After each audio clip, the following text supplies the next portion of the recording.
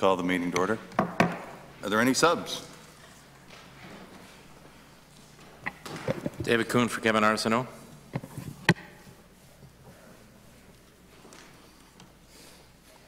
No one else? Okay. Resuming consideration, oh yeah, sorry. Is it the pleasure of the committee to take into consideration Bill number 3, an act respecting surgical facilities? For it, yea? Against, nay. Carried. All right. Resuming consideration of the amendment moved by the member for Fredericton South on November 22nd. Are there any further questions or comments on the amendment? Member from Fredericton South. Thank you, Mr. Chair. As I was saying when we were forced to adjourn during debate on this amendment the last time, I just want to ensure that we're all situated where we should be on this amendment. So, as we know, Bill 3 is going to, if it's adopted in its current form, is going to enable private medical clinics, surgery clinics to set up to provide services that currently are only available in hospitals, such as cataract surgery, vasectomies, and other things.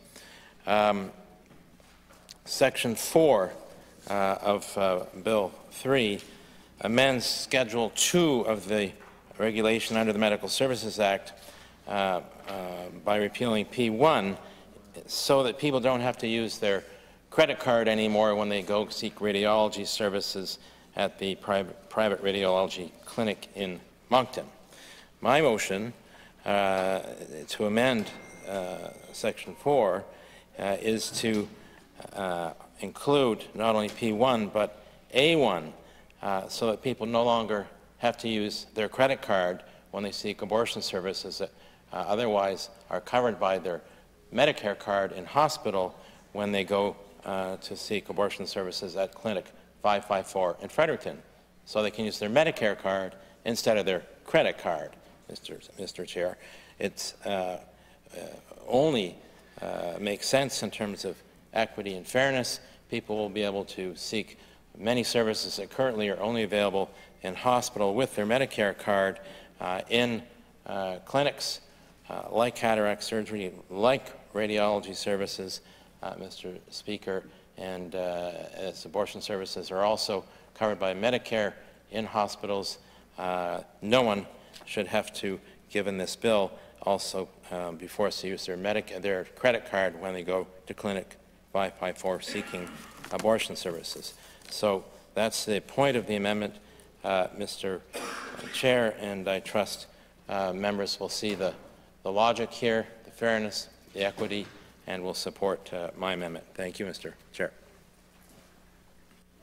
Thank you very much. Are any other questions or comments? Not on the amendment, okay. Is it the pleasure of the committee to adopt the amendment? All those in favor, please say yea. Yea.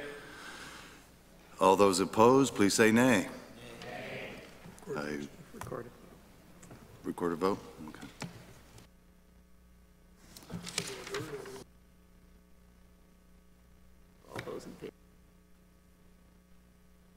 All those in favor of the amendment, please rise. Mr. McKee? You never subbed in.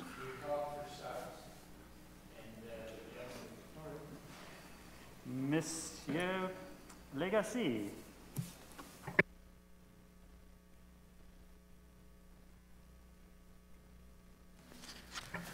All those opposed, please stand, I guess. Yes. Mr. Fitch? Mr. Dawson? Ms. Conroy? Ms. Bacchus? Mr. Turner? Mr. Wetmore?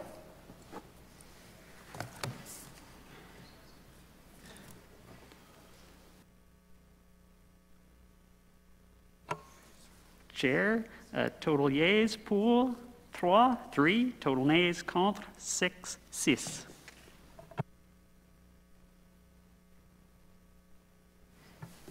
My opinion, the nays have it. I declare the amendment defeated.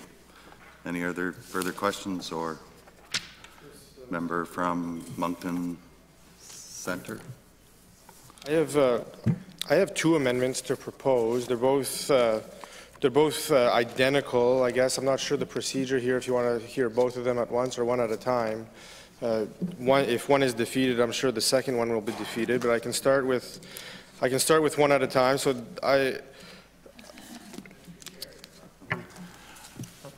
Point of order.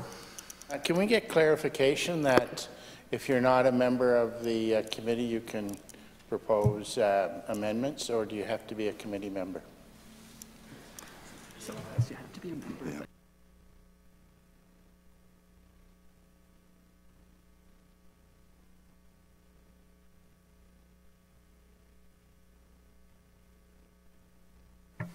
Yes, it is true that you have to be a member to vote, but I believe the member did say that he is substituting, so. And to move an amendment. And to move an amendment. 1 minute at a time would be great. Thank you. So the first amendment I have is to section 3, subparagraph 1B, and that deals with the definition of private facility. So I would move to strike out the definition of private facility and substitute the following.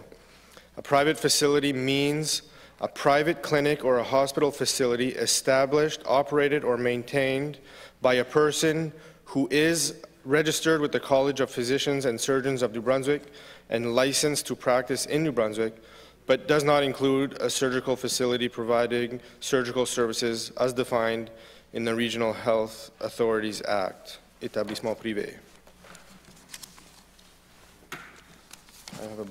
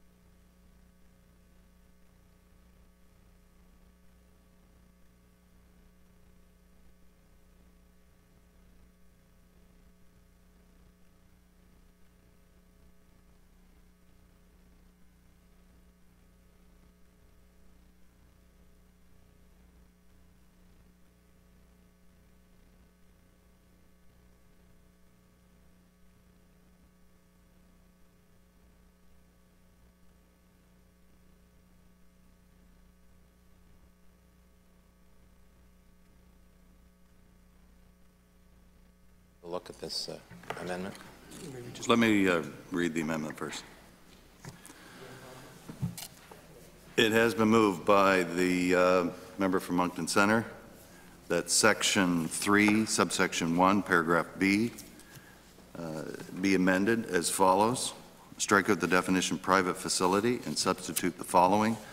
Private facility means a private clinic or a hospital facility established, operated, or maintained by a person who is registered with the College of Physicians and Surgeons of New Brunswick and licensed to practice in New Brunswick, but does not include a surgical facility providing surgical services as defined in the Regional Health Authorities Act. Are there any questions or comments? Appreciate 5 minutes break to study the amendment. We'll take a 5-minute recess.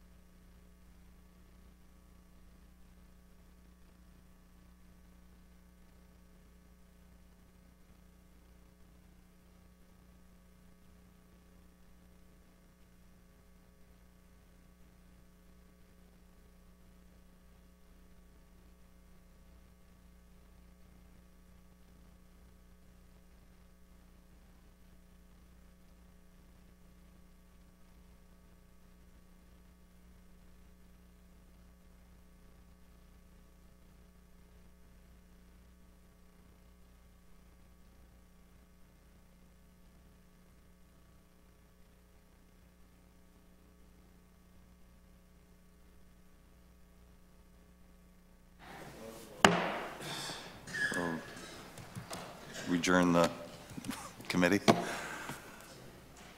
Any questions or comments on the amendment?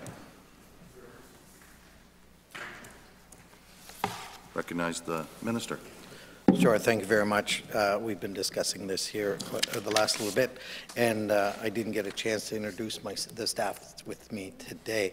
As the lineup has changed slightly from before, on my right is Eric Levesque, the Associate Deputy Minister. Behind Eric is Neil McKay, Director of Policy and Legislation, and directly behind me, joining us again, is David Giris, Senior Policy Advisor. And maybe if we could ask the mover of the amendment, maybe to give us a little more detail and understanding of possibly what he is trying to prevent with this amendment, and what he's trying to accomplish with this amendment as we consider it. Sure, I can do that.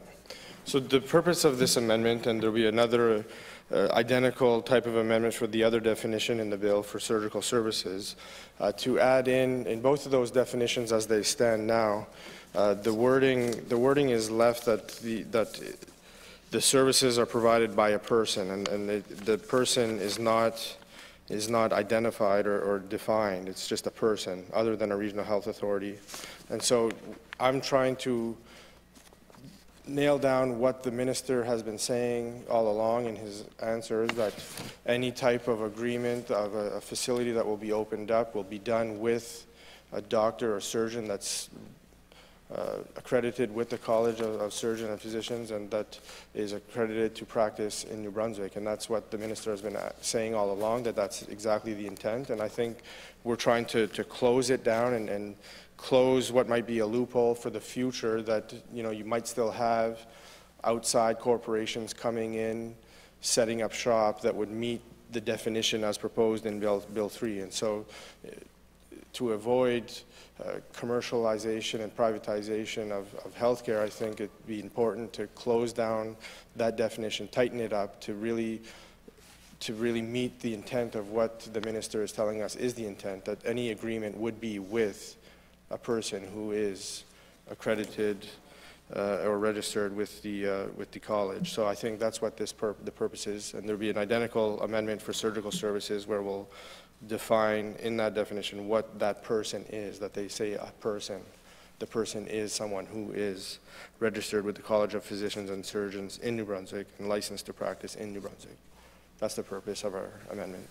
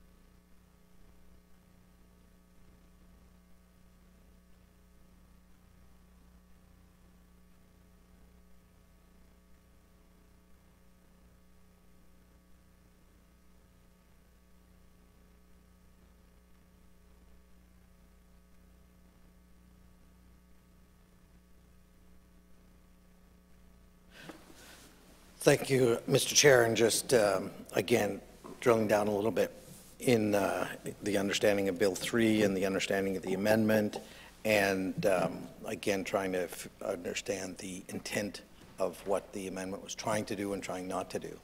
And I guess, again, where we're falling, or where we're seeing it lie, is that, or sit, the particular bill here, Bill 3, is to allow the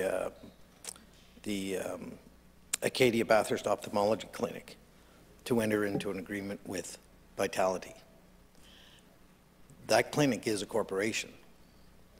So that amendment of not allowing a corporation to participate or enter into an agreement is totally opposite to what the bill intention is. Now, every doctor that's employed by the Acadia Bathurst Ophthalmology Clinic is licensed here in the province of New Brunswick.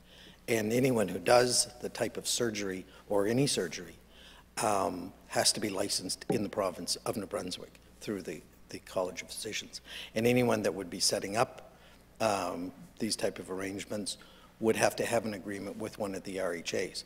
And since most of the doctors in the province of New Brunswick have professional corporations, again, those agreements would probably be signed by the professional corporations, and sometimes those professional corporations have one doctor, but again, that doctor to perform the surgery would have to be licensed.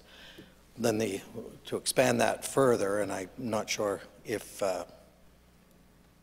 again, when we talked the other day about nurse practitioners and expanding their scope of practice, they probably wouldn't be doing this type of surgery, but again, looking in some of those reviews that we're doing, this, I'll just set that aside because I don't think that was the intention. I think the main point is that the agreements that are proposed here in this bill, and the one specifically for the Bathurst Clinic, is with the corporation and with the RHA.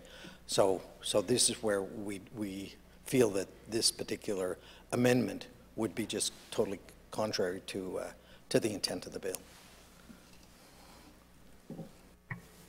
Thank you, Minister. Is there any other questions or comments? Member from Moncton Centre. So I guess that's where the problem lies here, because this bill does not deal specifically with the Bathurst cataract pilot project. And I know that it's been said all along that that's what the intention of this legislation is aimed at, allowing that pilot project to go ahead, and it's a pilot project that we've supported. But we've said all along that we're opening the door without tight legislation to corporations from outside setting up shop and going down the slippery slope of privatization. And never once did the minister say that an agreement would be with a corporation. He said all along that the agreements would be with a doctor or a physician that would be registered to practice and licensed to practice in the province of New Brunswick. And today, for the very first time, he is acknowledging that an agreement would be with a corporation, whether it be a professional corporation set up by a doctor or a physician to practice in New Brunswick. He is finally admitting that the agreements will have to be with a corporation, and there's nothing in the legislation that is closing the door from international surgical companies coming to New Brunswick and setting up shop and poaching employees, doctors, nurses, all of it from the public sector, that will further harm the state of healthcare in the province. And so we support this Bathurst pilot project. We support, situations where a doctor or a surgeon might set up a practice that, they're licensed to practice. We see that with family physician operations that they have, the business plans that they have. That's the setup that they have. And I just wanted to put this out there on the record to find a way that we could tighten the loophole that will continue to perpetuate if it's not closed, and that the risk of outside companies, corporations setting up shop is still is still alive with the state, the current state of Bill 3 as it reads. So that's why the amendment is on the floor, and I welcome any comments and response from the minister. Any further comments on the amendment? Minister? And I appreciate the concern and the debate about, you know, and again, I know the opposition in principle seem to support this this bill, and we've talked about that, you know, support a bit up in the Bathurst area with some of their members, but the concern I have here, no multinational corporation can come into New Brunswick and just set up shop in the Crown Plaza and start, you know, cutting people open. There has to be an agreement with the RHAs. There has to be an agreement.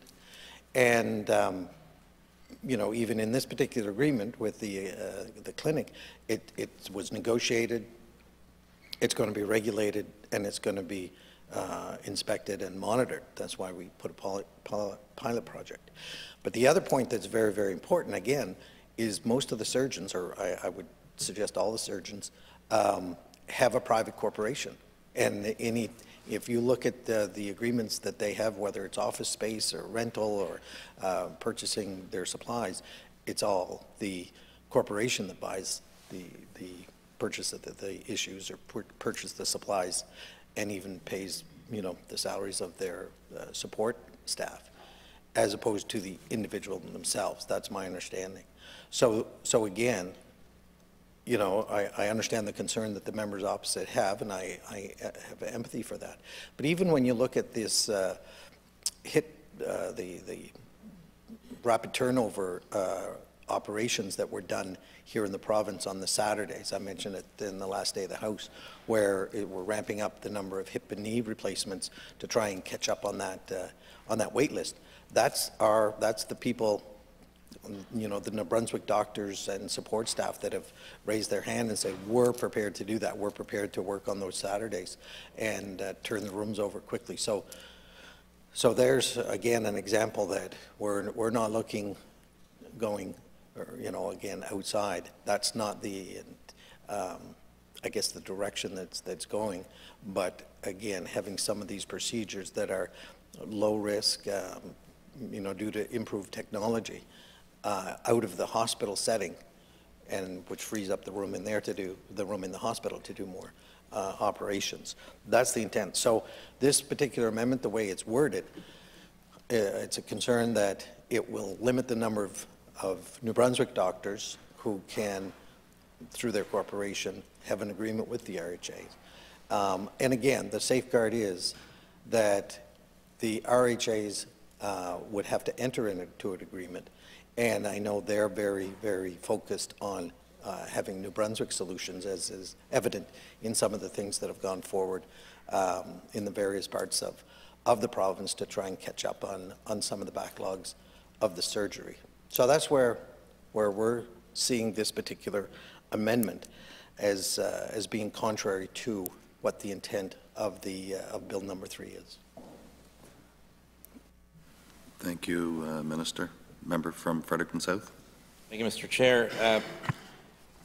This is, I think, an important amendment that's designed to, once again, ensure that we don't corporatize our healthcare system in this province. And, you know, the difference between a, as it says in the amendment, a person who is registered with the College of Physicians and Surgeons in New Brunswick and licensed to practice in New Brunswick, if that person is a corporation as well as a physician, I don't see the difference. They're a physician who also are incorporated. It's the same person. The corporation is a person. But they are the ones who are incorporated, and they are the ones registered with the College of Physicians and Surgeons and licensed to practice in New Brunswick. This is quite different. This is quite different than having the corporation, for example, is already operating in Moncton as a private clinic where you can only use your credit card, deciding that they want to enter into this take advantage of this bill if it passed unamended and start offering cataract surgery there rather than simply a clinic owned and operated by physicians registered with our college here and licensed to practice in New Brunswick. So that's the difference, Mr. Chair. It's an effort to clearly define person, because person, as we know in law, can mean an individual or it can mean any kind of corporation. Walmart's a person. You know, Facebook is well, Meta is a person. You name it. You know, Bayer, the big drug company, chemical company, it's a person. And so is Dr. So-and-so and Dr. So-and-so. They're people. So are the corporations they've incorporated to carry out their practices. They're persons. So using simply the word person in the definition of who can operate, establish, operate, maintain a private facility leaves it wide open. And I don't know why the minister keeps harping on this illusion that this bill is simply designed to enable the clinic in Bathurst to perform cataract surgeries to operate under Medicare. It's not referenced in this bill at all. This bill is wide open. It's wide open for all kinds of private facilities to be established in the province, which could be corporate owned. And if the way I read this, if this were amended, the ophthalmologists who are in Fredericton, who've been interested in the idea of also offering cataract surgery, like in Bathurst, they're New Brunswick ophthalmologists. They have hospital privileges. They do surgeries at the hospital, of course, and not just cataracts, of course, but other eye surgeries. They can do the follow-ups. They can do, if there are complications, they can go to the hospital and solve the problem for their patient in the operating room there, while the cataract surgery may have been performed in their clinic. So there's nothing in here that would say this only applies to a clinic in Bathurst. Could enable a clinic in Fredericton to start up, run by local ophthalmologists or St. John or where have you, but it also could allow major corporations to do the same. And there's a vast difference between a major corporation that has shareholders, investors looking for profit maximization compared to New Brunswick ophthalmologists or other surgeons who are looking to provide services in a surgical center in the province. So that's why, Mr. Speaker, I would support this amendment.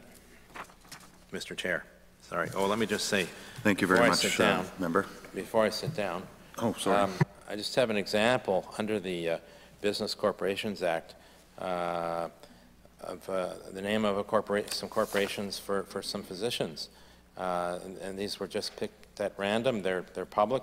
Their annual returns are filed. So, you know, the Dr. Michelle Ricci Professional Corporation. That's Dr. Ricci, who operates in the Fredericton area.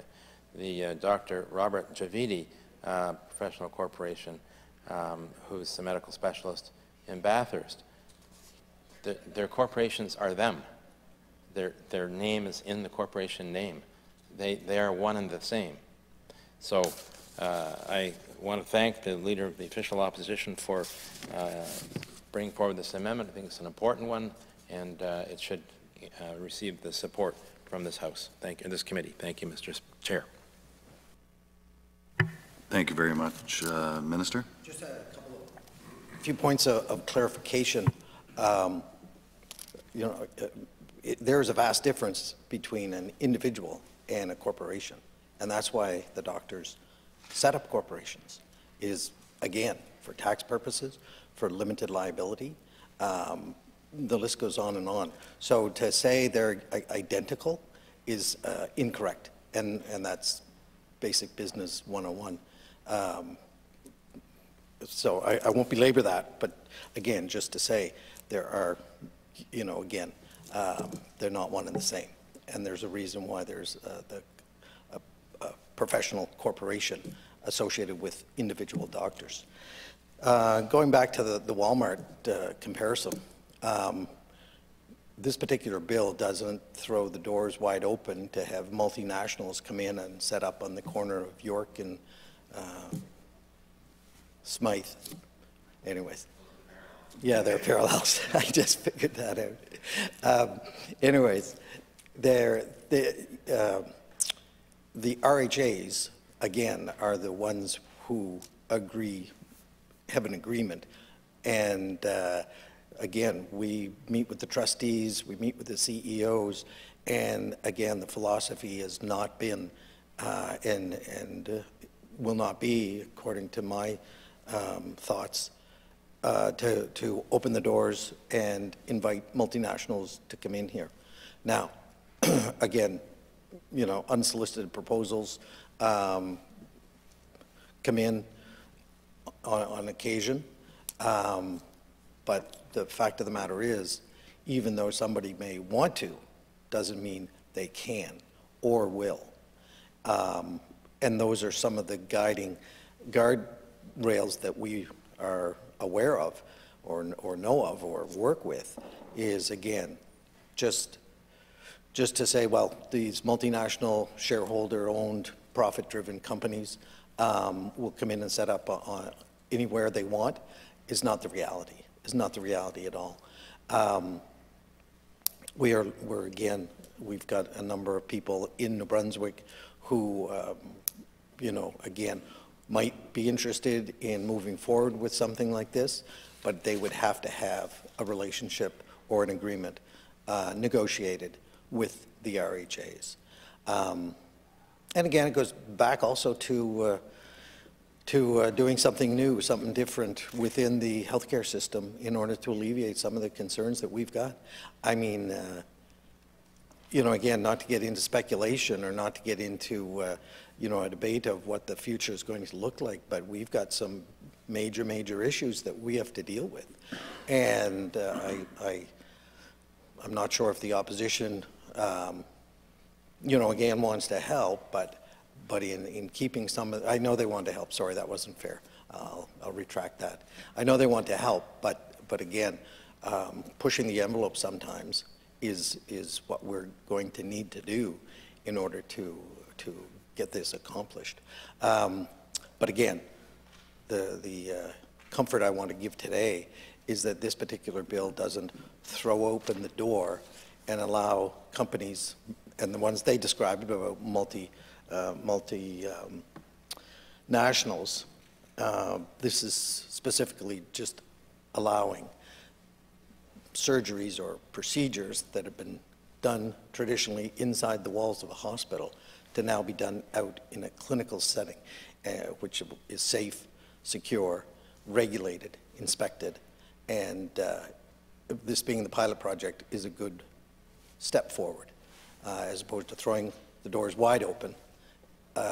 Again, this is a step in the right direction to try and alleviate the issues that we're facing, that the public's facing, day in and day out in the healthcare system, of trying to get service in a timely manner and reduce the wait time and the wait line, and in this particular case for cataracts.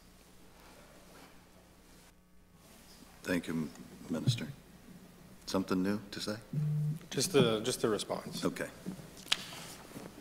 So the purpose of the amendment is well stated, and our intention is well to close that loophole. And I think as the legislation stands, the minister is asking us to give blind faith to the health authorities that they would not overextend what the intent of the legislation is and go after a multinational company. But it is still possible. And as the legislation stands with Bill 3, we would be essentially signing a blank check, giving blind faith to the health authorities not to go out and do that. And I think that we should try to tighten up the legislation. The Minister's Office, the Department of Health, they have access to the legislative branch of the Attorney General's office. They could come here with a proposal to close this. If they want to add wording in there, you know, that it be a person who is registered with College of Physicians and Surgeons of New Brunswick and licensed to practice in New Brunswick, or their professional corporation of that person. You know, like there's ways that they could try to tighten up the wording here that would allow the intention, what they tell us is their intent, and what we would agree with as that intent. But as it stands, the legislation, Bill 3, is just giving blind faith and a blank check. And I just feel as a legislator that I can't give my support to that. Sure. Minister. Fair enough, and I appreciate that concern that the members have. And many, you know, much of the legislation, and I'm not just in general, occurs here on the floor of the legislature is a framework and a base, and a lot of the regulations, again, flow down into policies and practices within various departments. So you know, the concern again that's raised, I understand, and I've answered that question.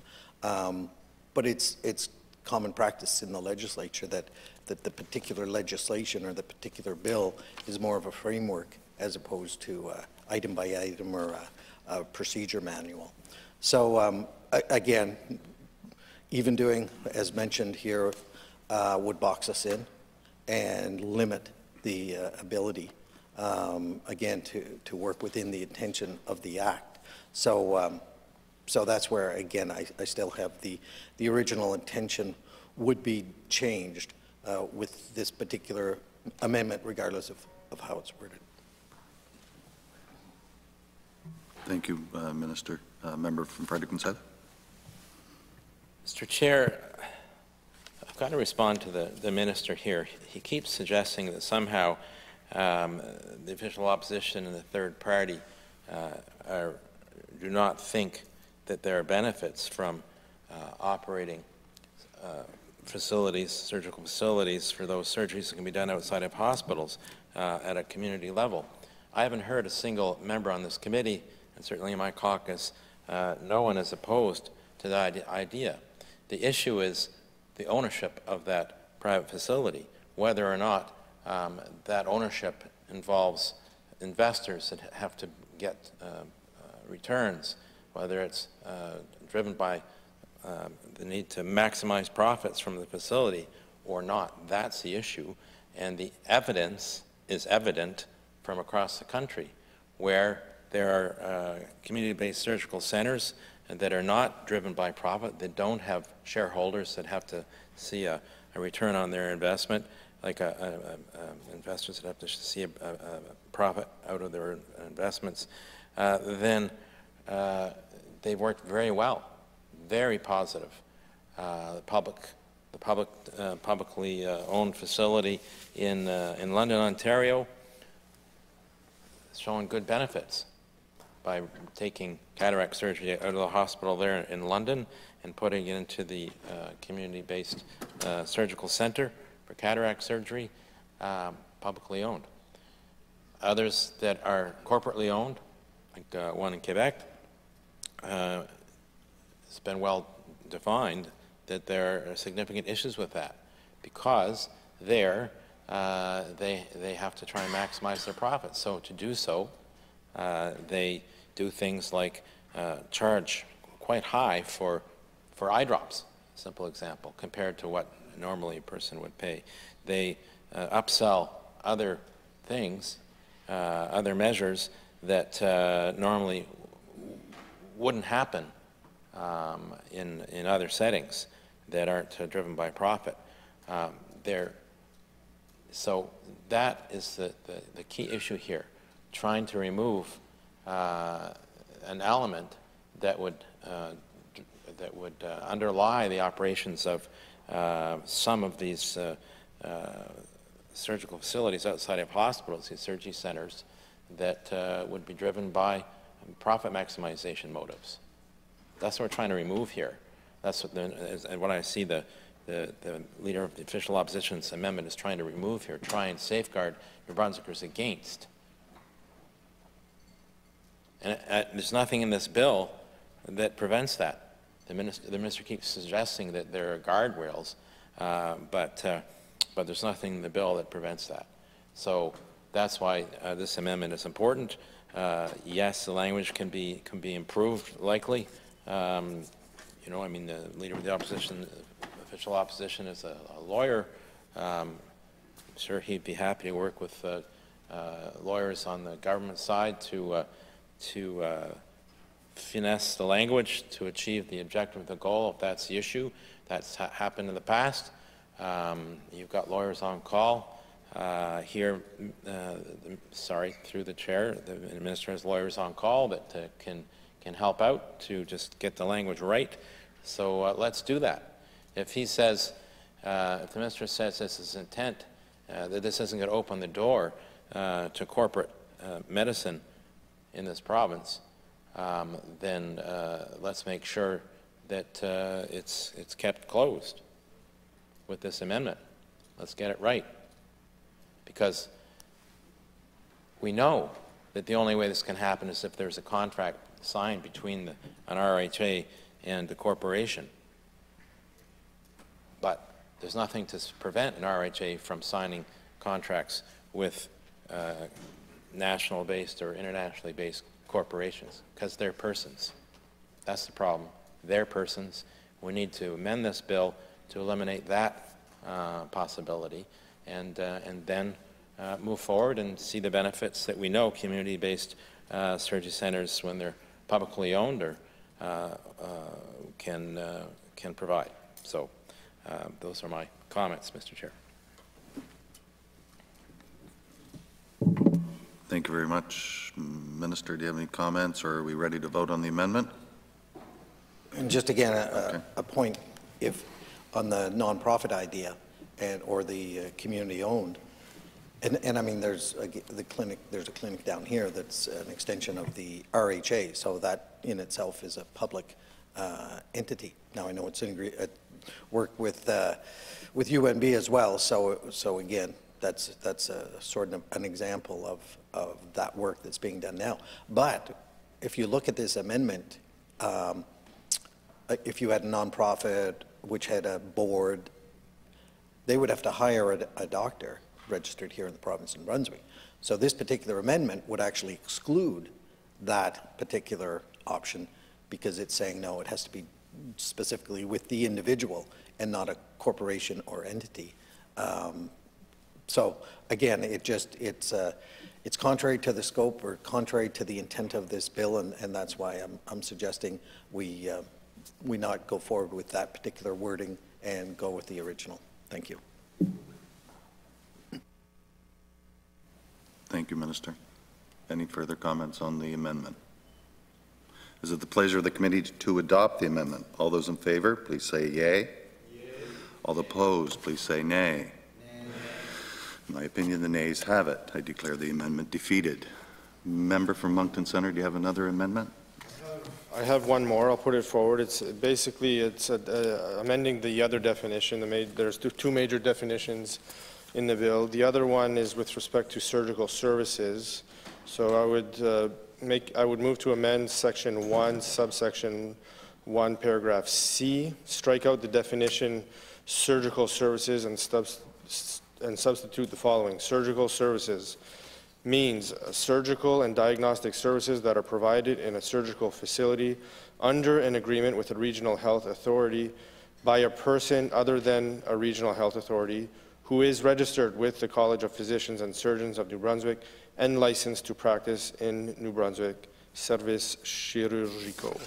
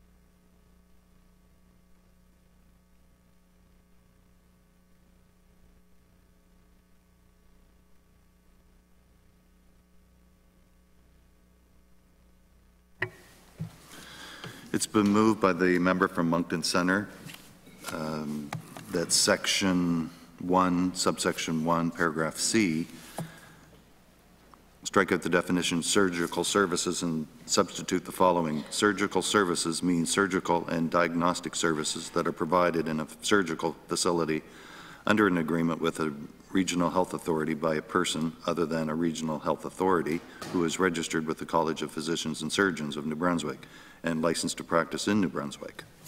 We'll take a brief recess and for the minister to look at it.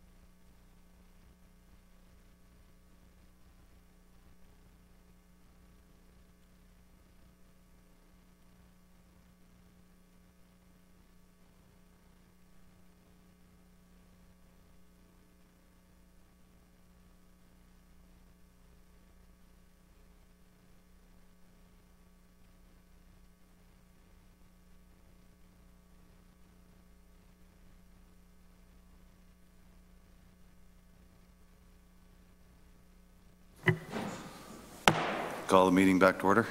Any questions on the amendment?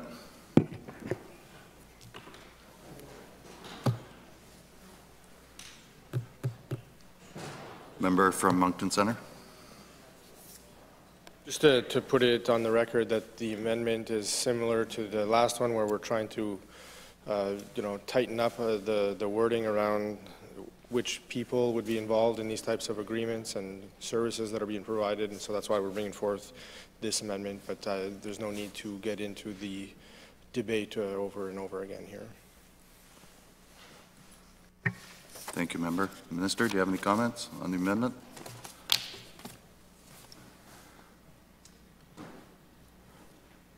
You do? Okay. Sure, thank you very much. Thanks very much, Mr. Chair, through you. And this is largely the same argument as the last amendment, but on top of that,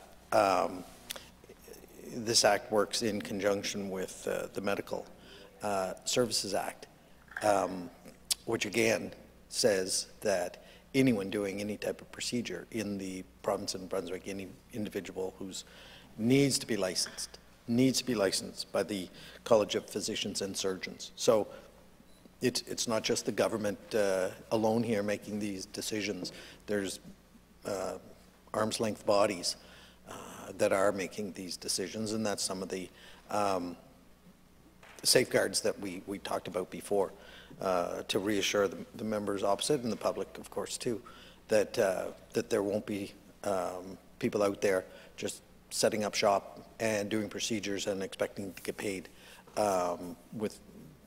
at all. So that's why, again, it's a bit redundant, possibly a little confusing, but it's really covered in conjunction with the other acts, which again is commonplace in a number of situations, you know, through justice, public safety, education. Looking at it in isolation, I can understand that, but again, when you look at that definition and look at it as defined in those other acts, I contend that we are covered, and it wouldn't be a necessary amendment. Thank you, Minister. No further questions? Is it the pleasure of the committee to adopt the amendment? All those in favor, please say yea. Against, nay? I would say the nays have it. Motion defeated. So resuming debate on bill number 3. Is there any other questions or comments? Member from Moncton Centre. Yeah, I just have a few questions here that came up that weren't addressed in previous sessions of this committee with the Bill 3. One being with respect to the Official Languages Act, and the Act ensures that people receive medical services in the language of their choice and in public facilities. And I would like to know if, with agreements in place to have services conducted in private facilities, will the Official Languages Act extend to services being provided in private facilities? Yes, Mr. Chair, it does.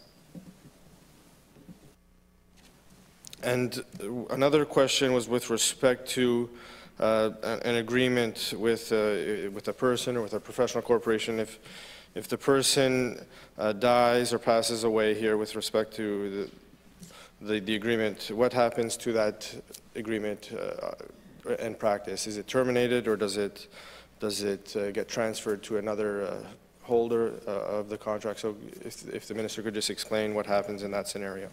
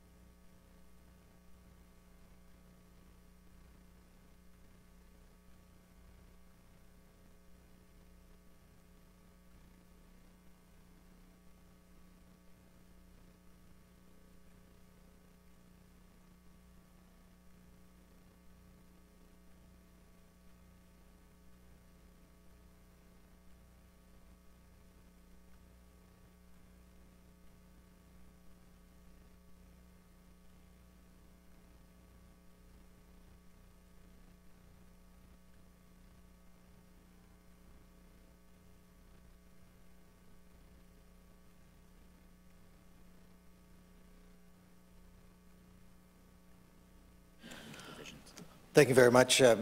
Great question, and we were just chatting about the state law and the state's, contractual law, and these are, again, professional contracts that are agreed to, which would have clauses depending on, termination, whether it's a death or a retirement or unable to perform duties, et cetera, et cetera.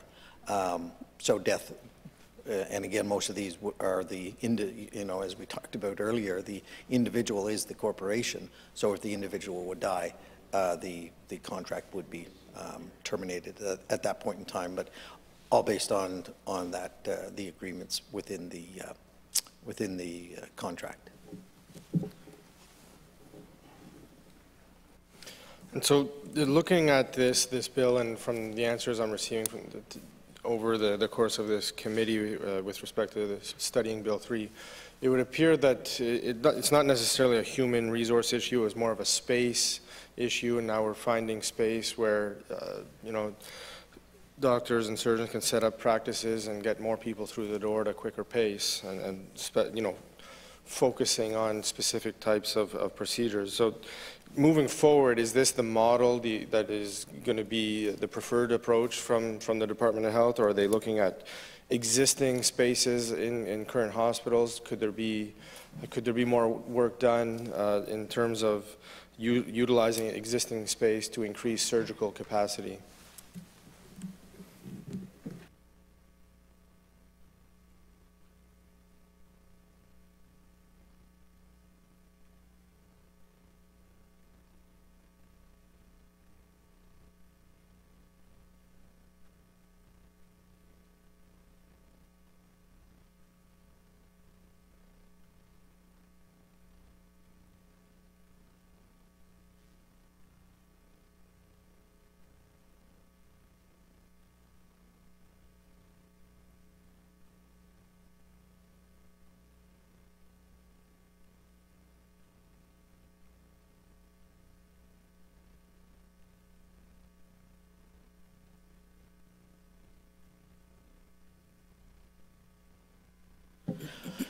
Thanks, Mr. Chair. Through you, it's actually a multi-pronged approach, not just space utilization, but also HR maximization, and also keeping up with technology, as some of these services that traditionally were done within the hospital, and probably in a limited number due to the availability of the room or some of the constraints around staffing, whatnot. So with the technology, some of those are being moved out. But also the RHAs are looking to maximize their HR, they're looking to maximize their space, as mentioned before, and also some of the underutilized facilities. We've got projects in Sackville and Sussex and Upper River Valley, St. John, which is, again, a busy area, but trying, again, to focus on the hips and knees and get the wait time and the wait line down, as we're doing with this cataract. So it's a lot of, again, trying to just be, innovative or using the innovation that has occurred in order to, again, reduce those lines that we hear about and have discussed here in the House. Thank you, Mr. Chair. I have no further questions. Thank you to the Minister and to his staff for being here, answering our questions on this bill. Thank you very much. Any further questions on Bill 3? Member from Fredericton South. Thank you, Mr. Chair. To the Minister, if you look at this, it's important to consider long-term implications. So what in this bill would ensure that down the road, say you have a private cataract center or a private vasectomy center or whatever they are, and you have physicians there whose only work is doing the cataract surgery, say, in the clinic, and if there is complication, they don't have hospital privileges. If they don't have hospital privileges, then that patient of the private clinic is thrown onto the ER of their local hospital to get their complications dealt with. Because in that situation, they're no longer a patient of an ophthalmologist as we understand it now, who has hospital privileges, where you would have a seamless situation. There, instead of doing the surgery, that ophthalmologist in the hospital, they're doing the surgery in a surgical center outside the hospital. But if anything goes amiss or if there are complications, then the very same ophthalmologist can do the surgery to fix the problems in the hospital where it would be necessary to carry out that work to deal with complications. So you see the difference here, Mr. Chair, is being a patient of basically an ophthalmologist, where you have seamless access through your ophthalmologist to any kind of care you would need around your cataracts and any related complications or necessary follow-up, whereas one could imagine over the long term a corporate-owned clinic where the ophthalmologist who works there doing cataract surgery, that's all they do in New Brunswick, is cataract surgery at the clinic. They don't have hospital privileges. So in effect, you're no longer the patient of an ophthalmologist who can offer a full range of services, but you're a patient of that clinic. You're a patient of that clinic who provides you with a surgeon to do your cataract surgery. And maybe it's not even the surgeon that you originally had a consultation with at the clinic, but it's another surgeon who comes in and does the actual surgery. So I guess the question to the minister here is, what in this bill would prevent that kind of situation from occurring?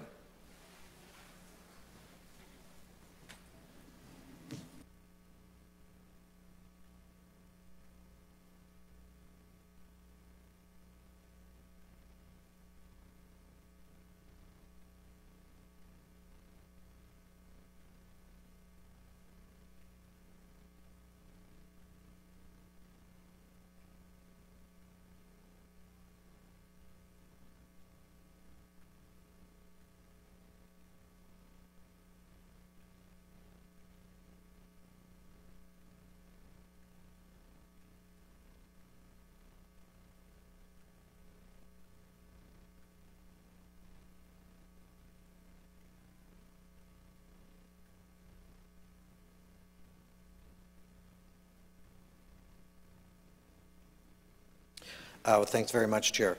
And again, just looking at the history of how this bill came forward and the concerns brought forward by the member are one of the things that we feel we've addressed, or I know we've addressed it within the scope of this bill, because and that's why we want the RHAs involved, because again, that goes back to the privileges.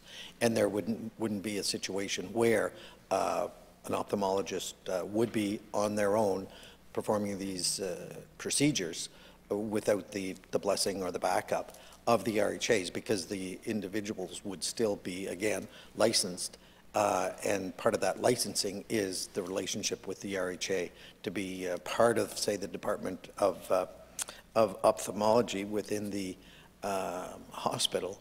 And so if there was a complication, and a lot of times a doctor would know if this was going to be a complicated procedure, they would revert back to the hospital setting where there would be more backup if something, again, was complicated. But for the routine surgeries now that the technology allows them to be done with a very, very short period of time, and not, it used to be under general anesthetic that they were done, but now it's a quick type of surgery that doesn't require that general surgery. So again, just the way the particular act is put together is such that that relationship with the RHAs has to exist, and the relationship to be licensed has to be evident. So the concern mentioned by the member across the way won't be a concern because of the way the act. And that's part of the, I know occasionally we have people that go outside of New Brunswick for significant procedures. And it's, again, the follow-up when you come back to New Brunswick. if there is a complication, who's going to follow up? So again, that's why we want the procedures done here in New Brunswick, or it would be, again, done here in New Brunswick, and we're working to reduce the wait times and the wait lines so that, again, folks can get back mending quickly. But if there is an issue, then the surgeons who've done the procedure have the backup of the RHAs and the clinic or the clinical setting there, and part of a bigger department to alleviate any problems that might arise. Mr. Chair, what the minister is essentially, I think, thinking about is the current plan in Bathurst and other similar clinics that might be set up in the province on that same model, where those ophthalmologists currently have, yes, hospital privileges. But what I'm asking him to think about is how this could develop without some specific improvements in the bill. If an RHA, there's nothing in here that ensures that a contract between the RHA and a surgical clinic requires that the physicians at those surgical centers have hospital privileges as well. There's nothing in here that says that. It is the case with ophthalmologists in the model he's talking about in Bathurst, but we have responsibility to look at how this bill will perform over time, and what its long-term consequences could be. And the way I read this bill is down the road, without it specifying that the physicians offering surgery in these private facilities also must have hospital privileges at the same time, then I think we run into that problem of exactly what the minister said, that if something happens, who's going to take care of them? Because in that scenario, without hospital privileges, essentially the patient is a patient of the clinic, not a specific ophthalmologist, and no longer do you have seamless access to care. And they end up in the ERs, and in the ERs we still have huge long lines, long waiting times, and tragedies going on in our ER waiting rooms, Mr. Speaker, and we don't want to do anything that would add more people into the ERs. So I guess I'm asking the minister to tell me where in this bill would it ensure that the RHAs are required to, in their contractual negotiations with the private facilities for surgery centers, that the surgeons operating there must have hospital privileges in New Brunswick.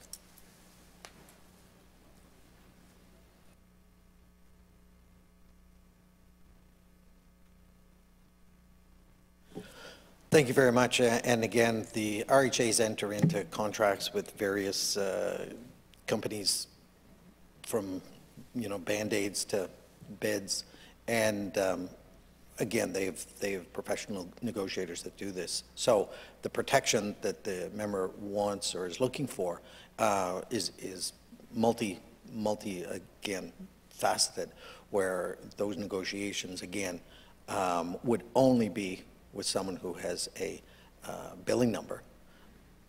And again, the billing numbers are managed from the Medical Services Payment Act, which again says if you want to get paid, if a doctor wants to get paid, they need to have a billing number, and the only way they have a billing number is with the privileges at the RHAs.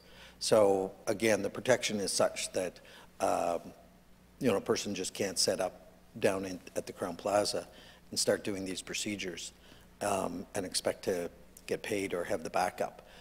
There's safeguards all along the way, such as the College of New Brunswick physicians and surgeons, which are in charge of the licensing, plus then you've got the RHAs in the contract, which again requires a billing license.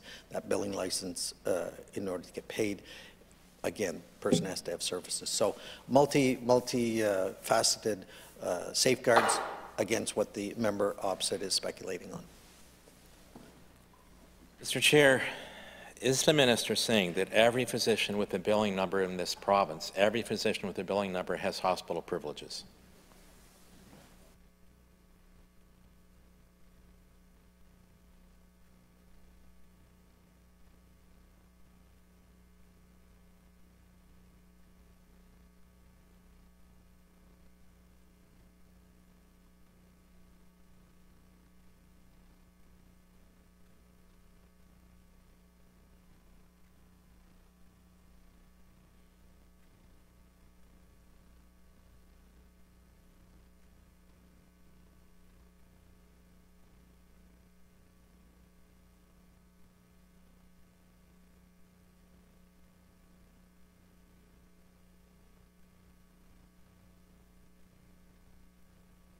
Thanks very much, and if there's a specific situation the member across wants us to look into, and there are some locums that would be working under another doctor who may not have a billing number. There's people maybe on staff within government that might not have a billing number who are physicians. There could be some that are grandfathered or started before, long before, that might not have that specific thing. But again, if there's a specific situation the member across the way wants to talk about, we're more than happy to dive into that. I'm suggesting, Mr. Chair, is that simply by the token of having a billing number in this province doesn't automatically mean that person holding the billing number is going to have hospital privileges, and that's the concern.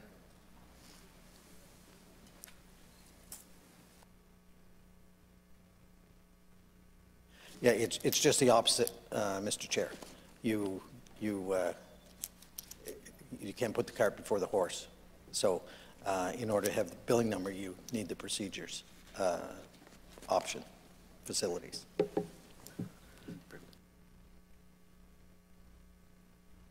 Any further questions on the bill? Mr. Chair, those are my questions. I remain unconvinced that this bill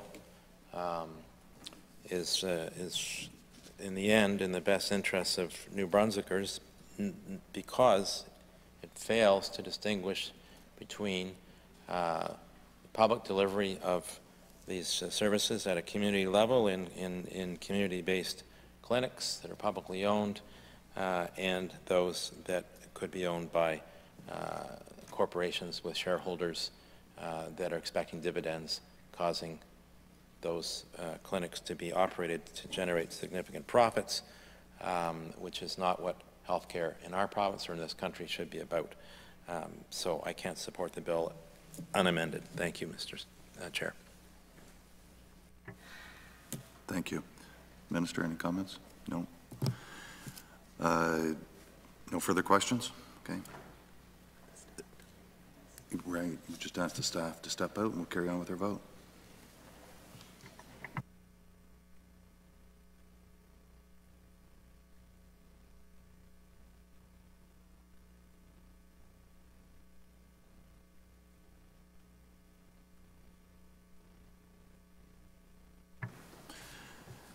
Is it the pleasure of the committee that Bill number 3, an act respecting surgical facilities, stand as presented and that I report the bill agreed to? All those in favor, please say yea. Yea. Against, nay. Nay. I would say the yeas have it. Motion carried. We'll take a brief recess.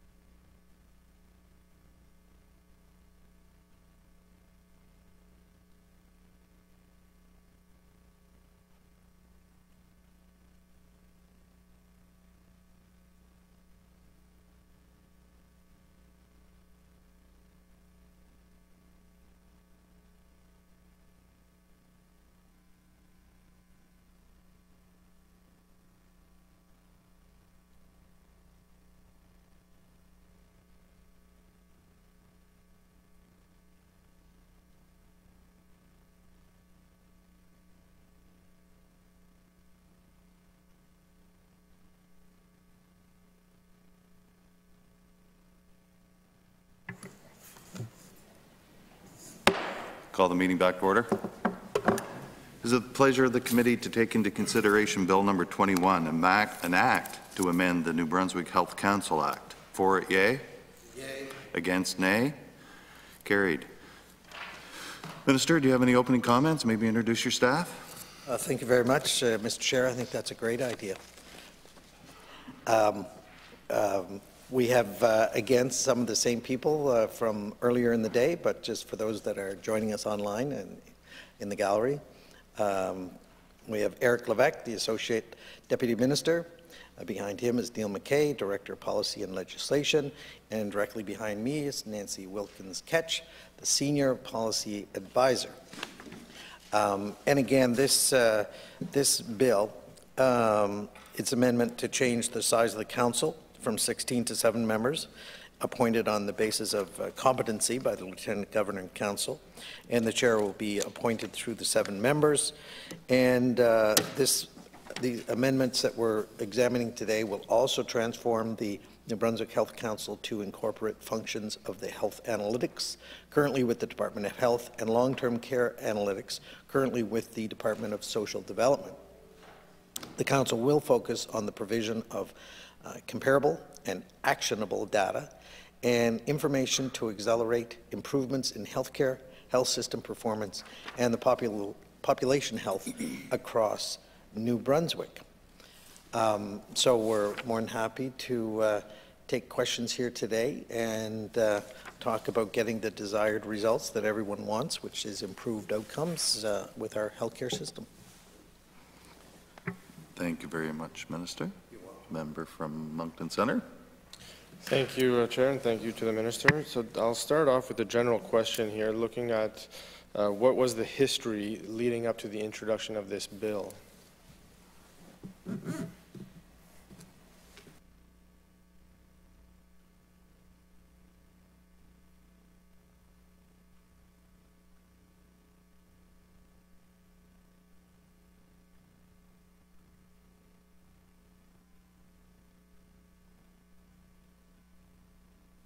Well, thank you very much. And I do remember when the council was started about 14 years ago, and again, trying to, again, have the data to see how the population and asking various questions through an analytical manner in, again, helping to see if the population is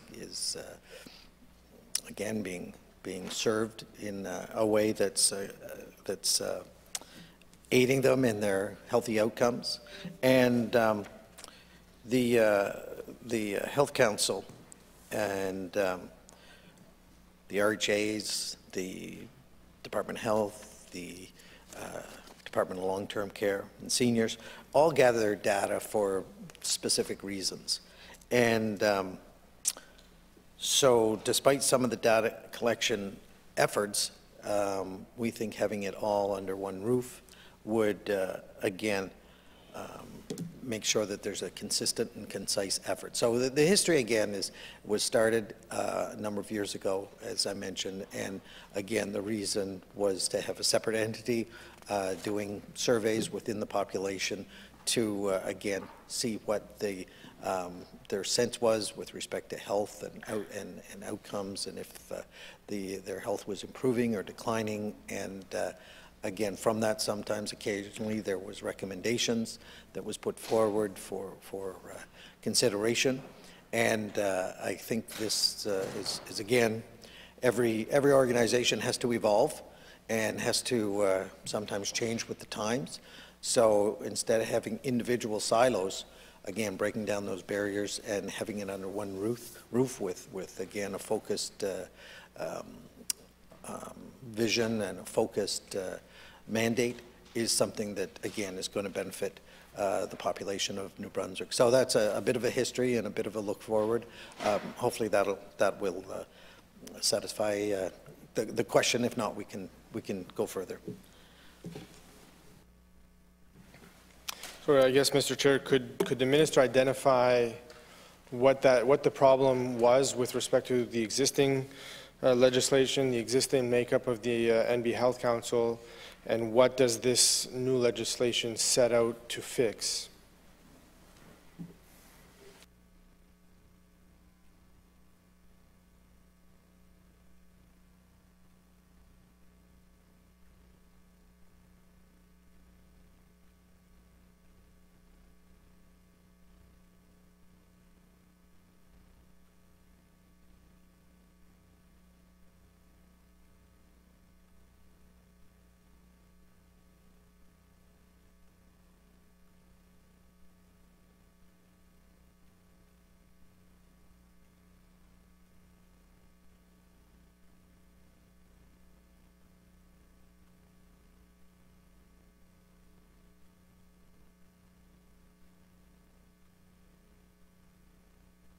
Well, the hope is, again, that this is more of a transformation, and you know, there was duplication, there was fragmentation, and having it under one roof, again, would be more of a focused approach, where we have, again, I mentioned a number of different silos or different groups, whether it's in social development or Department of Health or under the Health Council.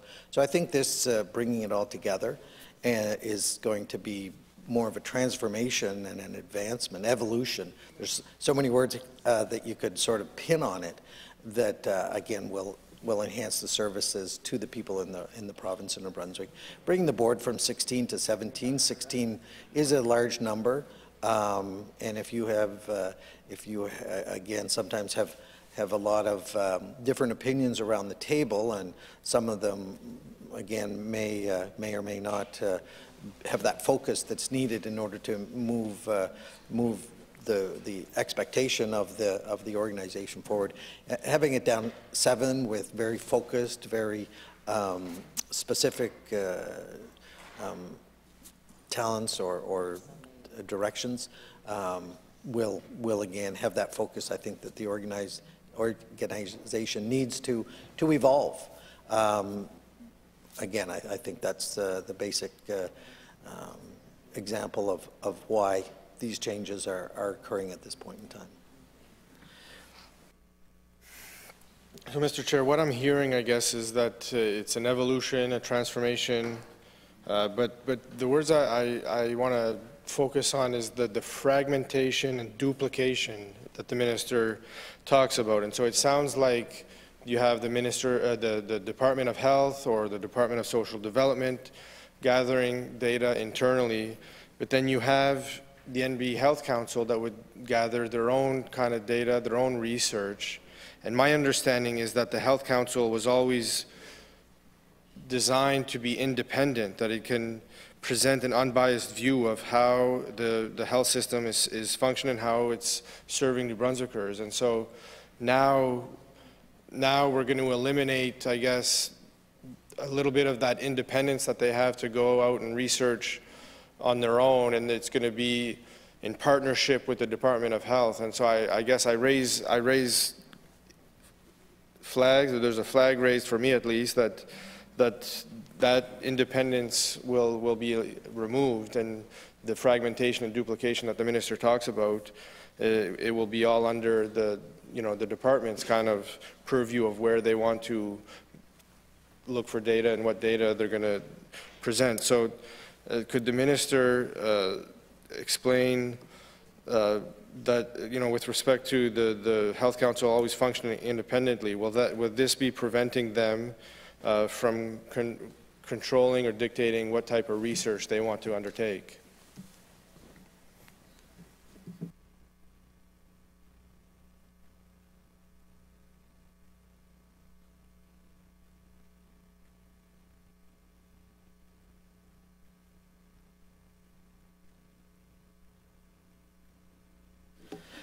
I think very good question and good discussion.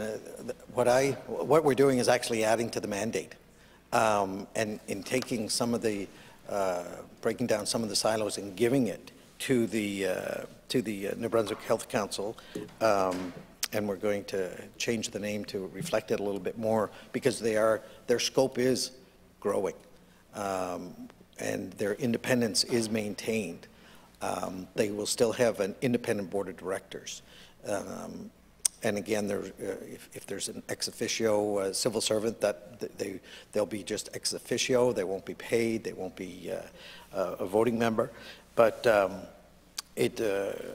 idea too is even to look outside.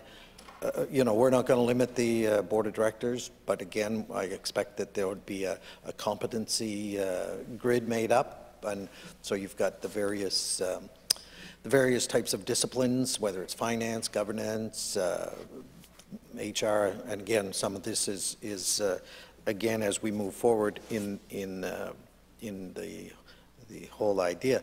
But I think this will actually create more independence for some of those organizations such that are under the social development or under the Department of Health. So if those groups can be moved towards the New Brunswick Health Council, then that is going to alleviate some of that consideration, as the member mentioned, interference or direction. I can't remember the exact word that was used, influence, whatever.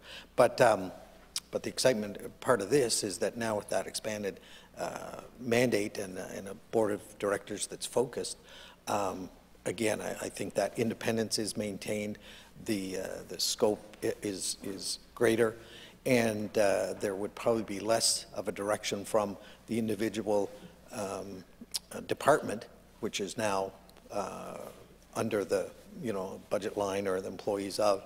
And I think, again, having outcomes, having that data hub with more data to come up with, again, recommendations or looking at some of the outcomes within the population and having recommendations back to government will actually be the other way around, that the Health Council will have more influence on the direction of the government as opposed to the other way around, which was the concern brought up on the floor here today. Thank you, Minister, through the chair. And so I guess I see it differently reading the bill. I see it that the Department of Health or the Department of Social Development now will actually have more influence, and the Health Council could be more accountable to the minister. And so what then will be preventing the Premier's office or the minister from controlling or dictating the work of the council?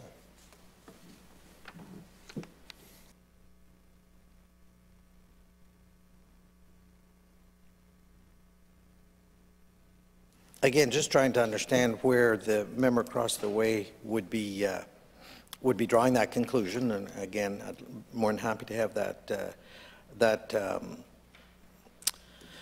discussion. But again, I think bringing some of the data collection out of the various departments and putting it under the Health Council will now again, whether it is any of the partners can ask, well, we're concerned about outcomes with, and whether it's Vitality, even Service New Brunswick, Department of Health, Medivy, EMA&B, again, there hasn't been a real coordination, in my opinion, over the years of that data sharing. So now, if you have the Health Council expanded with that expanded mandate, and you have all these other partners now that are saying, okay, you be the data hub, you be the collector and analyze it, that to me is having less government influence and more autonomy, more ability to go out, because there could be again additional resources that are put there, that taken out of the departments from a line item and given to the Health Council. Some of those final decisions aren't, but again, it would all have, the Privacy Acts, the privacy and the safeguards, again, that the data from the public is safe and secure and confidential, which is important too. But again, looking at some of the conclusions and recommendations out of that, because it's great to collect data, but if you don't do anything with it, or you look at a stat and you go, oh, great, so what?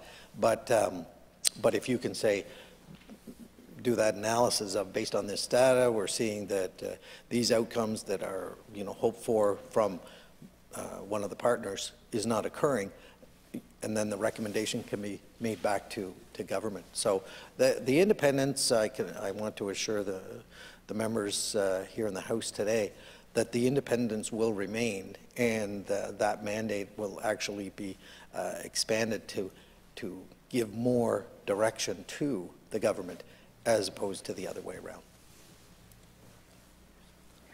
Thank you, Minister, through the chair. And I guess I raise this issue because it's no secret that we know that the Premier does not like entities that are funded by government or the Legislative Assembly that are independent. We've seen contempt for legislative officers who are supposed to be independent. There's been negative comments around the Commissioner of Official Languages, and so when we see legislation that might limit the work of an independent body, that's why we raise those questions. So could the Minister then assure us that the Health Council that has functioned independently with autonomy up to this point, will its ability continue under this new legislation?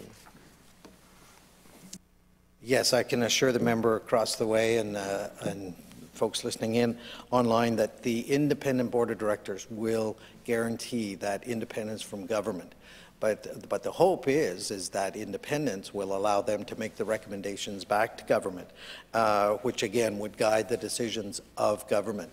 And I think that's the key element here, is that the importance of the Health Council is actually elevated, in my opinion, and that's why we're transforming it into more of that data hub with the direction that looking at this data, looking at the outcomes, coming up with recommendations that would go back to government in order to again adjust or help them in making some of the decisions on healthcare, which. And I've talked about it before. It's, you know, there's such a continuum which starts with people's preventative medicine or trying to have preventative health care, and then the primary health care. And we all are painfully aware of the congestion in the emergency rooms, and part of that is again based on again trying to have a patient flow that allows, whether it's seniors or folks that are in the hospital, to go back into the community, whether it's back home with supports or into special care homes with the varying levels of clinical care, or even to the nursing homes. Because that has been, that continuum of care, or that patient flow, is something, again, as we age, as our population grows, becomes more and more critical. We're having more people that are sicker, and again, that's all based on aging population, increasing population, and again, I know I'm kind of going off on a detail or a tangent here, but again, just to make sure that the public and the members know that the hope or the vision here that's been created with this evolution of the board and the enhancement of the board is, again, so that we can look at the data and see if the outcomes are being achieved, and if not, making the recommendations back to government to improve that whole continuum, and again, the outcome of having better health care for the people of New Brunswick. I know I was a little preachy there, I'm sorry, but just trying to make that point, how independent this board will be and how important it'll be to that whole management of healthcare in the province. Thank you, Minister, through the chair. So if the council will still have the ability to work independently, will they still be able to collaborate with communities and other third parties on specific research projects?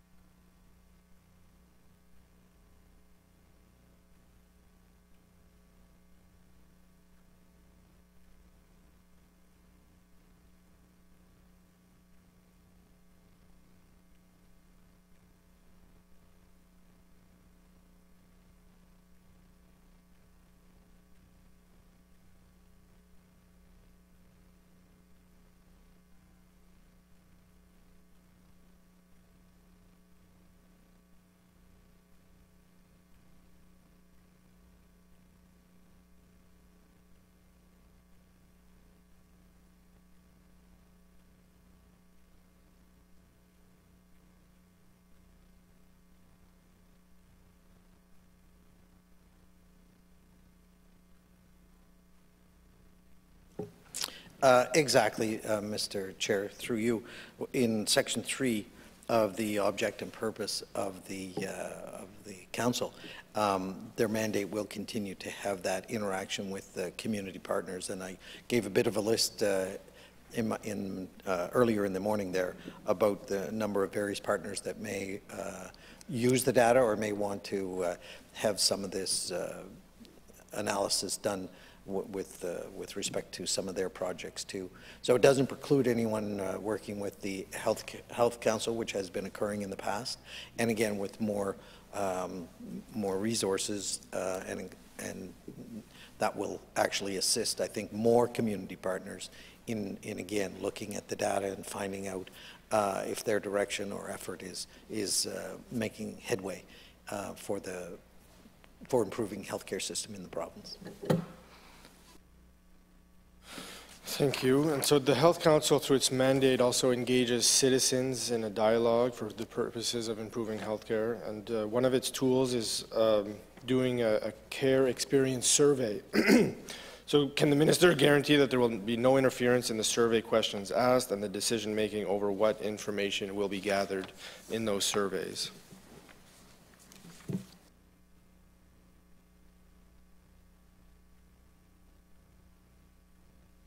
Yeah, we actually are the healthcare.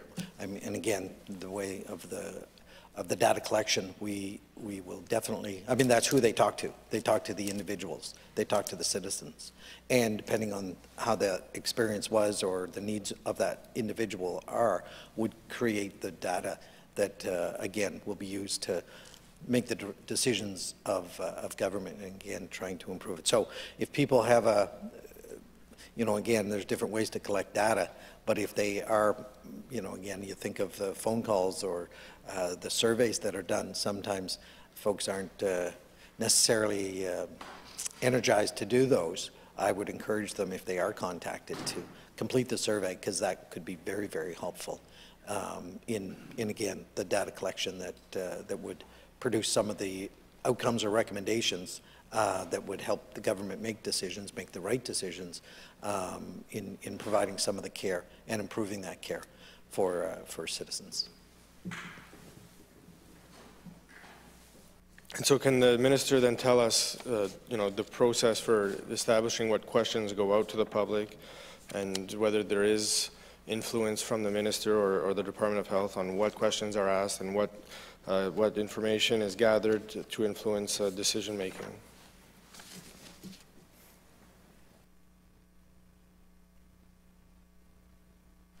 No, absolutely, Mr. Chair.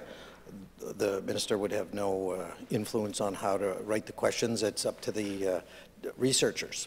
Again, they have a whole science or discipline behind the writing of the questions and asking those. So it's beyond my scope or understanding how those questions are formulated. So I can reassure the member that there'd be no influence on the way a question is written and whatnot, that this data would be collected, and again conclusions drawn that, and then putting the recommendations back to the government in order to again affect the decisions that are being made. So we're definite on that particular question. Thank you. And so the care experience survey is one thing, but then moving to other types of projects, would the minister be able to dictate which research projects the council might undertake, or will they have complete freedom to make decisions on which research projects they will prioritize?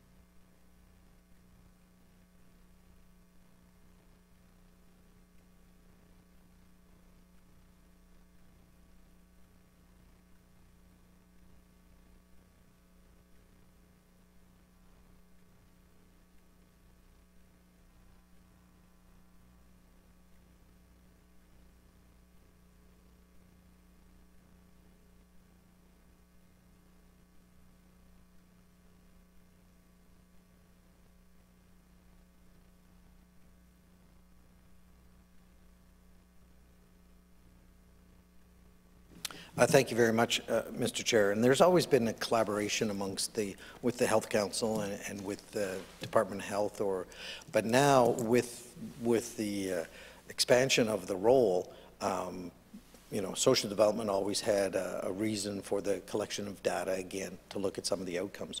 So that purpose, I know, will follow the recommendation, or that the purpose of them collecting data will follow to the mandate of the Health Council. And again, so that collaboration will actually be strengthened, still, again, independent on how the questions are written or whatnot, but the function, again, from that social development will be able to be expanded because, again, bigger hub, more data, more information to manage, to again come out with the other end with the recommendations that can go back to government. So that collaboration that's always been there will continue to be there, and I know a number of the MLAs over the years have gone to some of the presentations that the Health Council has made and looked at some of the data, and I would expect those would continue, so that there'll be, again, that relationship between the MLAs and the Council in the future, so they'll again continue to see and understand the update or the progression that's occurring with some of these changes. And so could the minister come back to you know, the beginning where I asked the history of the lead up to this legislation? I'd like to know what consultations took place between stakeholders. Was the NB Health Council involved or consulted? Were they involved in drafting the legislation, or did they provide feedback? What could the minister say about that process?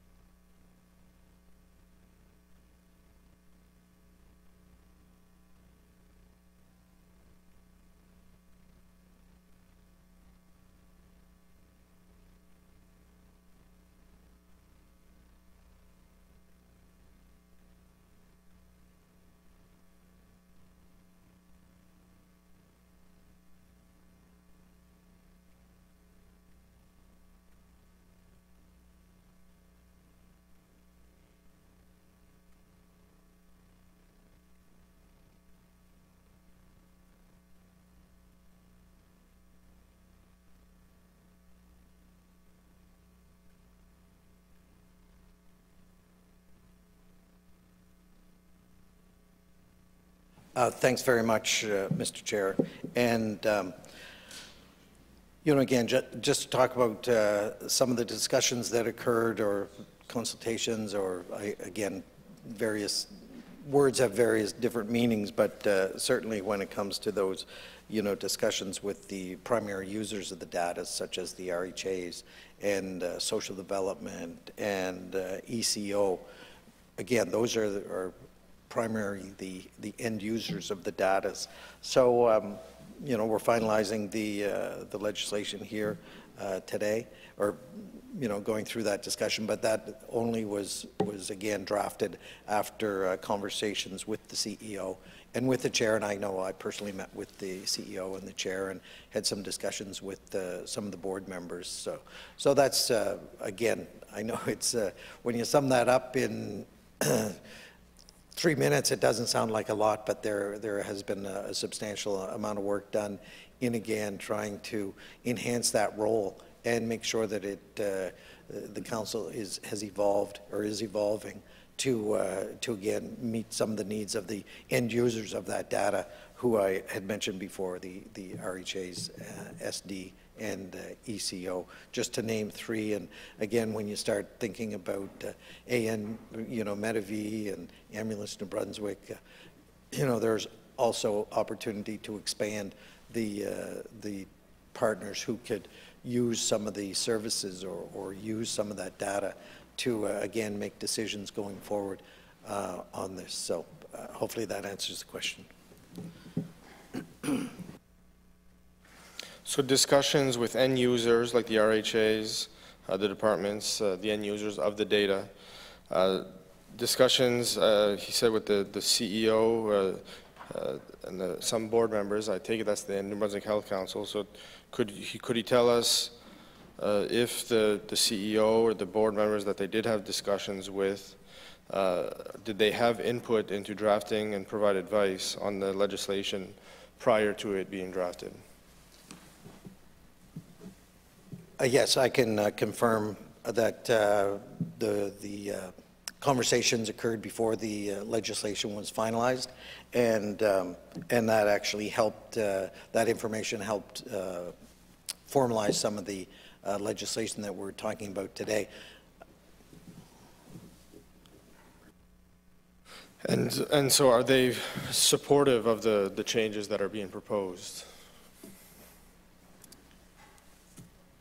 Again, I think the member opposite, you know, is probably can ask the members, the CEO and the chair and the board members. That's all public. They can ask them directly. I don't want to speak for them. And I know there was some discussion on the naming of the board, because we thought it should be expanded to, again, reflect the role. So there was some back and forth on that. But again, I feel in this enhancement and evolution that's occurring, I think it's important to have that notice. And I know it's a lot of work to change the name of an organization, but you know, knowing the circle of entities that work with the council, again, the good work that's been done, this change will actually give them more opportunity to do additional important work as the future goes on. So, you know, anytime change, it's always difficult. It's always a challenge sometimes, you know, not knowing exactly where things are going to land, but certainly those conversations help to formulate the legislation that we're hearing today. And anytime you do consultation, and again, depending on what that word means or discussions, sometimes it's not the exact word for word that somebody says, that they can get a little upset, but that's the whole idea behind government and legislation. There's drafters that help draft the legislation, and the verbiage or wording might be a little bit different than some people would like or want, but I think from a conceptual standpoint, the intention can be the same as we move forward. So I guess, you know, just to recall the conversations I had, the name of the council was probably one of the most contentious issues that was brought to me. But again, in looking at it, I think it's a good name, because it does show the expansion and the scope of the board that, or the council that is actually moving forward. So on the issue of the name change, Mr. Chair, to the Minister, I guess that was one issue that was flagged with us as well. And the New Brunswick Health Council has created goodwill through their name and through their work that they've done over the last several years. The Minister said 14 years since their inception. And so there is concern there that, expanding the name might not have been necessary, that, healthcare and long-term care being, it's oftentimes lumped in with healthcare, and health touches on long-term care. We see it in our hospitals, and, there needs to be better collaboration there, and I agree, but it doesn't necessarily need to change the name for it to fall under the mandate of the New Brunswick Health Council. So could the Minister identify why a name change would be necessary to add the additional research responsibilities when, oftentimes the type of work was probably being done in any event?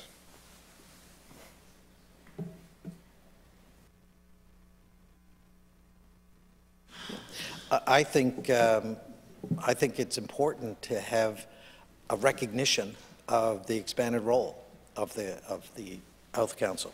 So going with New Brunswick Health and Senior Care Council, the senior care, we have an aging population. We have more and more people in senior care, more people again concerned for their loved ones in care.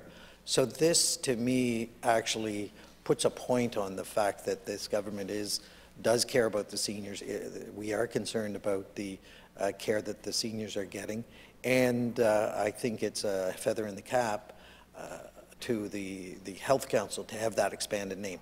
And any time the role changes, I know it's always difficult, and people, they may like a name, but I think this acknowledges the fact that this is going to be more encompassing.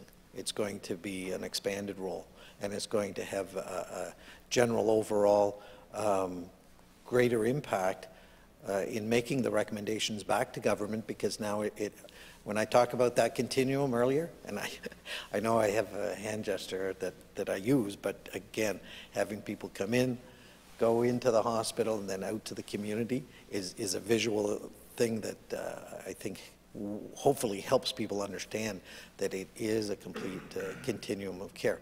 And not to go down a rabbit hole, but I know I had a conversation with the former health minister, Dr. Russell King, yesterday, and when he was minister, actually, the long-term care component was with health. And again, not to open up that discussion here today, because that's not the intention of the bill, but I think it does acknowledge the fact that the health and the long-term care are interconnected, and there is a significant amount of work that occurs between the two departments, and especially now in the unique situation where we've had ministers serving on both sides and a deputy minister in both sides. I think it really sets the situation up well that if the New Brunswick Health and Senior Care Council makes recommendations, that government would be able to move swiftly in order to consider those and again take them into consideration, and again, if there are changes that are needed to improve the healthcare continuum of everyone involved, that would be the outcome. And so, Minister, through the chair, are you familiar with health councils or similar entities in other provinces or other jurisdictions that have a similar role, and how would they compare with the new mandate of the New Brunswick Health Council, the new mandate that they will have under this legislation?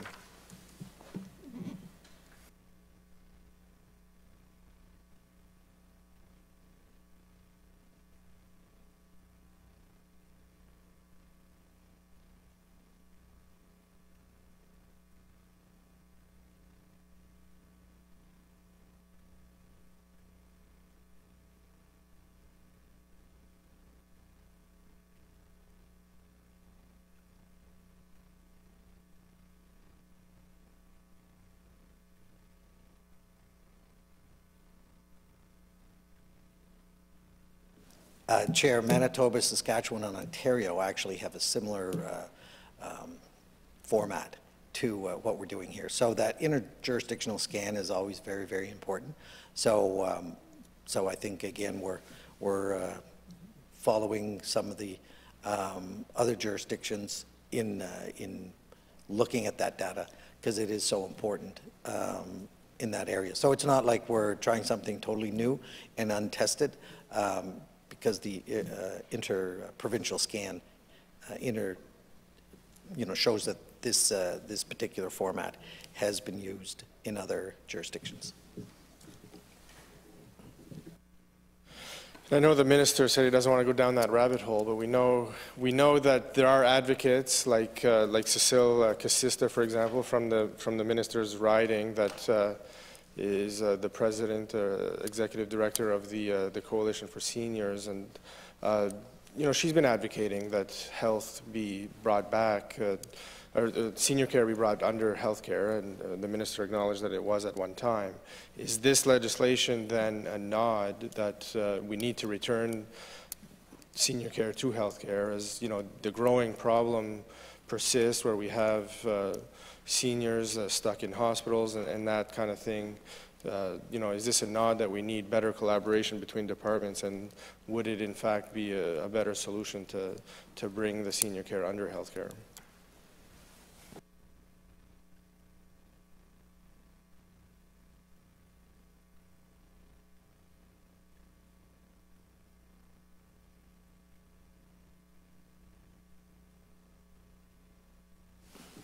Well, certainly this is a nod to say that this government takes senior care very, very seriously. And I know there are a number of advocates, self-appointed or whatnot, out there that give us advice or suggestions, and we appreciate that without a doubt. And like I said, I've met with a number of the former, anyways, I won't go through the list of the number of people that I've met with and made recommendations. But the fact of the matter is, I mean, this is not the first step in amalgamating two departments. I mean, healthcare in itself is big enough and is facing a significant amount of challenges in itself, other than bringing on another full department about a third of the size. But the other thing that's happening is a significant amount of coordination. And I know that for a fact, again, because of the unique situation serving as SD minister for the last 2 years and now in at health. I know the coordination from a staff level, from a minister's level. Minister Shepherd and I talk on a regular basis. We actually have a standing meeting, and but certainly the amount of interaction isn't limited just to one meeting a week. But making sure that there is that cooperation, not just at the staff level or deputy minister's level or ADM level or whatever level you want to talk about, but right from the ministers down. And so it is definitely a nod that seniors and long-term care is an important to this government, but to the amalgamation, no, it's not a nod to that. And so, with changing this mandate now, adding senior care, is this clearly an expanded role that the NB Health Council didn't do in the past? Did they undertake any type of research for healthcare with respect to seniors in care? So could the minister just elaborate on how this change to the existing role of the Health Council will be played out?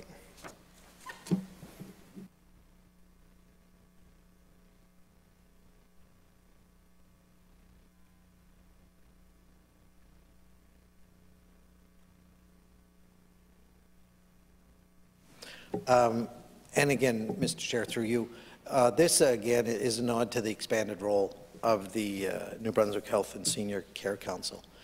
And the work that was being done within social development is now under the NB Health and Senior Care Council. So it's a nod to, again, show the expanded role that is going to occur, which again, hopefully will lead to, bigger, broader vision or purpose, which again will have a direct influence on some of the decisions the government will make in order to have better outcomes for the whole province of New Brunswick, but specifically nodding to the seniors. And so one of the concerns, I guess, that was raised is that, you know, adding social development to the mix, adding another minister, we're changing the reporting processes, adding a minister of social development, is that they could get bogged down in their work without the added resources, added funding. So could the minister explain what additional personnel might be transferred to the Health Council to support this increased mandate? What additional funding will the council be allotted to carry out these additional responsibilities?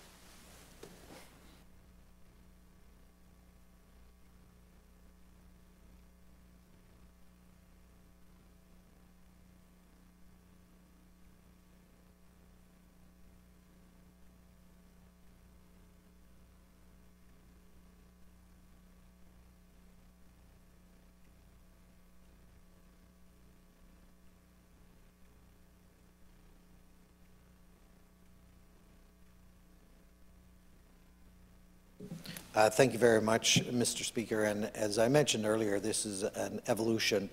So some of those exact details aren't available today, and probably more appropriate for a budget when we have the budget discussion in the spring. But the fact that at this point in time the intention is to expand, and there are a number of people working at social development that are available. There's a number of people working at Department of Health that will be available to, again, in very similar roles, but creating some of that synergy where you have a bigger group and additional resources to work on some of that transformation. So again, there'll be the assets and resources available. So it's not a reduction, but actually an expansion. And again, my expectation is the resources will follow, adequate resources will follow, and we can probably revisit this, I would expect, in the spring as we go through our budget and as some of that work, occurs after this bill is passed. You know, that's not the end game, the final chapter. That's really just another chapter going forward. So my question comes back then to the independence of the council, and you know, we're looking at reducing the duplication of services here, and so we have some in the Department of Health or some in the Department of Social Development that are doing similar work, and they want to reduce that, they want to create synergies. But will those people or personnel, will they be transferred completely under the new council, or will they continue to be employed by the Department of Health or Department of Social Development in the work that they carry out? And again, it comes down to independence and having independence from government or the department in terms of carrying out that research.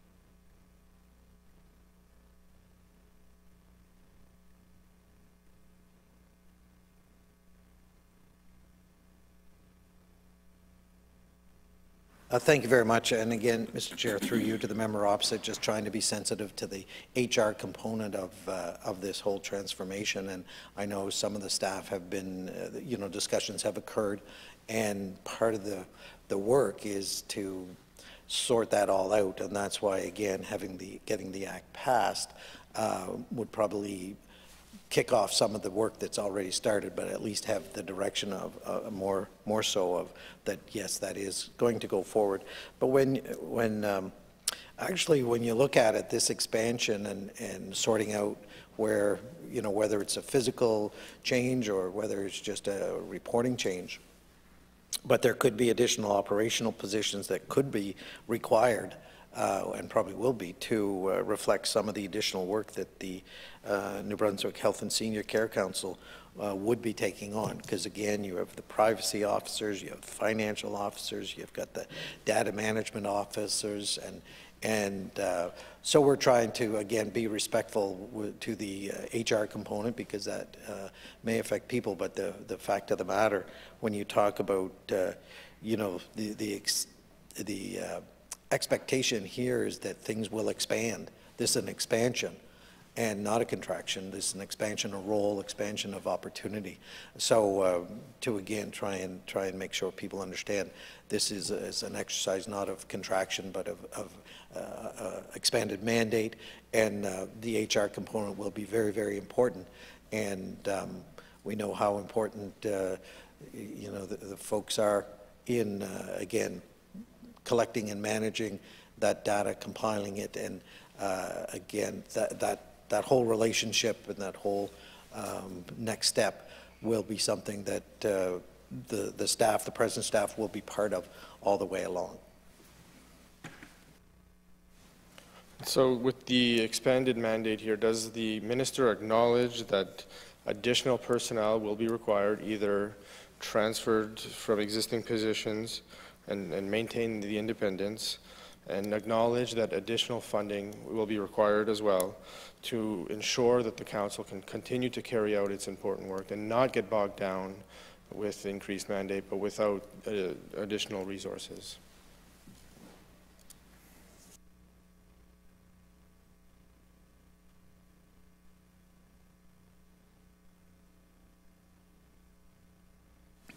Yeah, exactly. I certainly can say that that's part of the work that's undergoing, is what staff would be required, where exactly some of those transfers would occur, and you know, not to get ahead of what it would look like, but I think if I hear the question correctly, we can give the assurance to New Brunswick Health and Senior Care Council that the resources will be there in order to do the job, in order to do the expanded role, and that the present staff, depending on where they are going to be an important component of that, because we need that work to be completed.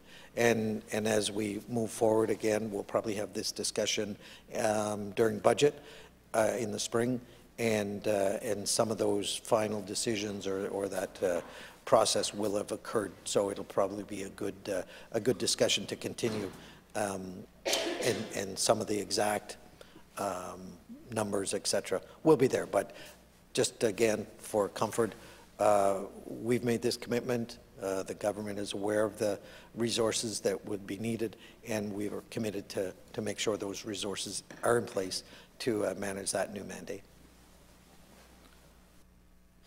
And then, Minister, through the chair, on the other side of the equation, and I know the minister doesn't want to get into necessarily HR-related issues here, but would there be any layoffs or dismissals required as a result of the consolidation of these features as we, you know, move towards creating synergies between the departments that are carrying on this work? Will there be any layoffs or dismissals as a result of this legislation?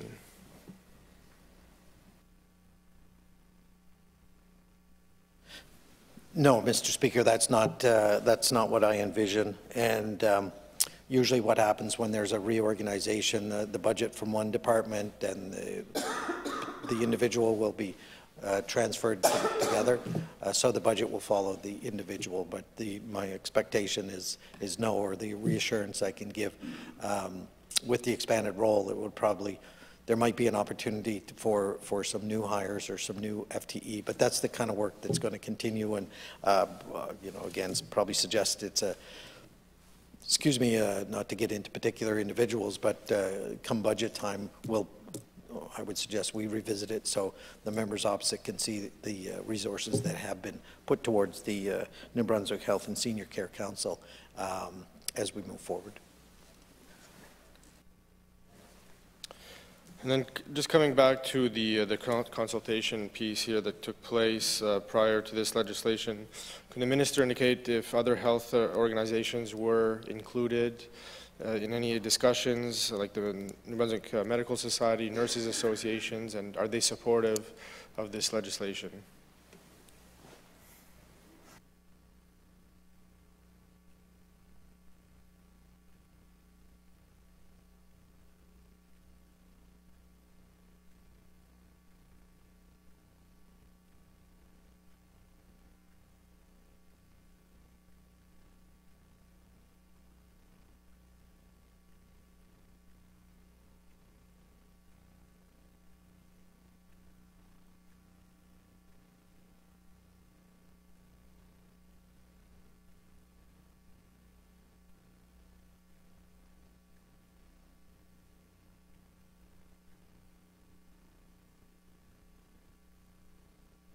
Thank you very much. And Mr. Chair, this particular bill went through first reading, it went through second reading.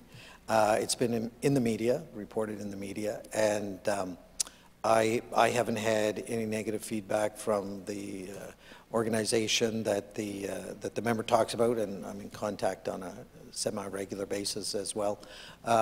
So I think when people see that this is an expansion and of the role and expansion of the opportunity, that all the stakeholders can see that this is a good direction to go.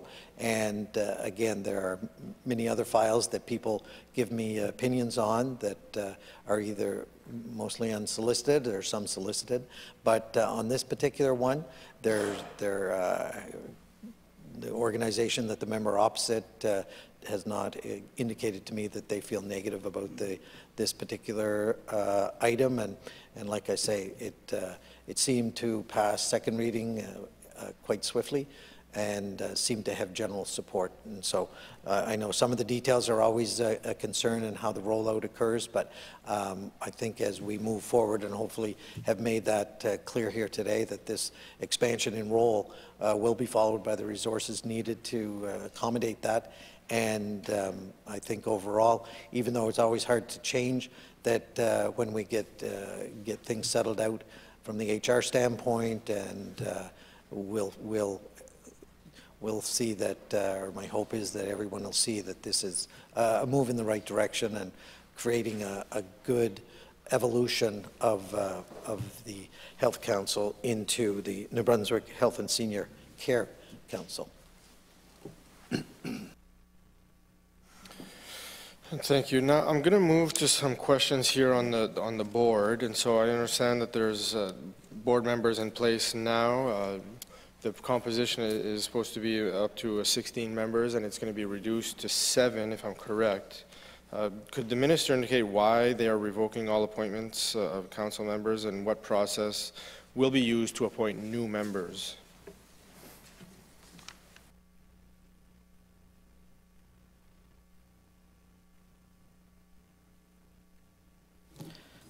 Thanks very much, Mr. Chair, through you, and just into the specific details.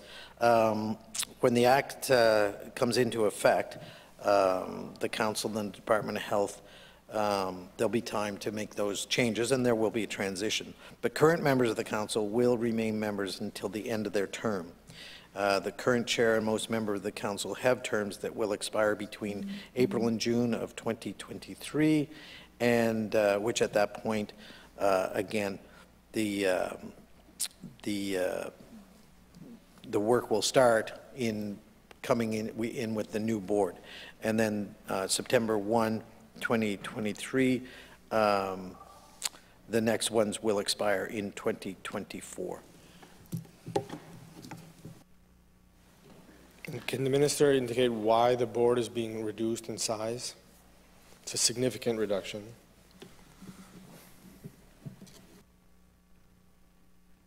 We feel that it would be more manageable size, and that would improve the functioning of the board, and it would also improve communication within the New Brunswick Health and Senior Care Council. And can the minister indicate how those appointments will be made? I know he talked about a competency grid earlier this morning that will be made up. So could he indicate how those appointments will be made, what will be going into it, the competency matrix, will a matrix or other tool be used to go out and recruit?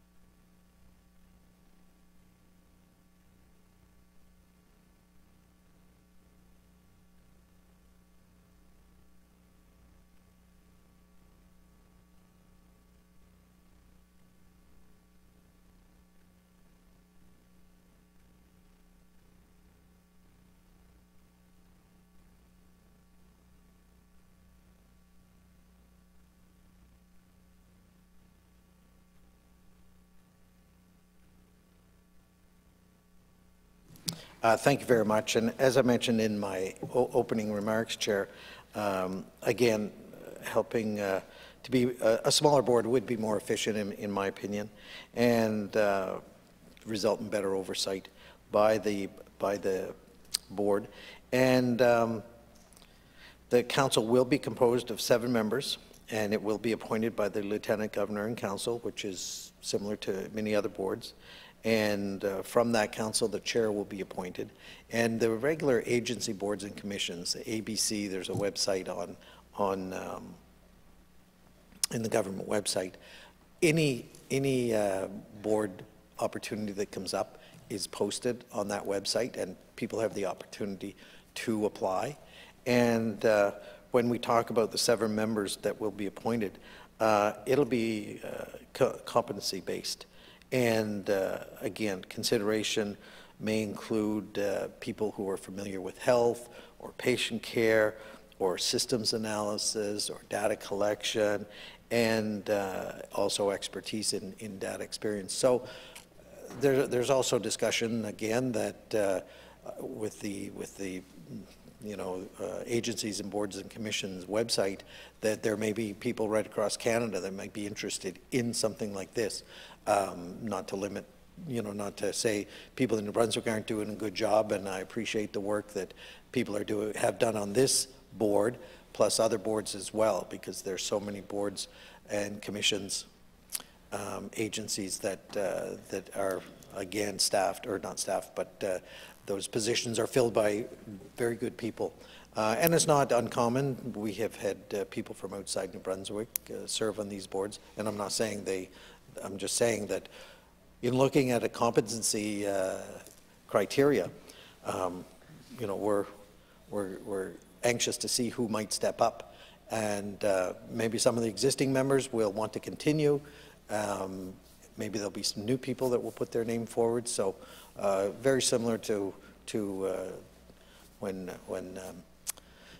various governments have been the administrators of the province of New Brunswick, that agency boards and commission website has been very, very helpful in alerting people to the opportunities to serve in the province of New Brunswick, and I do appreciate the number of folks that have stepped up and have served. So that's hopefully gives the members across the way and those listening in the information that they were looking for when it comes to board composition. So dealing with the appointment of members, Section 10 of the Act, which deals with the appointment of a member by Cabinet, which is being repealed. So now, will Cabinet now have control over all the appointments, more than one appointment? Could he explain the intent and procedure there with respect to the appointments of members to the board?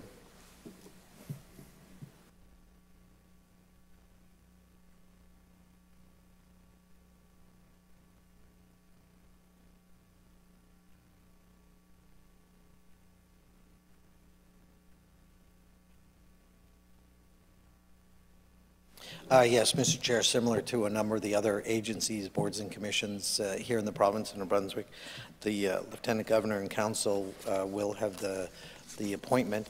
And when you look at best practices for boards, between 5 and 9 are that's the number that's recommended when it comes to best practices for boards.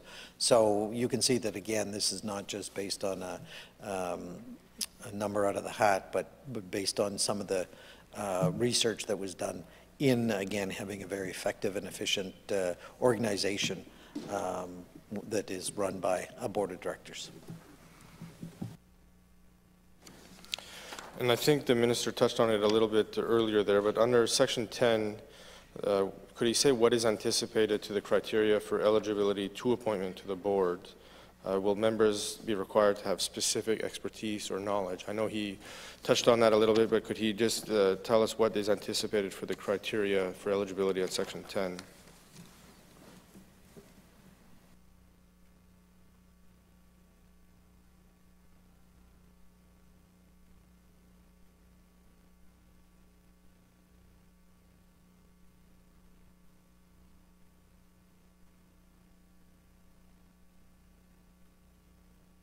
Thank you very much. And yes, I did relate to some of the various disciplines that would or should or could be represented on the board. But again, it's to make sure that we're aligned with some of that better governance, better practice of governance.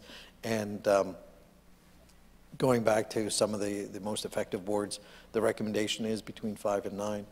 And this is where we are. So there's, again, anytime you have a board, whether it's the person has financial experience or governance experience in this particular case, whether it's healthcare experience or data management, data collection, you can have a number of lists of various competencies that would add to this specific board. So again, that's some of the work that that will be happening as we move forward. Once the legislation is passed, then some of the specifics on exactly what the board criteria might look like would be moving forward on that.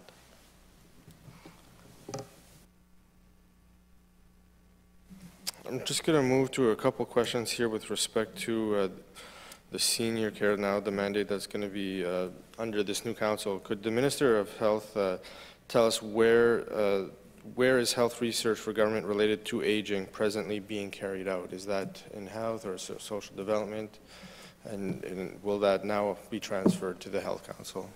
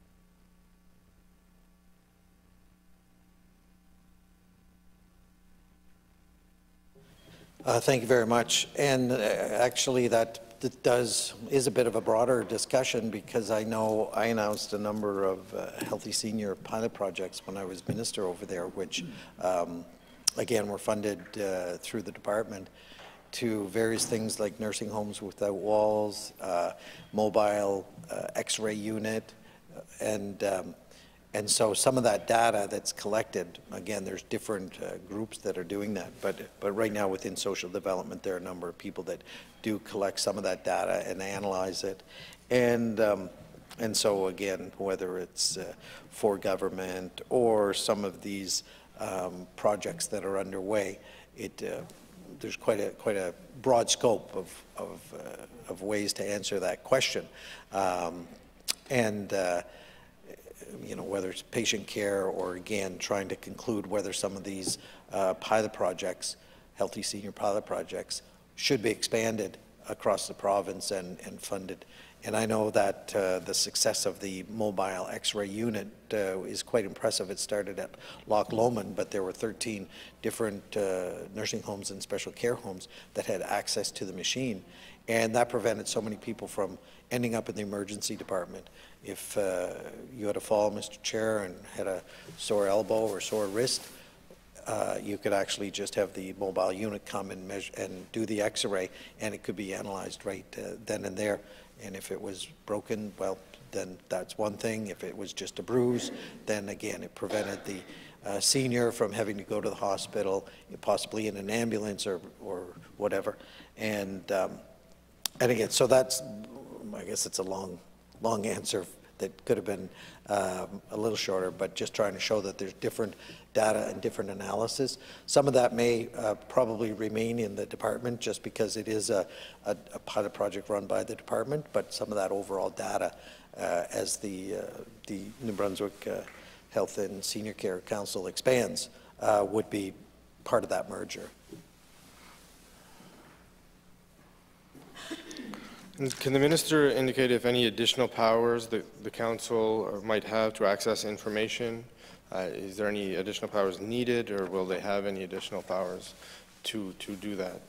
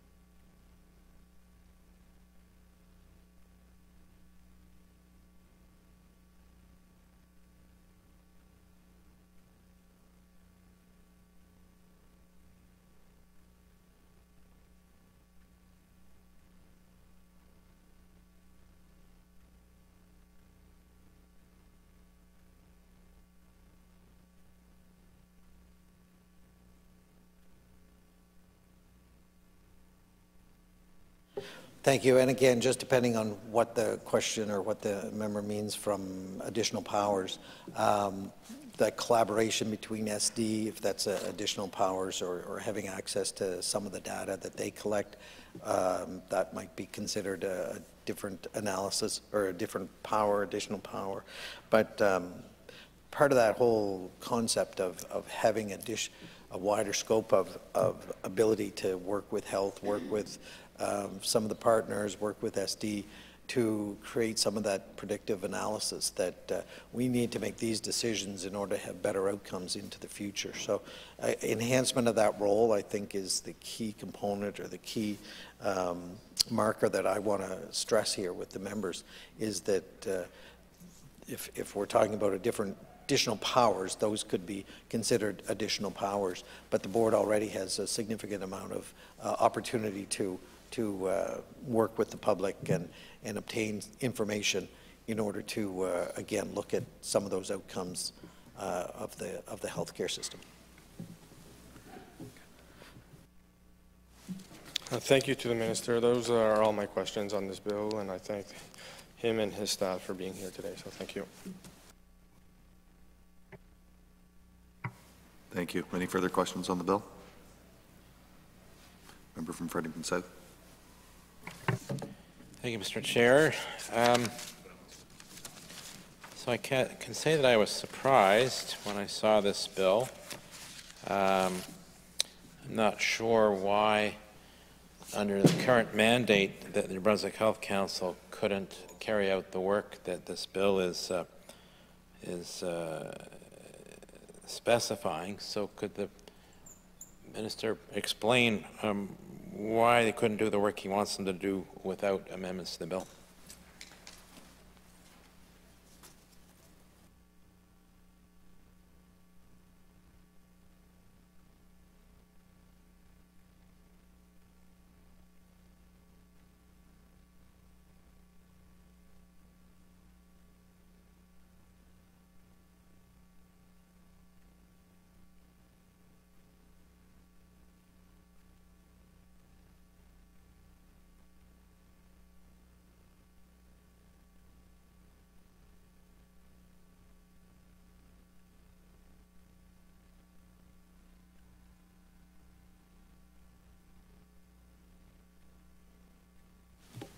Actually, there's a number of the mandate, the expansion of the mandate is something that the board doesn't have today.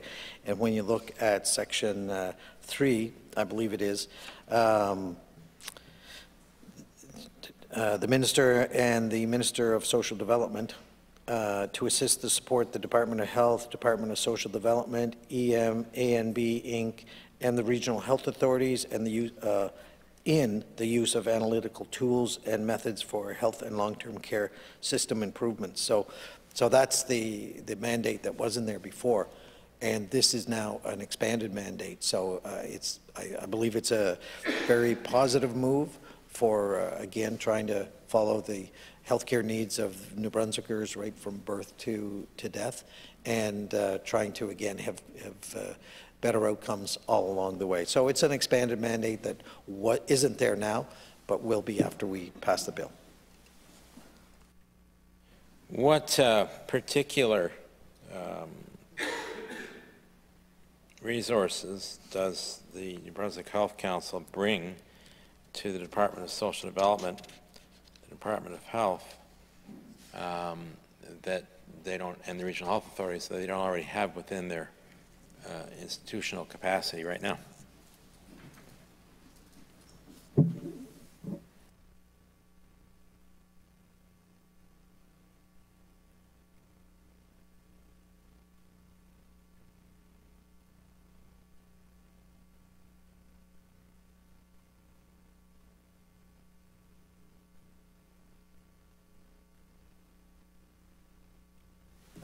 What this does is creates a data hub, and having the additional data available from the various components that we talked about makes it more aligned with trying to have that predictive analytical outcomes.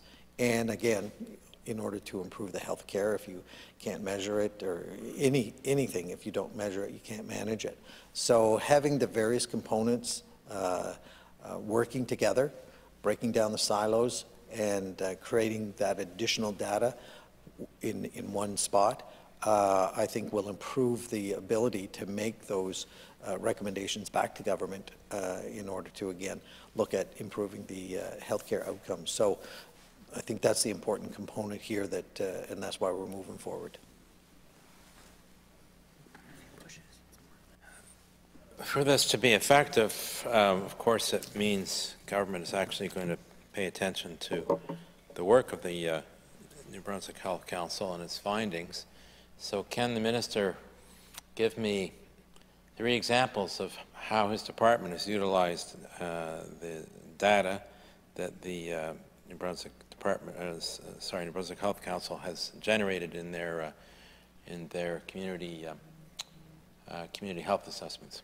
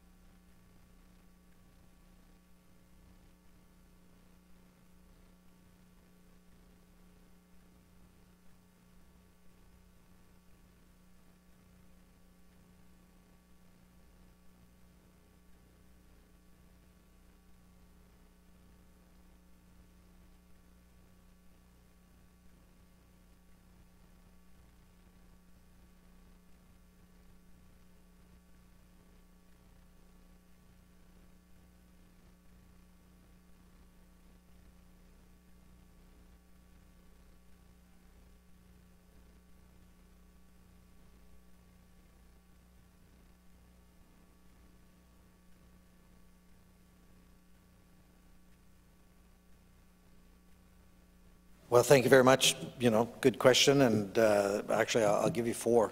And again, this is part of the whole point of expanding the services, expanding the options, because having good data is what allows you to make good decisions. But the community assessment is one of the items when we can look across the province of New Brunswick and see which communities may be not as healthy as the others, and drill down and trying to find out if they need additional services.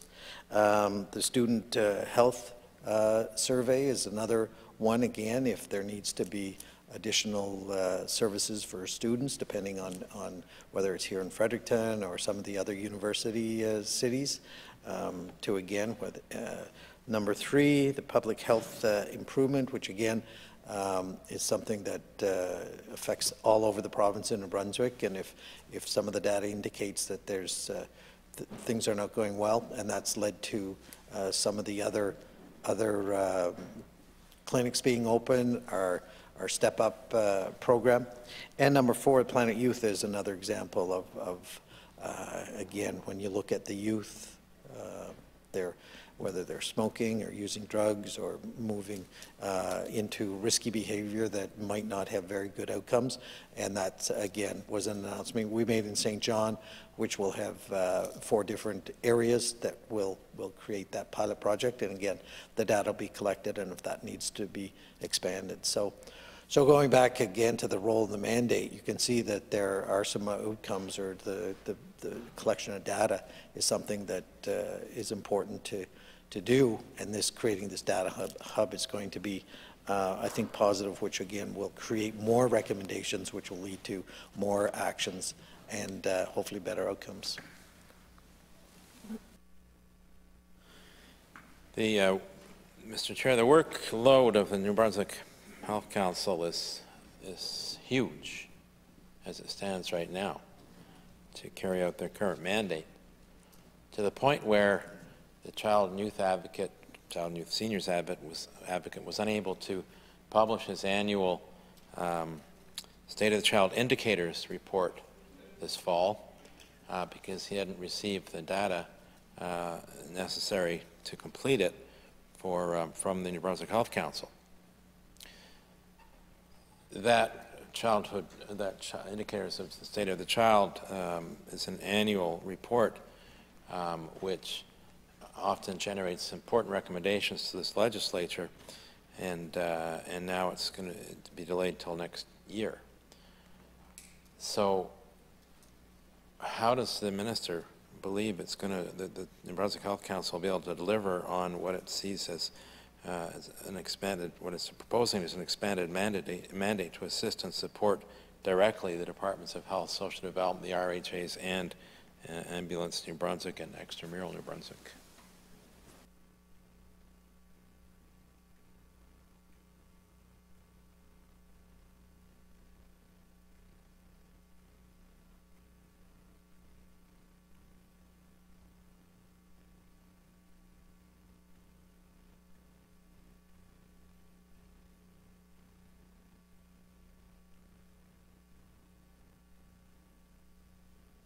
Thank you very much, Mr.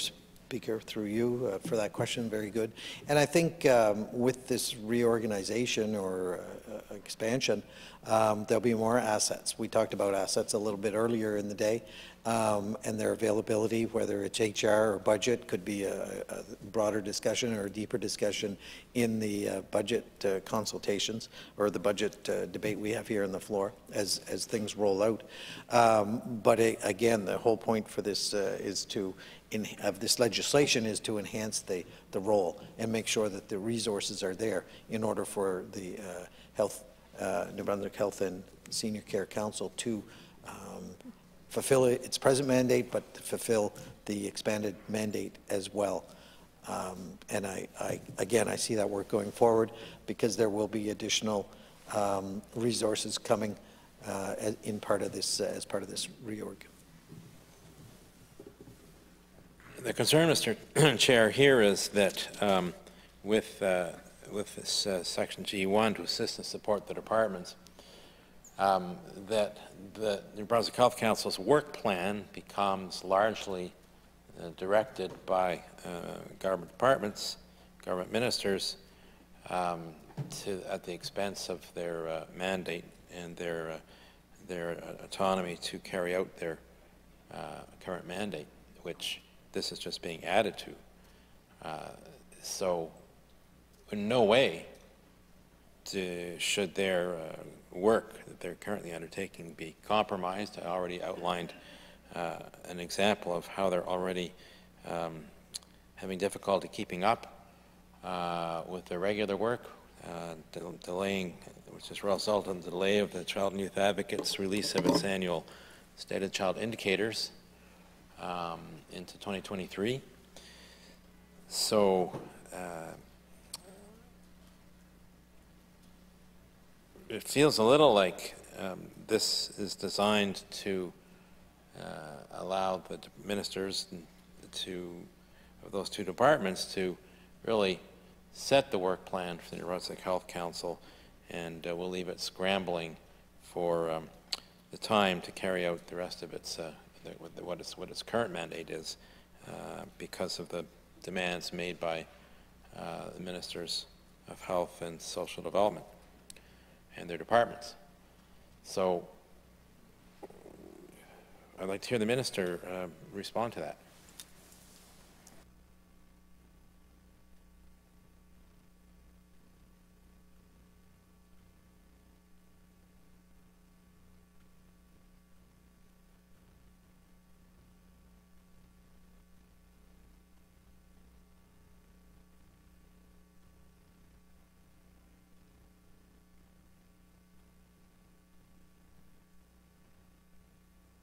Thank you very much, Mr. Chair, through you, and I think probably everybody in the legislature has heard about that expression, many hands make light work.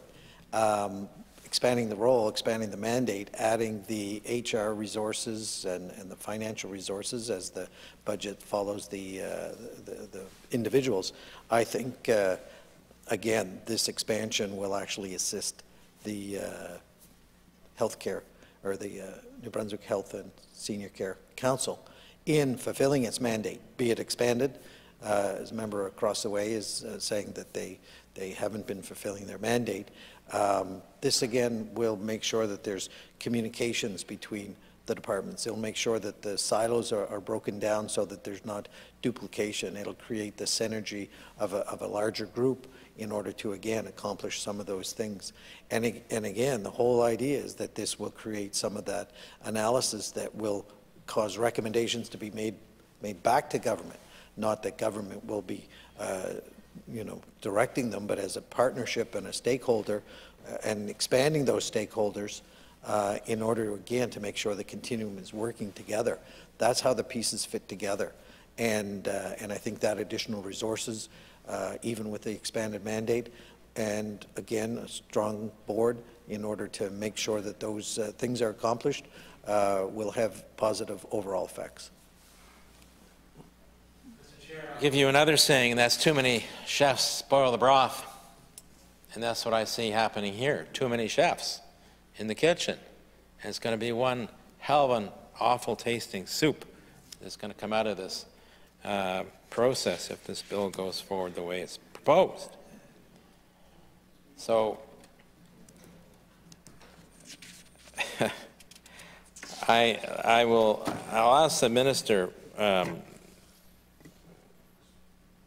is this the reason that he wants this bill will essentially eliminate all the current board members of the New Brunswick Health Council, because he wants to ensure that board members that are there will be sympathetic to whatever he and his ministerial cabinet colleagues and the departments want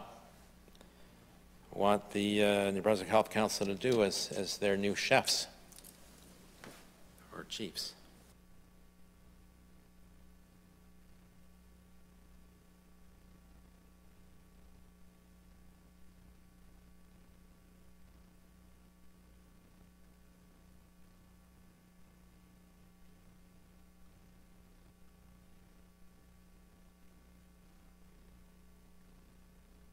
Thank you very much, Chair, through you. And, again, that's why we're taking till September 2023 in order to look at the needs, assess the needs of the organization, and make sure that the adequate resources are provided, because we will have a budget debate in the spring. And we look at some of those other jurisdictions who have done this, who have expanded the mandate, and it's been reasonably successful there.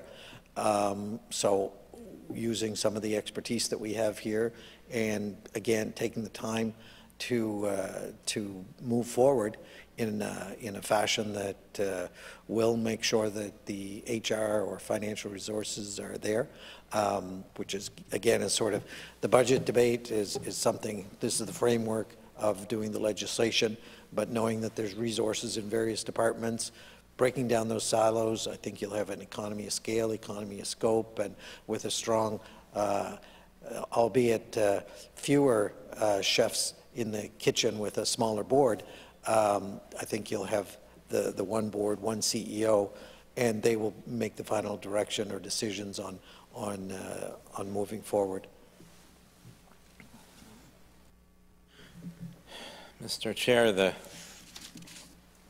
road that this legislature has traveled is littered with institutions that have ended up in the ditch because the governments and ministers have messed around in them too much.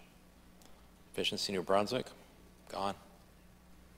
Brunswick Financial Management Corporation, gone.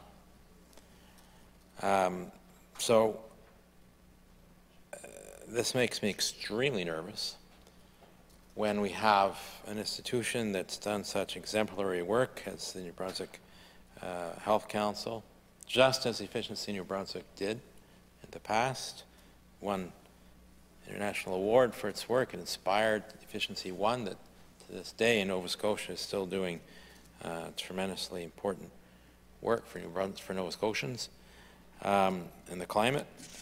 So this feels a little bit like that to me, Mr. Chair, that, I mean, even the name, I don't know why the minister feels compelled to change the name of the New Brunswick Health Council. That's going to mean business cards are going to get changed. That means, I suppose, they probably use a little bit of letterhead still in these days, digital everything. So, you know, the New Brunswick Health and Senior Care Council, really, is this necessary? Why is the minister even feeling compelled to change the very name of this council?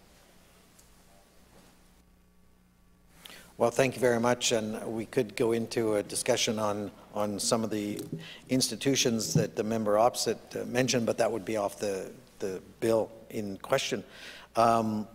Because this is actually, you know, almost a reward for the 14 years of great work where, all right, let's evolve, let's move forward, let's give you more responsibility, and here's the resources in order to do that. So, again, these days, data management, data analysis, having a predictive analysis on what's going to occur, that's a very, very important component. So we see this as a move forward. It's been done in other jurisdictions, but we have a Made in New Brunswick solution, and even changing the name acknowledges that it is an expanded role. It is moving forward. It is evolving with the times. So to me, it's a very positive move. Thank you very much, Minister. We're right at lunch hour. Are we ready to vote on this, or do you have many more questions for the team to come back after lunch? Or? Mr. Chair, those are my questions. Okay. Let's, Minister, do you have any comments or anything? Just I appreciate the members opposite, a good discussion, and thank the staff who were with me here and earlier this morning for their assistance, and those in the back room and offering help as well. Thank you very much. Thank you. We'll just ask staff to step out and we'll do our vote.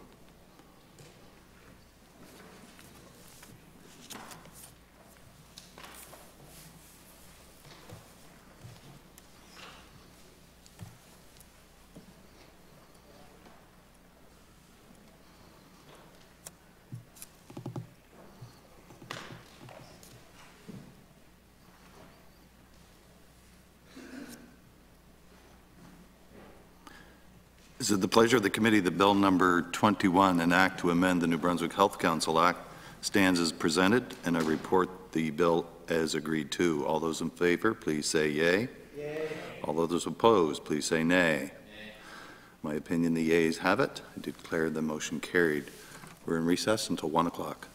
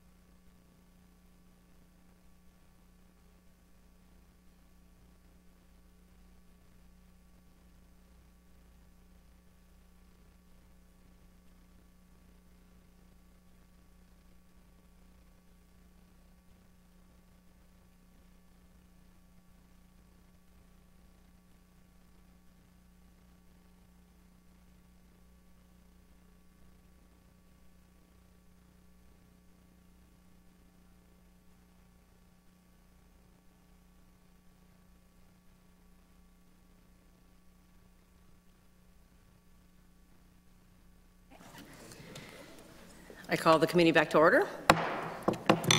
Is it the pleasure of the committee to take into consideration Bill number 18, an act to amend the New Brunswick Museum Act? All in favor of the bill, say yea. Motion. All opposed, say nay. Motion carried. And I call. Sure. Just housekeeping, just quickly. I had put my attendance and somebody replaced me for a standing vote. I just want to make sure that my name is in the attendance book. You. Just wanted to clarify that. Thank you. Okay, thank you. Thank you. We got you in there. And I call on the Minister for Tourism, History and Culture for any opening comments, or? No, you're good? Okay. And I call on the member from Fredericton South. Thank you, Madam Chair, and good afternoon to the Minister and her staff. I just want to start with yesterday, in response to a question, the Minister said they were watching other museum projects in other parts of the country as they are developing the context of the building of a new museum in New Brunswick. Could she just let us know what projects they're monitoring currently?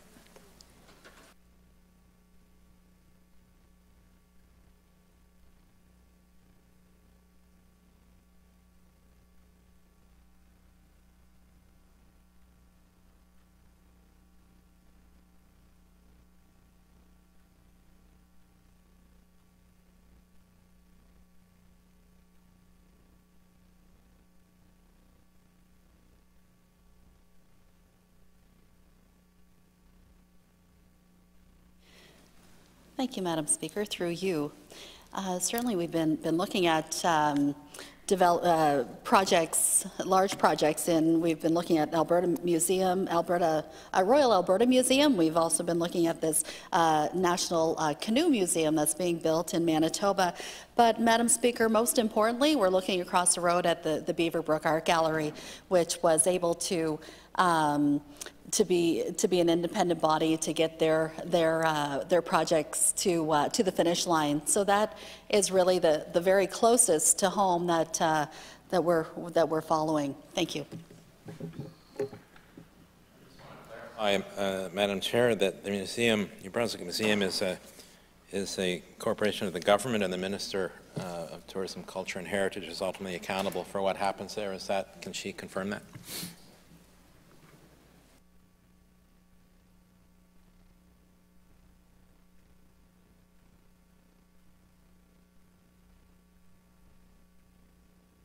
Madam Speaker, we are accountable to the oversight of the New Brunswick Museum. And this bill is substantially about extending a new mandate to the Board of Directors. Can the Minister describe what she sees as the role of a Board of Directors for a museum to be?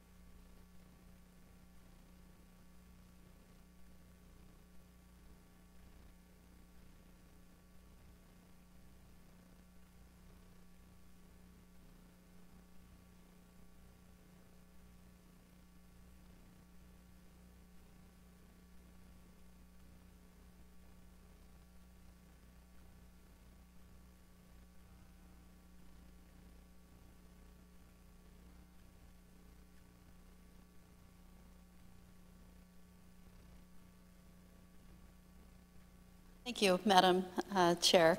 So, if I consider what I believe the board of the New Brunswick Museum to be, I would most certainly they're responsible for the administration of the New Brunswick Museum. But more than that, I think probably, you know, if I can if I imagine the board of the New Brunswick Museum, I think of this as an incredibly passionate group of individuals from across the province who very much have an interest and love and certainly they're giving their time freely, so I cannot imagine a more passionate group of people with an interest in our museum and the collection in which it holds.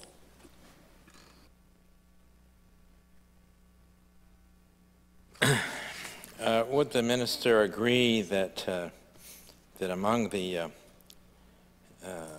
role of the board of directors of the museum would be to deal with governance issues, policy decisions, advocacy with government, financial security, strategic planning, public engagement, and you know, developing and evolving the vision for the role and future of the museum? Would the minister agree those are all important responsibilities of the board of directors for the museum?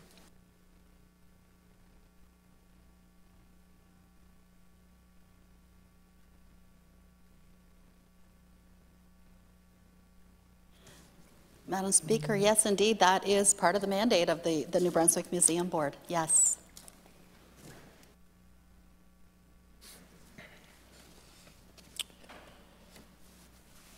And what is the relationship, how does the relationship operate between the board of directors of the museum and the minister's department?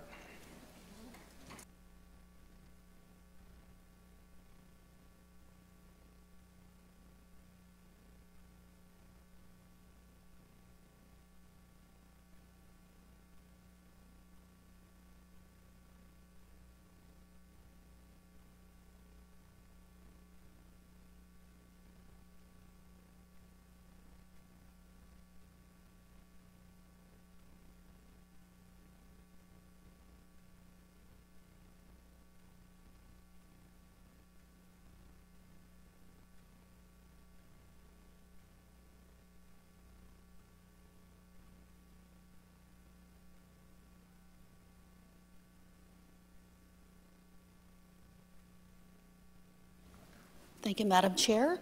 So, Department of Transportation, Tourism, Heritage and Culture does provide the operational dollars to them as well. The board is responsible to the minister through an annual report.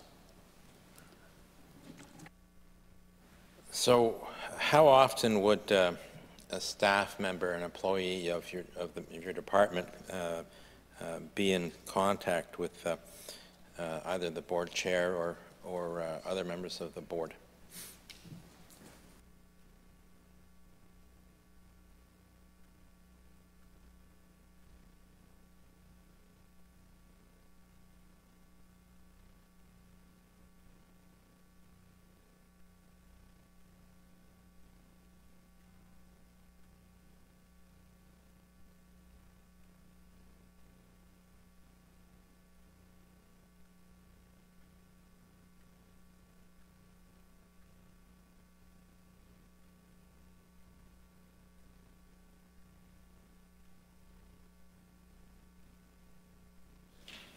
Madam Chair, so the department does hold an ex officio seat on the board, and in addition, we have regular contact with the chair of the board.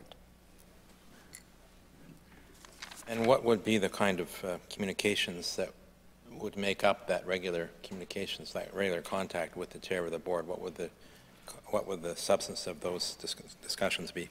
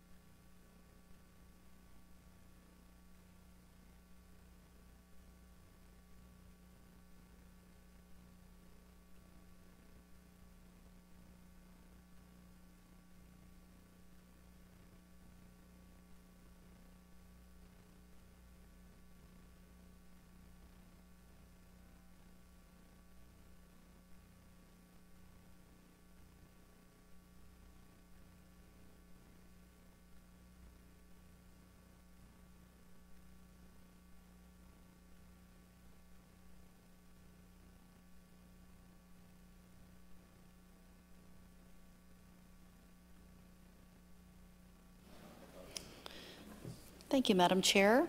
So most certainly, the past 2 to 3 years, the conversations with the board have very much focused on funding, the funding provided to them, and on advocacy for a new museum, and as well the needs of what those new facilities would be. Has the board established a building committee for the new museum?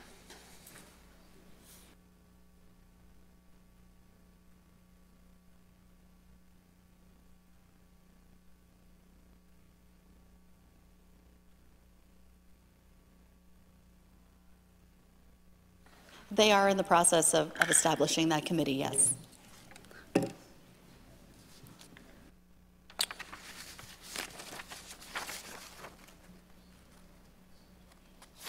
In a commentary, opinion piece authored by Bernie Reardon, who is the former CEO of the New Brunswick Museum, he said that, he wrote that there is a problem with the board of directors of the museum and its relationship with the provincial government. And he went on to say that it is the unhappy case here that the board appears to have ceded or lost its governance role to the province's Department of Tourism, Heritage and Culture. Would you agree with that?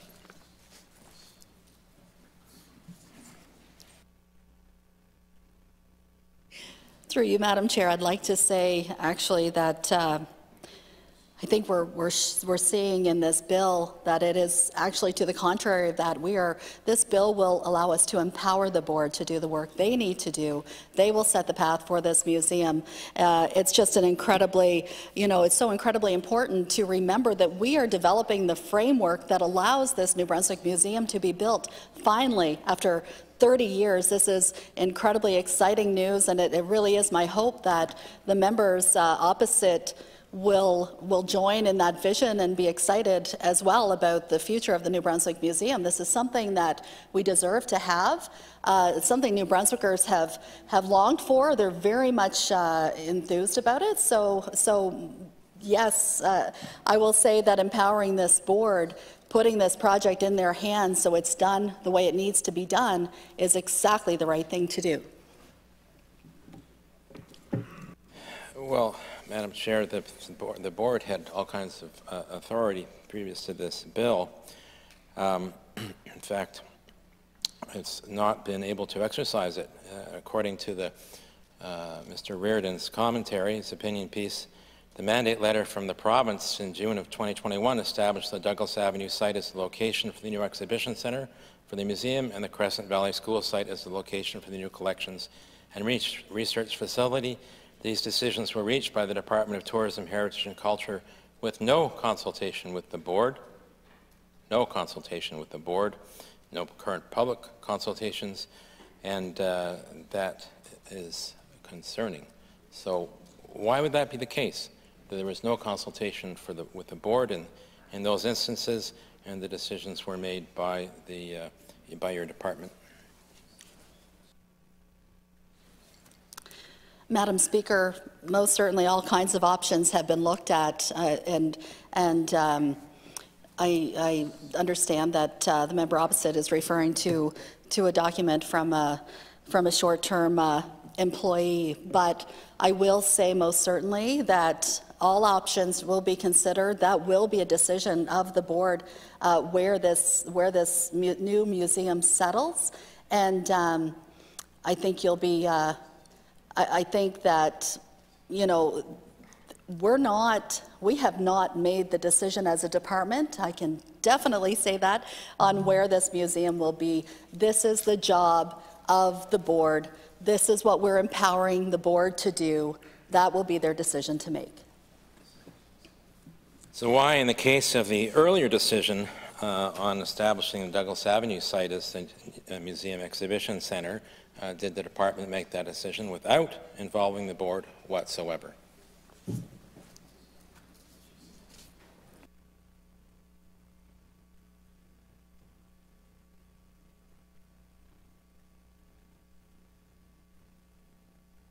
Madam Chair, there was no decision made.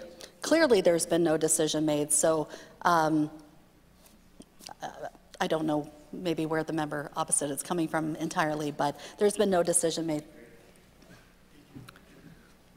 That was clearly laid out in the mandate letter from the province in June of 2021.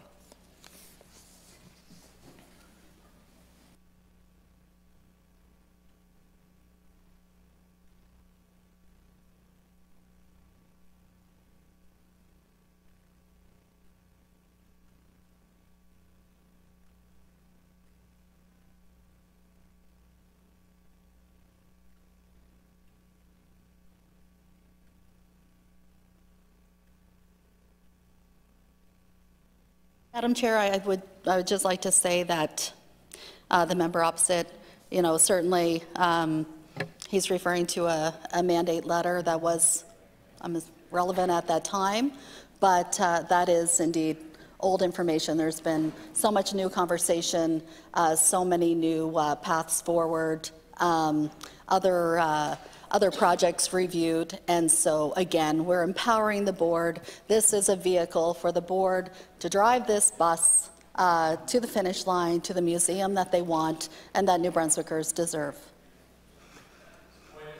Chair, that there's ample evidence that the board has regularly acceded to the Department of Tourism, Heritage and Culture's direction and not carrying out their obligations under their current mandate.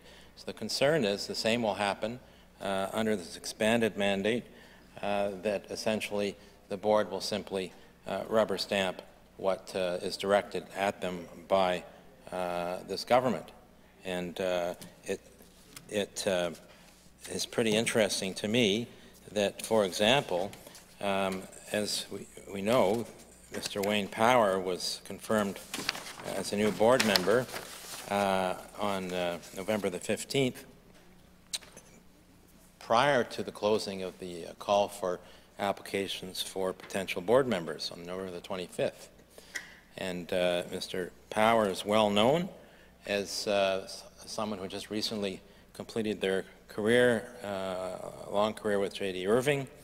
And upon completion of his career with J.D. Irving, he was contracted by the Department of Natural Resources and Energy to head up what they call their Energy Secretariat now, and was to work, according to the contract that we acquired, he was required to work out of the Chancery Place, not out of the forestry complex where the Department of Natural Resources and Energy is, but out of the Chancery Place where the Premier's office is. So, Madam Speaker, or Madam Chair, it's a poorly kept secret that Mr.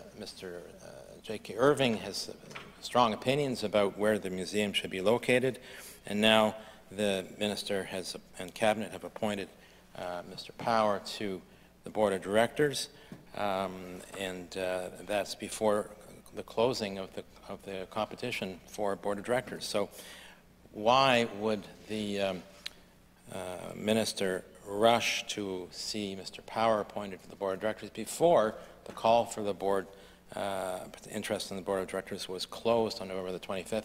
Who knew at that point what great talent might have applied and choices would have to be made? Why would she have jumped the gun and not waited until after November the 25th to review all the applicants rather than rushing to put Mr. Power into a board position?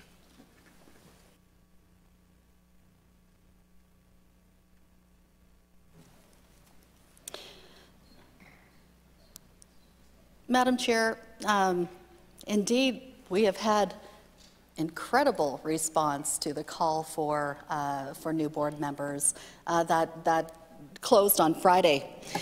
And so there is a large selection, and that is going through the review process. And in our minds, you know, we had an incredible candidate with a skill set that was needed so we could get moving on this on getting this amendment, empowering the board. We followed the ABC process, most certainly. There's been no great mystery to this. We do this all the time. You know, people get appointed to the board. We had 4 new appointments in September. This isn't anything crazy and unusual. And Madam Chair, I'll say that I certainly have much more faith in the board than to think that they're going to rubber stamp anything from myself or the Department of THC. So I applaud the board, and I have a lot of faith in what they're doing moving forward.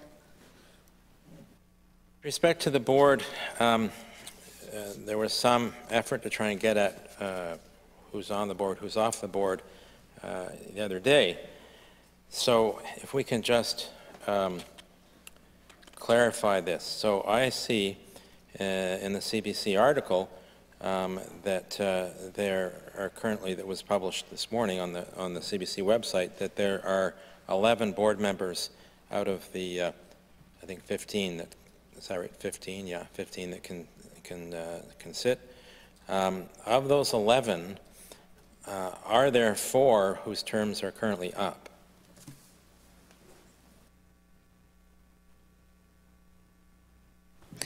Yes, Madam Chair, there are, 4. Have their terms been renewed? They would be required to reapply by Friday's deadline. Can't you simply renew boards of directors positions just like you can bring on a board of director outside of the normal, the formal call for applications to become a board member or to renew?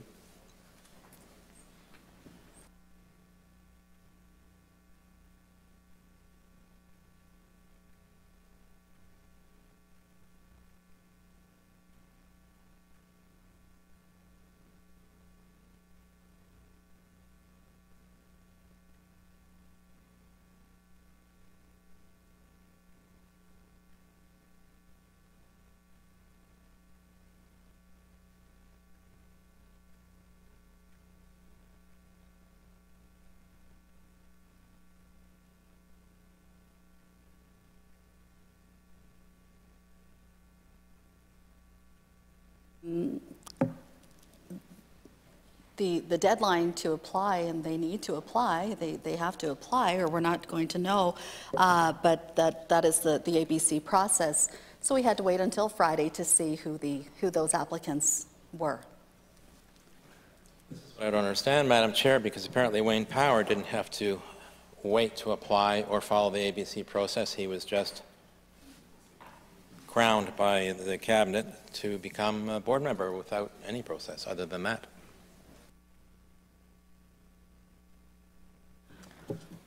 Madam Chair, that individual the volunteer that you're speaking of did apply and did follow the ABC process. Except, Madam Chair, the minister didn't follow the ABC process by waiting until all the applications were in November the 25th to determine who were the best fits for the board positions in place. By prematurely putting Mr. Power onto the board without reviewing all of the other applicants, she may not be able to bring in one of the wonderful applicants that has made an application to join the board, who perhaps would have far more relevant experience than Mr. Power to apply to participate as and serve as a board member for the New Brunswick Museum. Why would she jump the gun?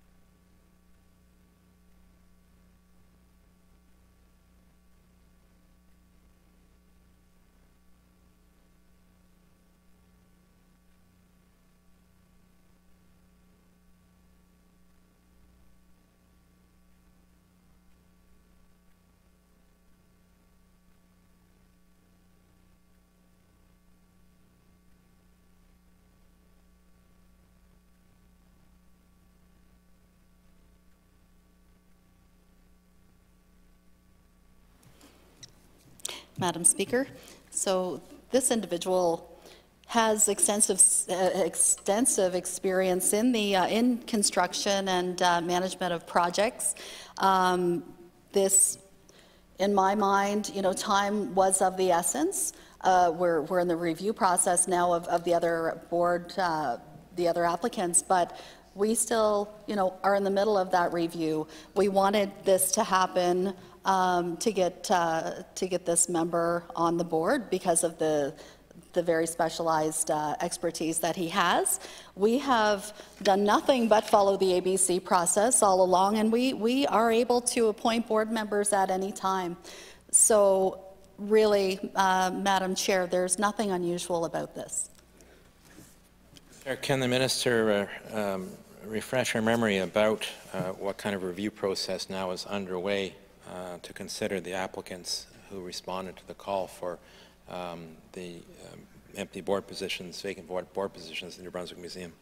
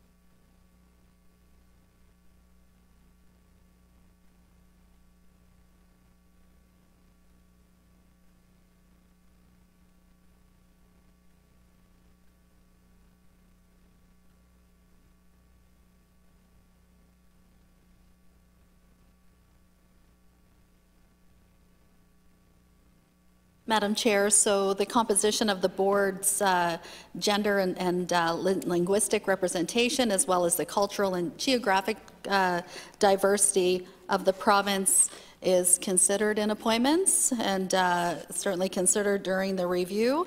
Membership of the board will reflect the diversity found in New Brunswick's cultural heritage community and include representation from various heritage and culture disciplines and a mix of professional backgrounds. So, Madam Chair, in our reviews, we look at skill set, we look at language, we look at gender, we look at location of the applicants. We certainly would like to have representation from across the province. Chair, I'm wondering, though, about who's involved in the review of the applications that were made for the deadline, November the 25th. What is that actual process? Who reviews, who's involved in the actual review of those applications, and then who's involved in the actual recommendation to Cabinet about who should be appointed to the board?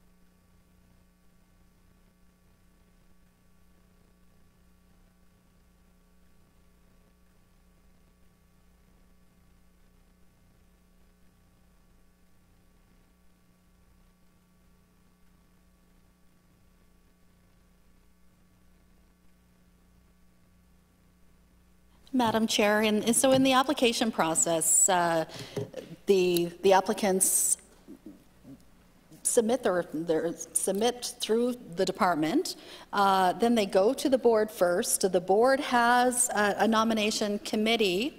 They will propose their own recommendations. They send those to the minister, which they have already done. Then those names are forwarded to the Executive Council office. Cabinet makes a decision, and they will be appointed, the new board members appointed through the order of council. Through order of council. So did the board nomination committee recommend to you as minister that Mr. Power be appointed to the board?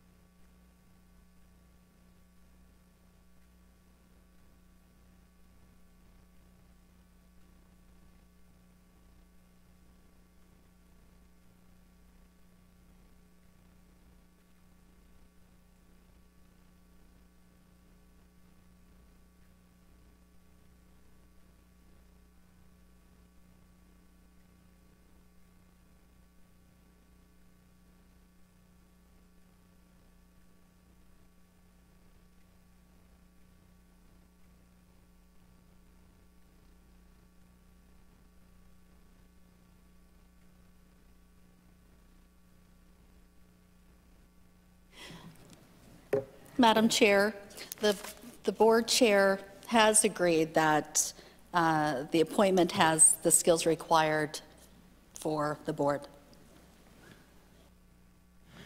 Madam Chair, that wasn't my question. My question was whether or not the application for Mr. Power was submitted to the board's nomination committee, as has been done with all of the other applicants subsequent to the closing date, November the 25th. I didn't ask whether the board member agreed, or the chair, I'm sorry, agreed, but rather whether the board nominations committee received the application from Mr. Power and actually outline their decision in some minutes that can be actually read.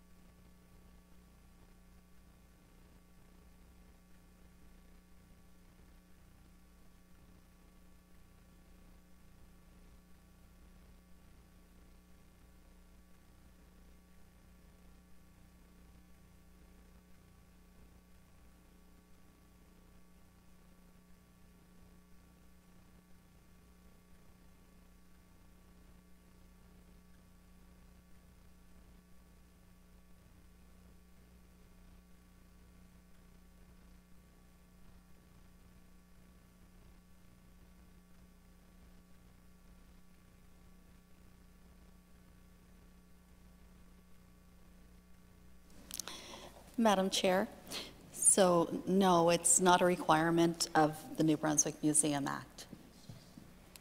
I just confused him further. So, hey, Kevin. So, Madam Chair, the Minister described the process for reviewing applications to be considered for the Board of Directors of the New Brunswick Museum, which was the applications go to the Board Nomination Committee, and then their recommendations move on to the Minister. And so what she just said was that in the case of Mr. Wayne Power, his application did not go to the Board Nomination Committee to be considered, and if approved, referred to, recommended to the Minister. Is that correct?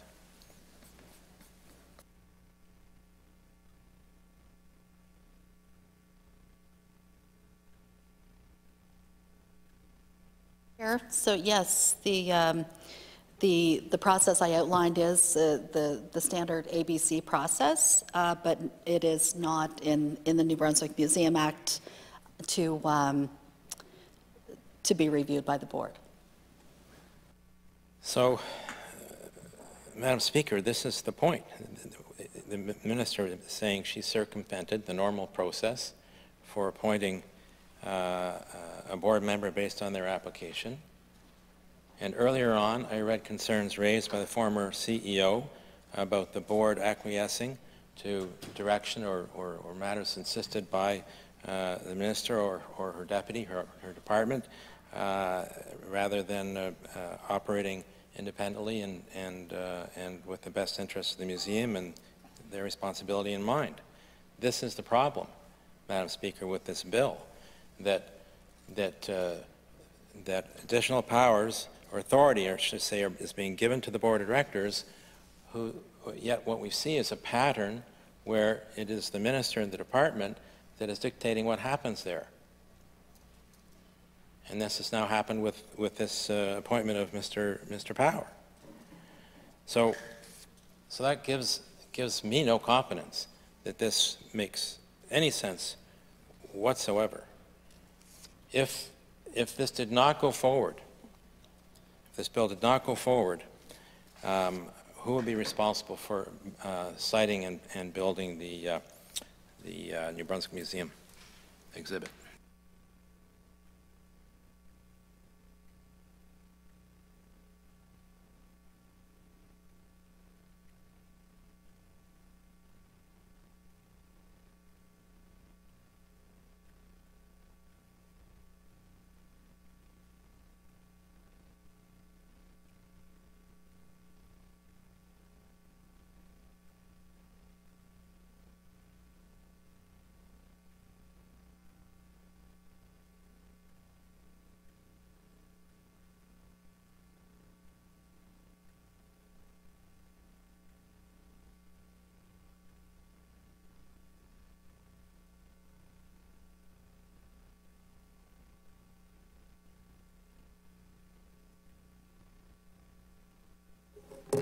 Well, Madam Chair, certainly, you know, the member opposite when he asks, what happens if the bill doesn't move forward? And the intention of this bill is to empower the board to do what it needs to do to get this project completed.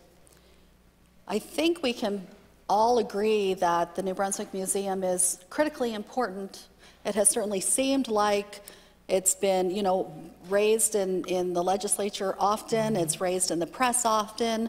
Certainly I, as minister, hear very, very often from people in the community how important it is to have a project. I think we also have, you know, we've said time and time again, it's been 30 years, 44 versions of this project.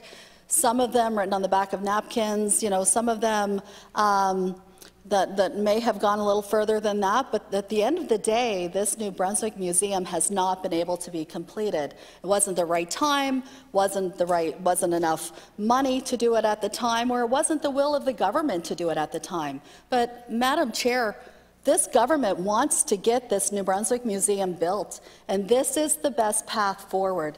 This is giving the board the authority to do what they need to do without our interference. And I have every confidence in the board and in the skill sets that are being enhanced on that board to ensure that that work gets done.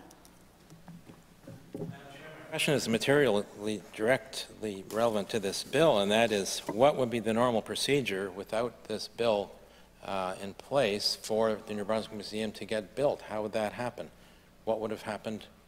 What would have happened in the past if it had been built, or what would happen in the future if this bill didn't go forward? What is the process right now for building a New Brunswick Museum exhibit?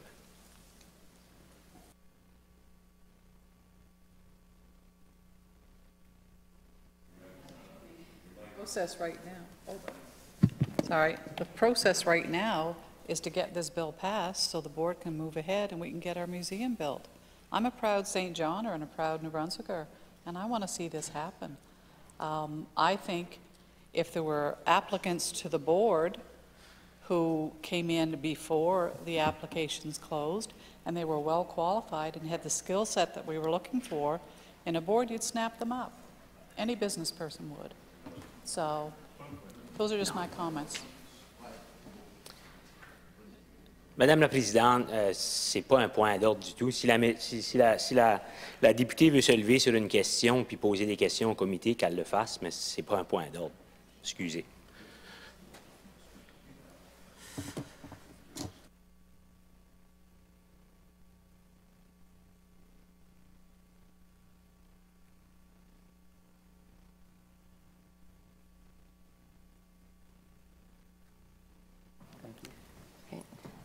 That's not a point of order. It's more of a matter of debate, so we'll just let the minister comment. Yeah, thank you.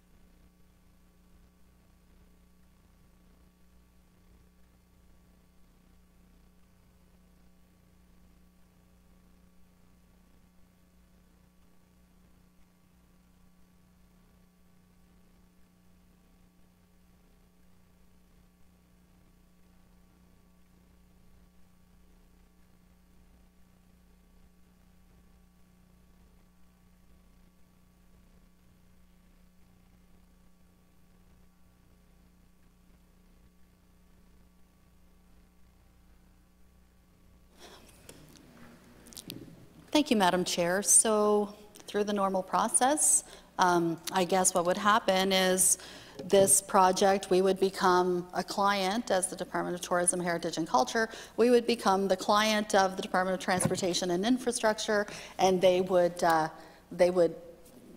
take the project. We would become a client of theirs. And Madam Speaker, Madam Chair, I'm sorry, it has been said that if DTI was in charge of the project rather than the board of directors of the museum, that it would take twice as long to complete the project. If the minister is of that view, which has been repeated many times, can she explain why it would take twice as long, or if you flip it, why does she think it would take half as long with a volunteer board of directors overseeing the management of the construction of a new New Brunswick Museum exhibit building?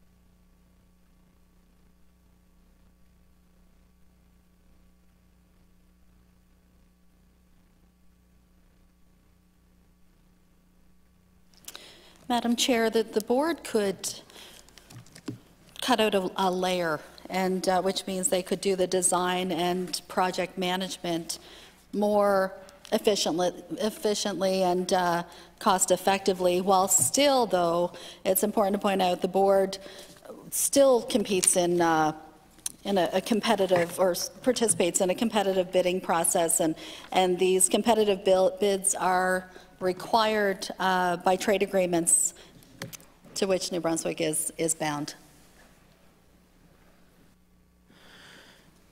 So, in fact, Madam Chair, by vesting the authority in the board to oversee the management of this project, that doesn't speed up the process of doing tendering, getting the responses, making decisions, and that sort of thing, nor can it speed up the rate of construction and the fact that we have a huge shortage of tradespeople in this province to get construction work done.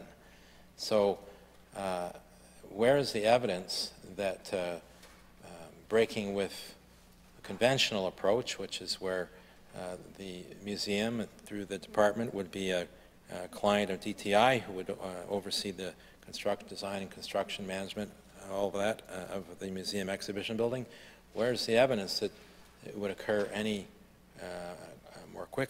quicker with the approach that the minister is proposing in this bill?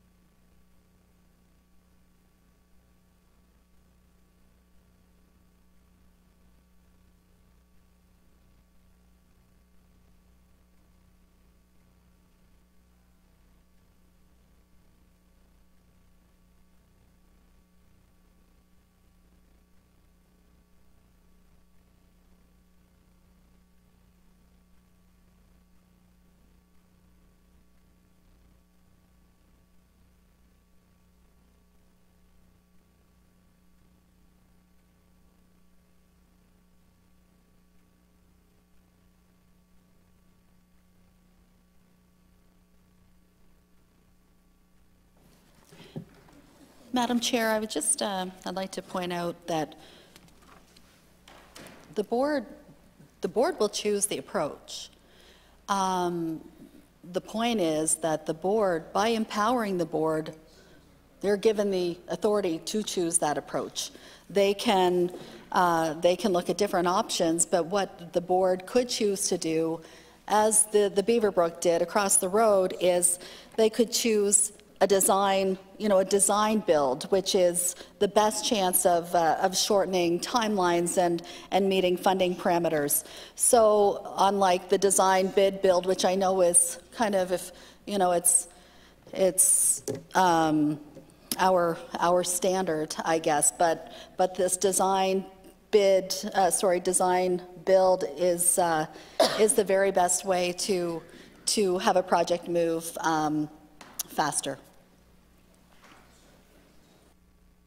Chair, I apologize, but the minister lost me on there. Could she explain again with a little more clarity the difference between the design bid build and the design build process?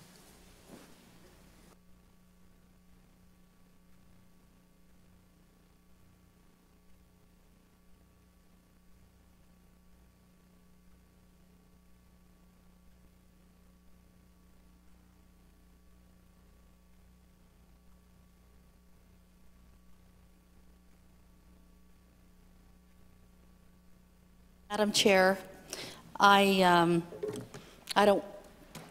really not in the position to speak about the technical details of a design build and design bid build, other than to know that the examples that we look at, and we can find examples across the country in how this is the best. This is how time can be saved and funding dollars can be saved.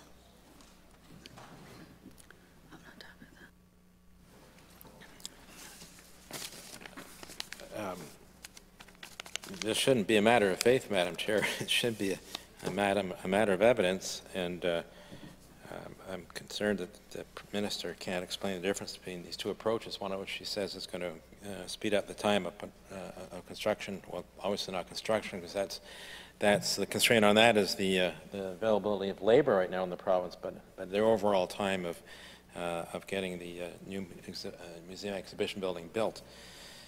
But with respect to the construction and procurement, I'm curious as to why the bill says that the Crown Construction Contracts Act do not apply to any agreement made by the board, when in fact this week the New Brunswick Procurement Act, I think that's the right title, was proclaimed and replaces the New Brunswick Crown Construction Contracts Act. What was the point of including this in the bill?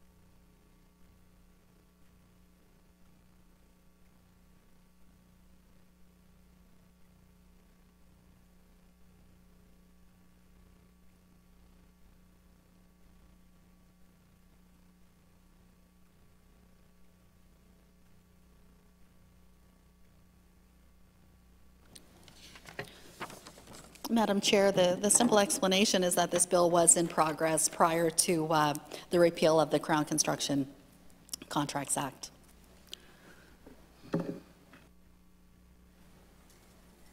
Well, yes, it was, but but what was the purpose of including the provision in the first place? We knew this was going to be replaced with the new legislation, so I don't understand why this. I mean, it doesn't say that the New Brunswick Procurement Act would not apply. It just says the Crown Constructions Contracts Act. So what was the thinking of including that in the bill when it was clear that we already passed a replacement bill to modernize that legislation that was going to be proclaimed imminently?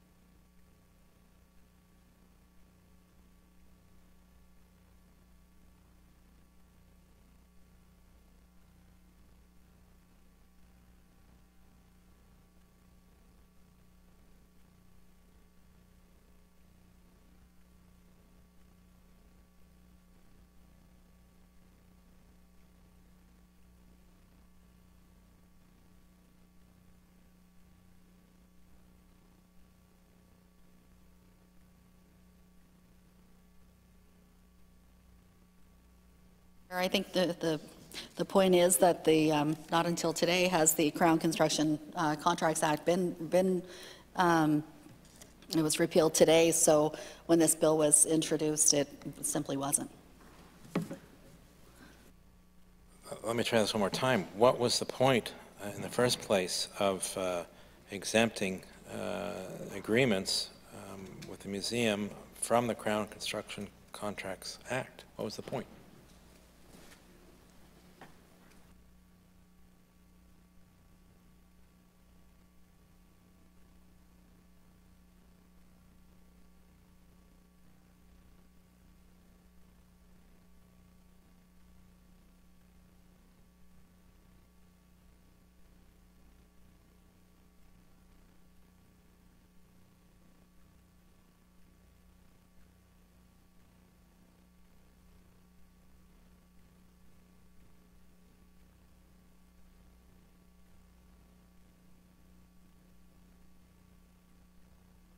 Madam Chair, was there to save time and money. Well, the agreements will the agreements not be subject to the New Brunswick Procurement Act?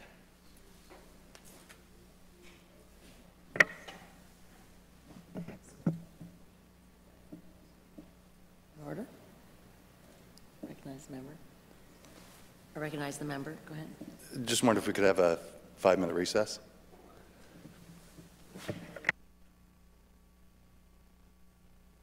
Okay, we'll be back in 5 minutes.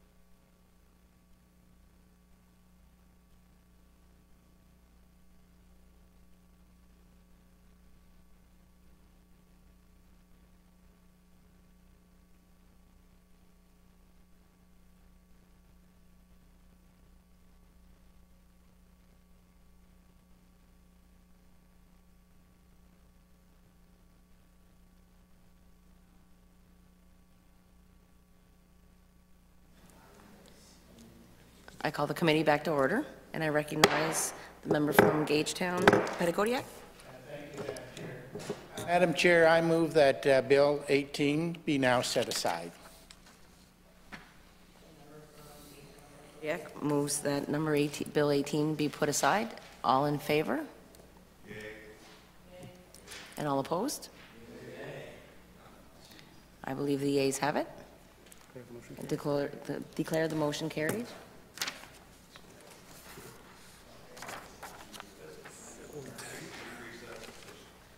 Okay, and we'll take a brief recess so we can switch ministers. Thank you, Minister.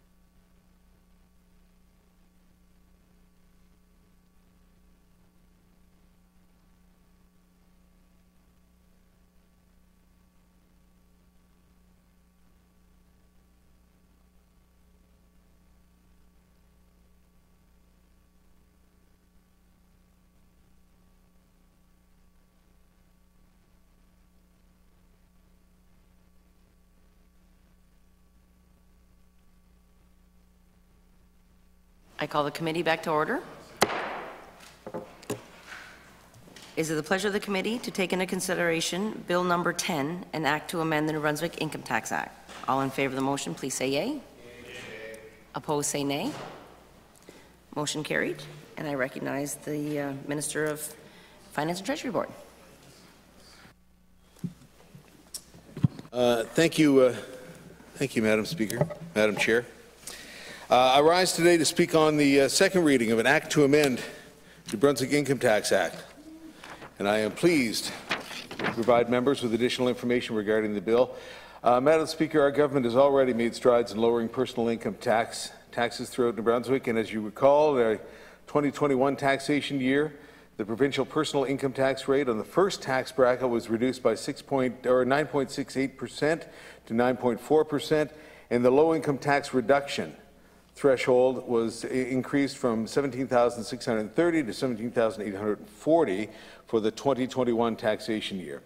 For the 2022 taxation year, our government increased the basic personal amount from $10,817 to $11,720, and further increased the low-income tax reduction threshold from $18,268 to $19,177. Combined, these measures will provide an estimated $68 million in personal income tax relief, benefiting over 400,000 taxpayers. Madam Speaker, Madam Chair, I am pleased to announce that the proposed amendments to the New Brunswick Income Tax Act will further lower provincial personal income tax rates beginning with the 2023 taxation year. Since the personal income tax rate applied to the first income tax bracket has already been reduced, the proposed amendments will lower the provincial personal income tax rates for all other income brackets. Specifically, the tax rate applied to the second bracket of taxable income will be reduced from 14.82 to 14%. The rate applied to the third bracket will be reduced from 16.52% to 16%. The fourth bracket of taxable income will be eliminated and taxed at the same rate of the third bracket at 16%, and the rate applied to the fifth taxable income bracket will be reduced from 20.3% to 19.5%. Madam Chair, these proposed personal income tax measures are estimated to provide approximately $70 million of benefit on a full-year basis to more than 200,000 New Brunswick taxpayers. The proposed rate reductions will complement existing measures that provide or protect low-income New Brunswickers with the provincial personal income tax system, including the low-income tax reduction, which eliminates or lowers provincial income taxes paid by low-income New Brunswickers. We've been clear, Madam Chair, that the tax burden on New Brunswick is absolutely too high, and we've also been committed to lowering taxes on New Brunswickers when the fiscal situation allows, and this is another important step in the process. It provides additional benefit to New Brunswick taxpayers and improves our competitiveness and supports, of course, economic objectives. I am joined by staff today, Peter Kiley, Janice White, and Travis Bergen, all from Finance and Treasury Board, and I'm here to entertain questions, or we could just vote. Certainly that option is there as well. Thank you, Minister. Are there any questions or comments, or can we just vote? I recognize the member from Bathurst West Beresford. Thank you, Madam Chair. It's good to see the ministers in fine form with a sense of humor today, but we will not vote just yet. I need to get my notes in order, though, because I think we got interrupted on. I had a lot of questions for the previous minister, so I just got to get my notes in order. The first one, and I welcome the staff, and I'll tell the minister right now, we've had quite a lengthy debate in second reading on this bill, so my hope today is just to clarify some of the numbers and get some of the info. You got your very competent staff here. I'm sure we'll get those numbers in quick order, and then he can get his much desired vote as soon as possible. First question. It was mentioned in your release that the estimated benefit per person would be $310 on this bill. Can you explain how you came up with that figure, what the calculation was?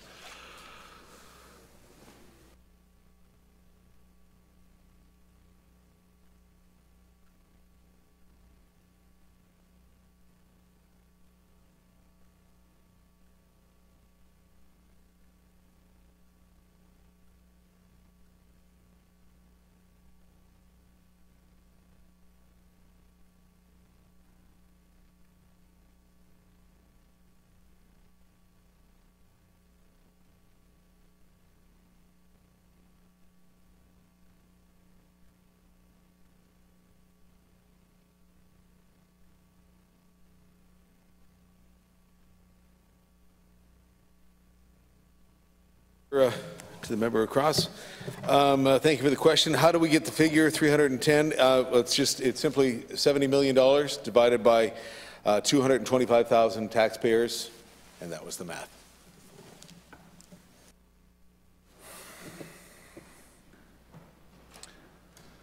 That was the answer I was hoping not to get. Let's start digging. Can the minister, we got some stats, and a lot of people have been going around putting figures out there. We did get some stats on from Stats Canada on how many people are in sort of not exactly the same brackets as what is presented in the bill, but around the same salary brackets. I see, for example, this is based on 2020 figures, but people making over $100,000 a year in the province, there's 36,860. Of those, there's 10,800 that are making over 150,000. Of those, there's 4,730 people making over 200,000. And of those, there's 2,580 people that are making over 250,000. So the stats are available. I wonder, does the department get a breakdown of, out of the 70 million that you factored in to reduce the taxes, how much of that 70 million will fall into the fifth or the highest bracket? And I might as well go right away in the fourth and the third. How much of that 70 million, how is it divided between the brackets?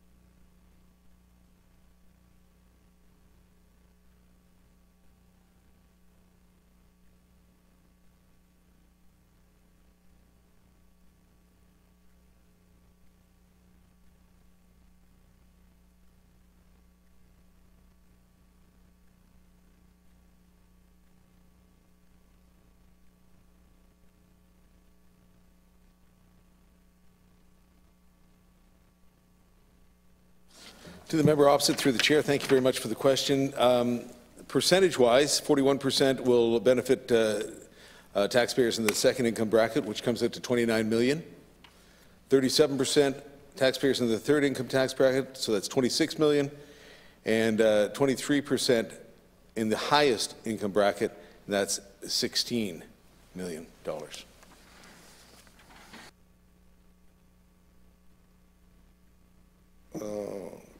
Just so I'm clear on this, the 16 million would be the last bracket. So based on the numbers for 2023, that would be the people that make over 176,000 a year. Is that how the order would be?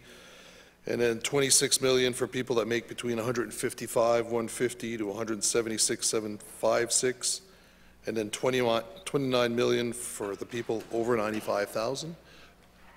Or did you combine two brackets there somehow? I think that might be what happened. I seem to be missing a bracket.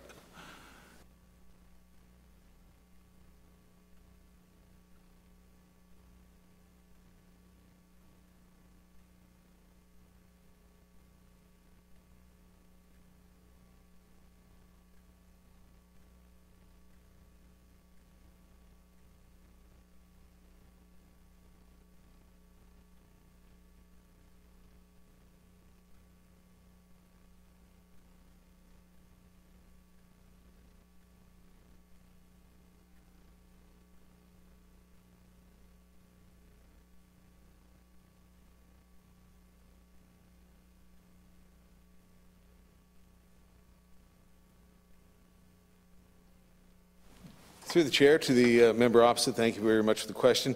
Yeah, so we eliminated one of the tax brackets. So what we have is you've got the tax bracket of 47,715 up to 95,431, and that is 29 million. And then the next tax bracket we put together with the one following. So that will take you from 95,431 up to 176,756. 26 million went there. And then the final tax bracket now is over 176,756, and that is $16 million. Thank you. Very clear. This is going to go well. Could you provide the numbers of the combined brackets, the three brackets now, of how many, and I'm looking for scale, I'm not looking for audited numbers, I'm just looking for scale of how many residents are in each one of those brackets?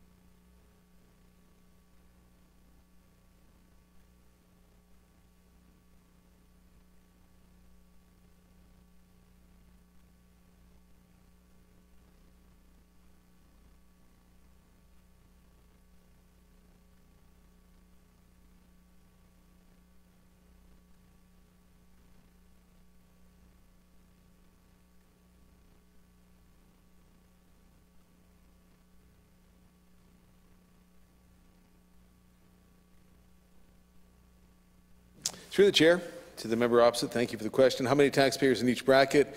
In the second bracket, there's 173,000. The new bracket, which is a combination third, fourth bracket there, 44,000, and the top bracket is 8,000.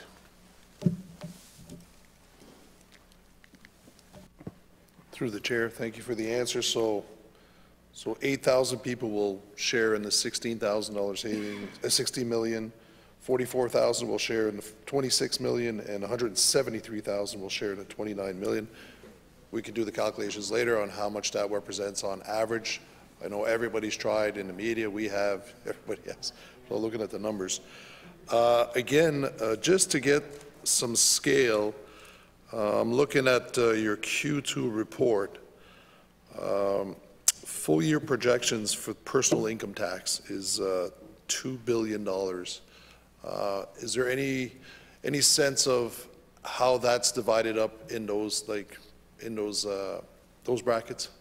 How much of each bracket represents on that $2 billion? Is it the same percentages? Would that make sense, or because you've changed the tax rates? I'm not sure if I can still do the math straight out.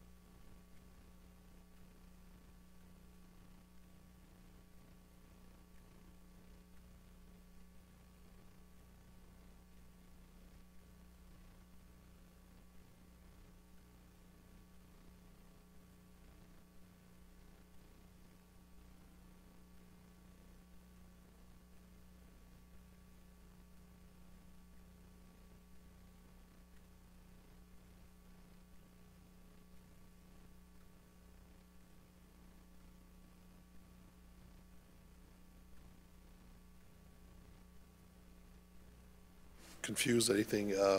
I gave you the figure of 2,040,000,000. That was Q1 results. I should have gone to the updated. It's 2.271 after Q2, so just wanted to make sure I had the right number.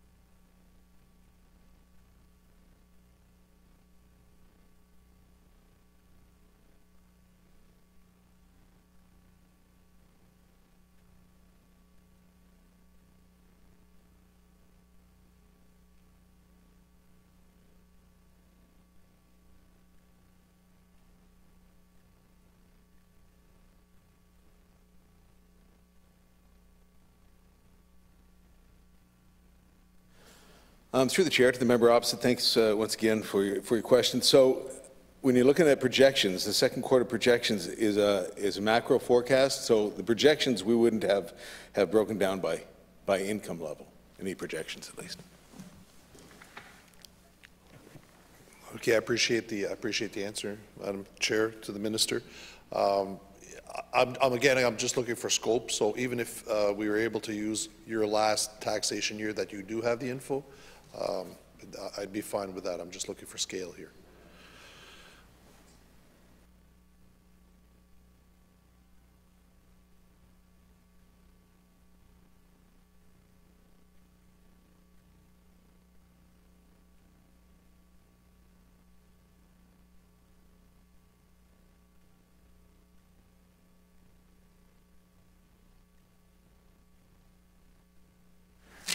Through the chair to the member opposite, 2020, you good with that? Okay. Average tax paid, first tax bracket was 1,412. Second was 4,887. The third was 11,284. The fourth, because we had the different tax brackets then, the fourth was 16,883. And the fifth was $26,670.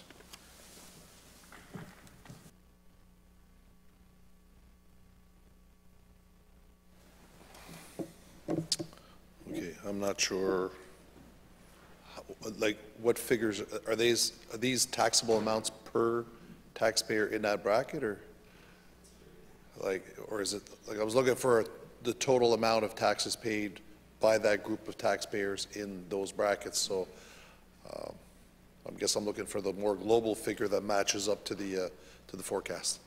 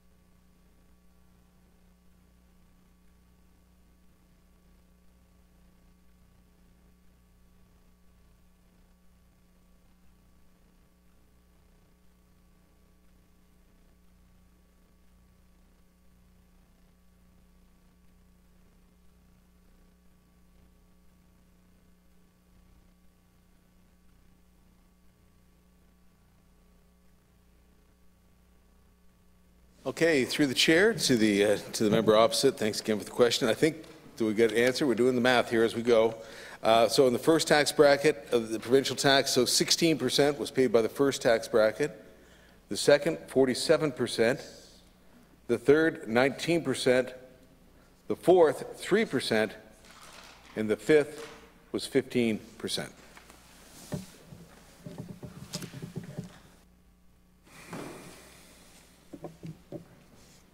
Okay. As for that, I might have got the wrong number a while ago. I'm looking at my numbers again. The 310, you said 225,000 New Brunswickers were going to benefit from this bill.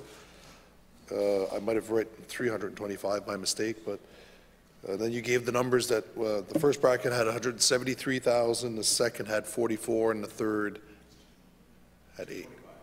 225, okay. So if I do my math, the last two, 44,000 plus 8,000, 52,000 New Brunswickers, which is 23% of the total, will benefit from 60% of the savings of the 70 million, sorry. So about a quarter of the people will get more than half of what's being proposed.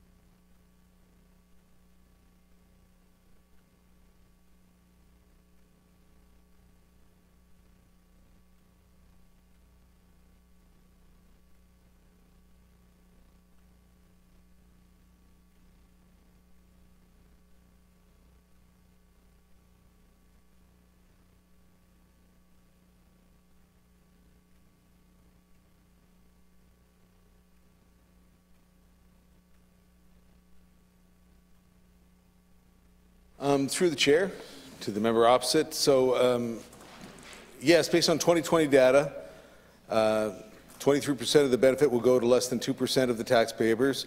There were less than 2% of the taxpayers in the top bracket, but they paid approximately 15% of provincial personal income tax, an average of $27,000. So those 2% were big taxpayers.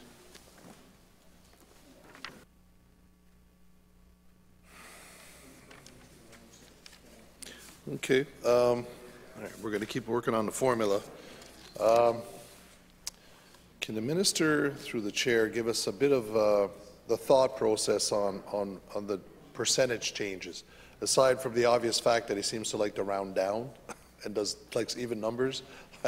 I'm kind of wondering why 0.82, 0.52, 1.84. They seem very, very specific numbers. So what was the process in deciding how to change each bracket and to bring it to those percentages?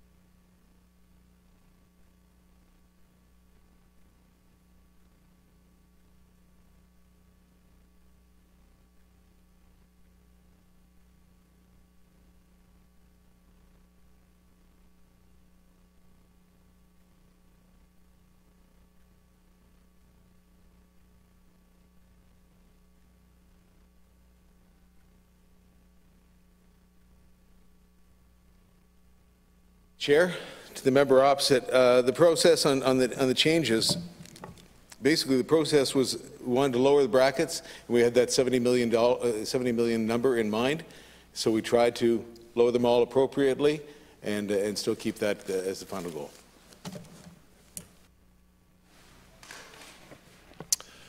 Thank you, Minister.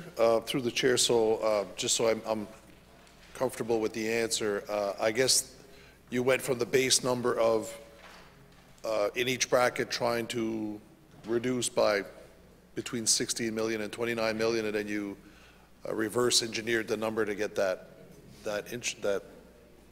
tax rate, or did you just start off with trying to reduce the tax rate and then ended up with the 70 million?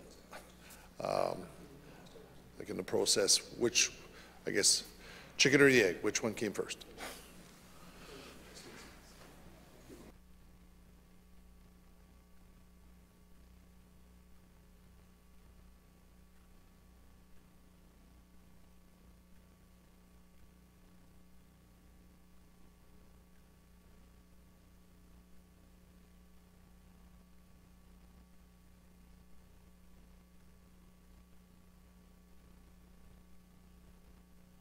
Through the chair, to the member opposite. So the adjustments we made reflect the fiscal parameters of $70 million that we were working within, and we looked at it, said, how can we reduce taxes in all brackets and still hit the 70 million? Thank you. That's what I was looking for. Does the department track on a yearly basis the evolution of how many taxpayers are in each bracket? Do you see the kind of the evolution of if one bracket is getting bigger or getting smaller on a year-to-year basis? Is that kind of information available?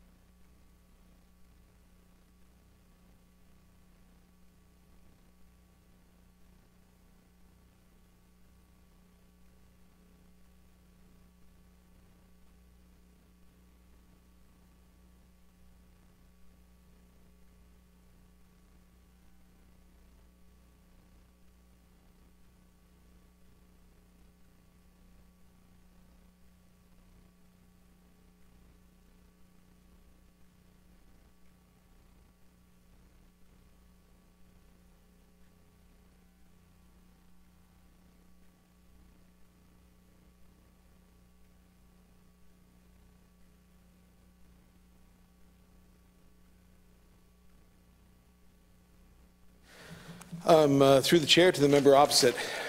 The most recent data we have is 2020, and this is 2023, so making projections is hard. And it's especially hard since COVID, because so many things changed during COVID.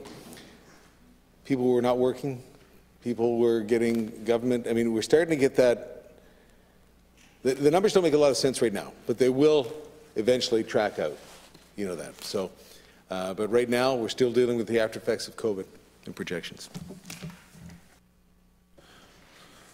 Okay, thank you. Through the chair, I guess I'll get more precise in my question. We've had our population grow by 50,000. The numbers thrown around a lot. I'm not sure when, like the 50,000 tracked from when. I know we only have stats up until 2020. Do we have any sense of how much of that 50 was up until 2020, and do we have any sense of which group are we attracting of these new arrivals? Which tax bracket are they coming in? Which tax bracket is benefiting from the growth in population, I guess?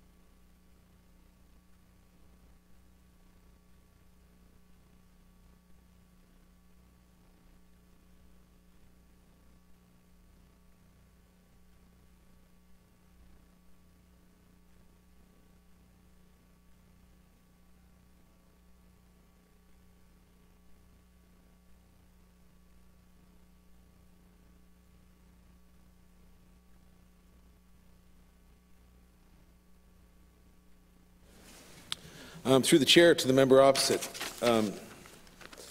Year to year, the number of taxpayers varies, of course, as you would know. Going back to 2020, which is the last year of microdata that we have, the number of taxpayers in the first bracket, there was more of those, but a lot of that was because of CERB payment, because of government payments that we put out and that the feds put out. But historically, as in back before, pre-COVID, the second bracket had certainly been seeing growth.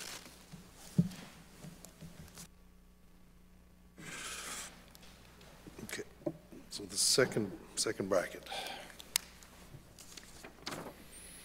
I guess through the chair, sorry, again, what I'm trying to get at is in the release, these reductions are going to help our competitiveness and will help stimulate economic growth.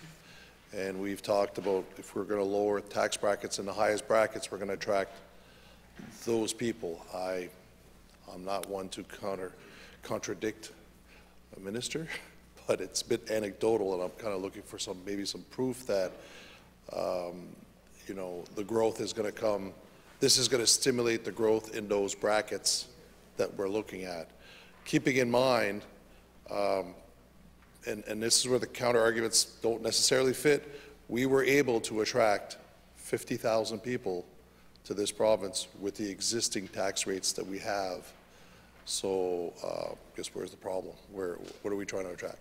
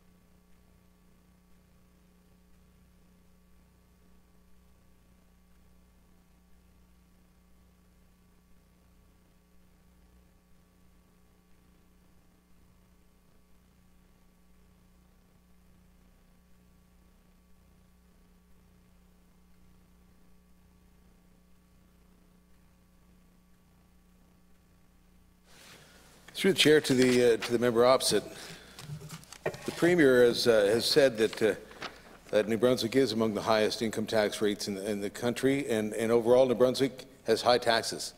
HST is 15%, that's tied for the highest in the country. Relatively high property taxes. Our general CIT rate is amongst the highest in the country. This is about reducing taxes and creating a culture of tax reductions. The government priority is to lower taxes when we had the fiscal position to do so, and so we've lowered them, not just for the high, but for all tax brackets. And it is not just to bring people here, but it's also to retain people who are here. It's to help New Brunswickers, new people who are coming in, maybe attract them that way, but mostly I believe it's to help the people who are here now and help them save some money. Thank you. Through the chair, Premier has also said that New Brunswick has some of the lowest cost of living, so that's why we don't need to necessarily offer higher wages and attract through different ways, because people can see that's another discussion. The reason I was kind of looking for the numbers around the 50,000, knowing, and we had the discussion earlier this week, that this is a permanent cut in revenue that we're going to see when we have, amongst others, the Auditor General saying that it's not sure that the extra revenue is stable.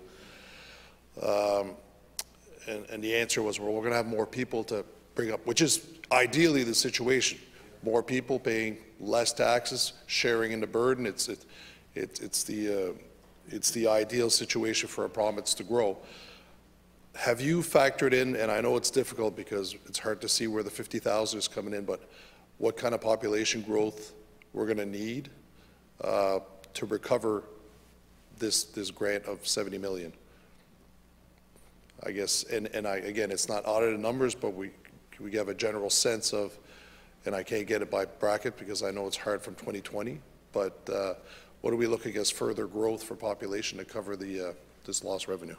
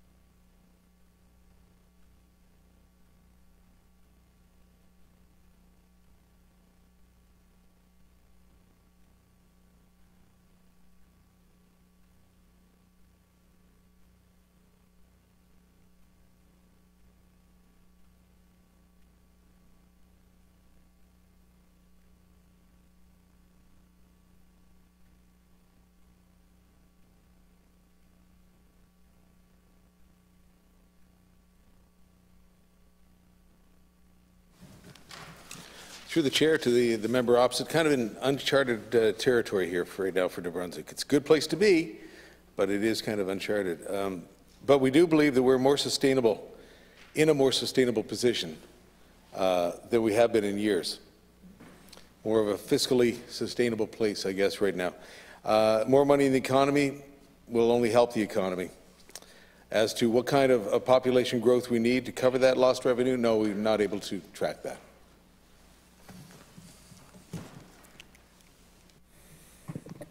Thank you. Through the chair. Direct answer, good answer. As I said in my opening statement, we've debated this in the House quite extensively over the last few weeks. My goal really here was to clarify some numbers, and I do want to take the time to commend the minister's staff for being well prepared, giving me some of the data that I was looking for in a timely manner, and that's all I've got to ask. Thank you.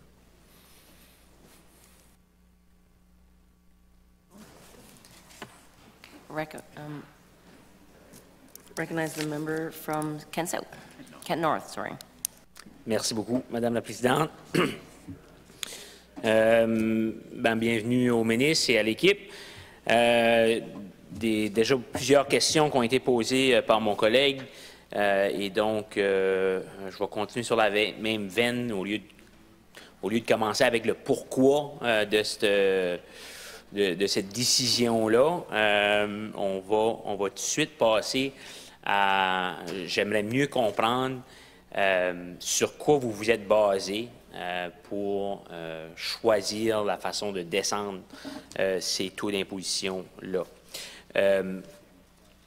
Donc, je veux vraiment comprendre pourquoi une baisse d'impôt chez les gens qui gagnent le plus grand salaire a été le choix évident pour vous en tant que gouvernement dans ce projet de loi ici.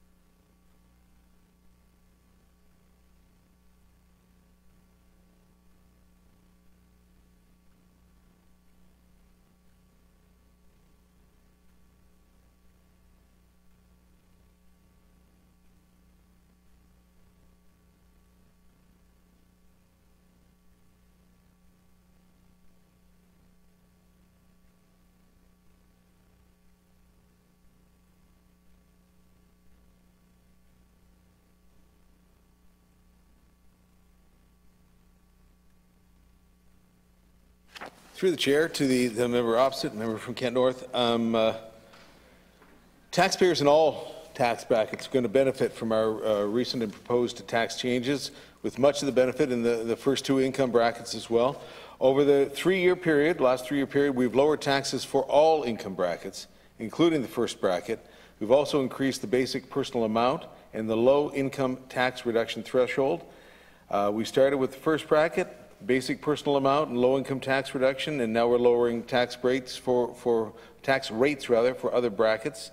And that was the intent when we started the plan to lower taxes. Once we're fiscally able to do so, we would lower taxes for the least earners first, and then go from there to include all New Brunswickers. Et selon vous, Monsieur le ministre, à travers la présidente, qui souffre le plus face à l'inflation? Est-ce que c'est les gens qui gagnent le plus d'argent ou le moins d'argent?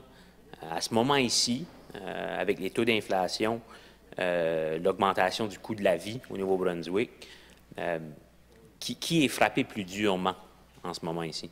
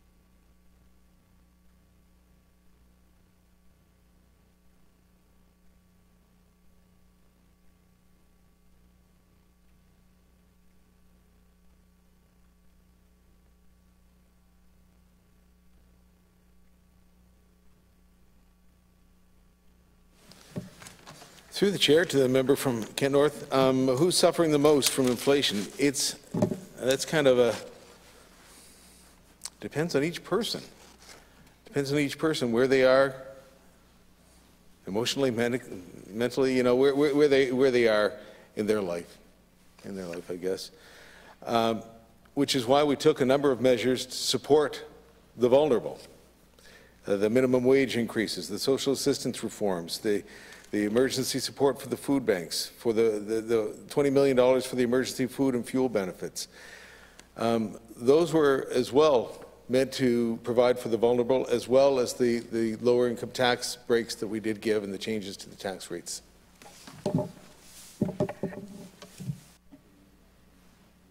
Donc, j'essaie encore de comprendre pourquoi une plus forte baisse d'impôts pour ceux qui gagnent plus d'argent. Est-ce que vous pouvez nous expliquer là, vraiment, pas de façon politique, là, mais de façon, de façon réelle, si vous voulez, votre raisonnement qui vous a amené à faire baisser les impôts. Quelqu'un qui gagne 500 000 par année vient de sauver 3 700 $ par année. Quelqu'un qui gagne 50 000 n'épargne que 42 $. J'essaie de comprendre pourquoi ce genre de raisonnement-là dans la réalité d'aujourd'hui, actuelle.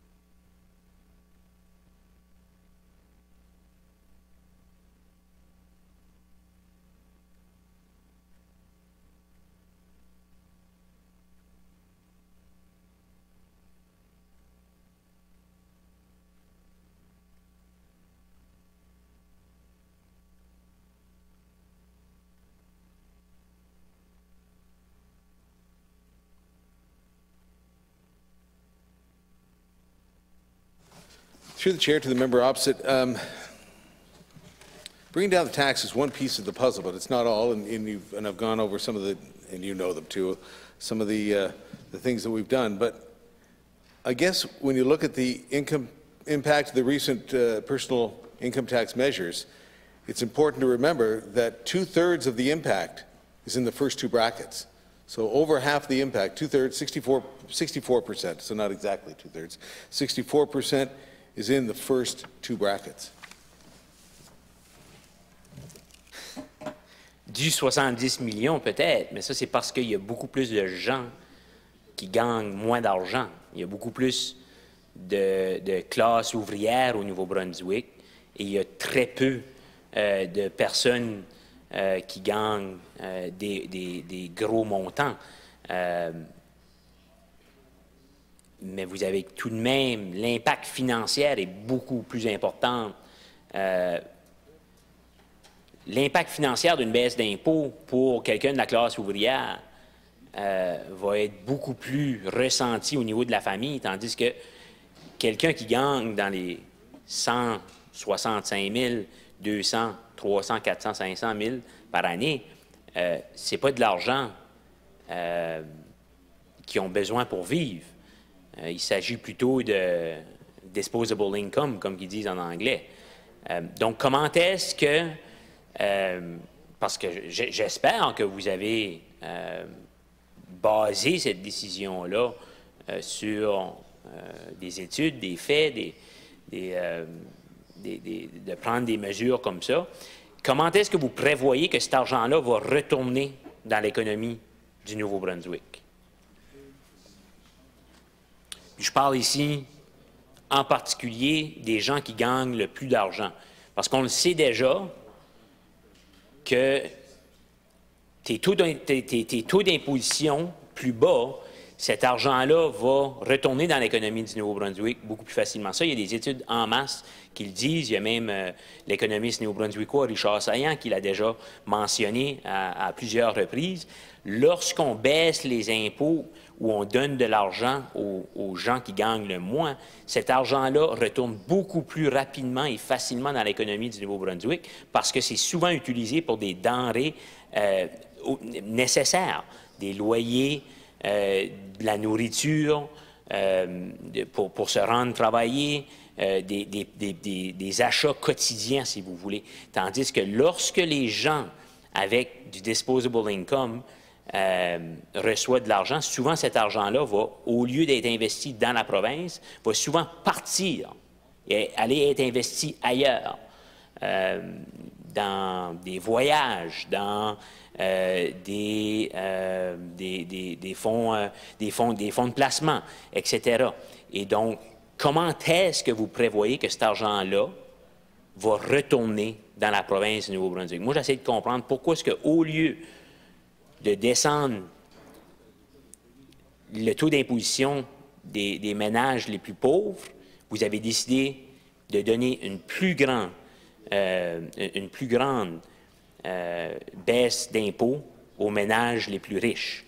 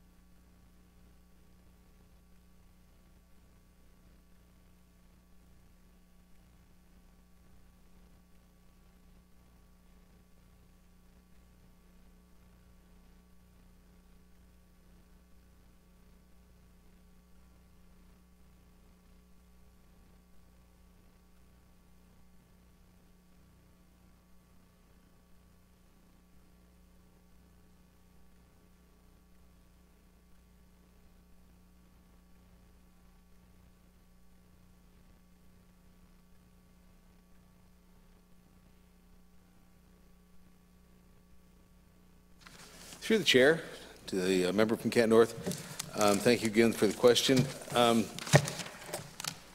guess I would say that we have helped the lower and the middle income people in New Brunswick. Over the past 2 years, we've reduced the personal income taxes that benefit the lower income taxpayers. In 21, we lowered the tax rate on the first income tax bracket and enhanced the low income tax reduction threshold. In 22, we increased the basic personal amount and enhanced the low income tax reduction threshold again. So I would say that we have helped and continue to look for ways to help the lower and middle income residents, citizens of New Brunswick. La cassette embarque de nouveau dessus. C'était pas ça la question. Donc, j'ai dit, j'espère que vous avez basé cette décision-là sur des faits. Comment est-ce que l'argent sauvé par les ménages les plus riches de la province vont être retournés dans l'économie du Nouveau-Brunswick?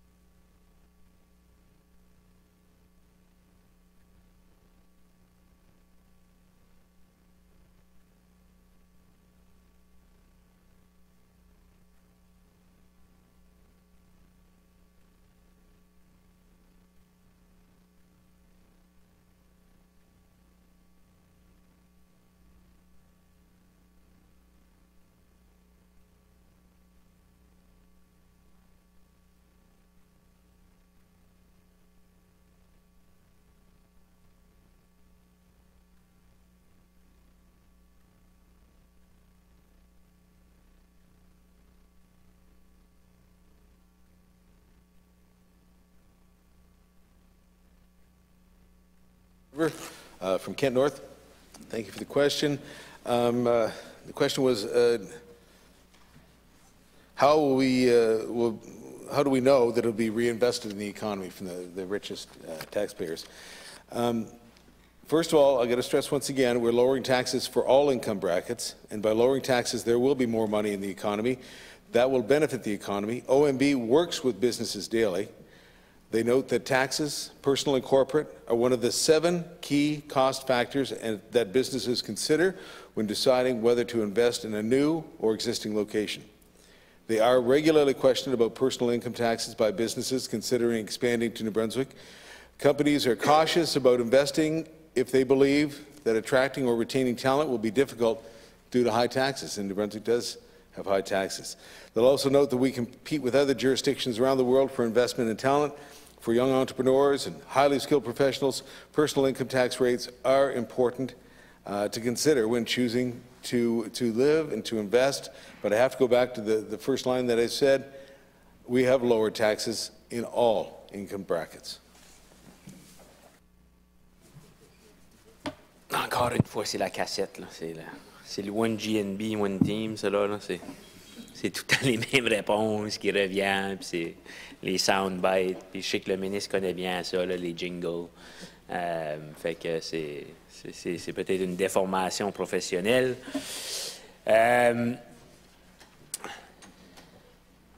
Citer ONB comme une source, là, c'est pas fort. Là. Je dis, ONB, c'est une branche du gouvernement dont la communication est faite par le gouvernement.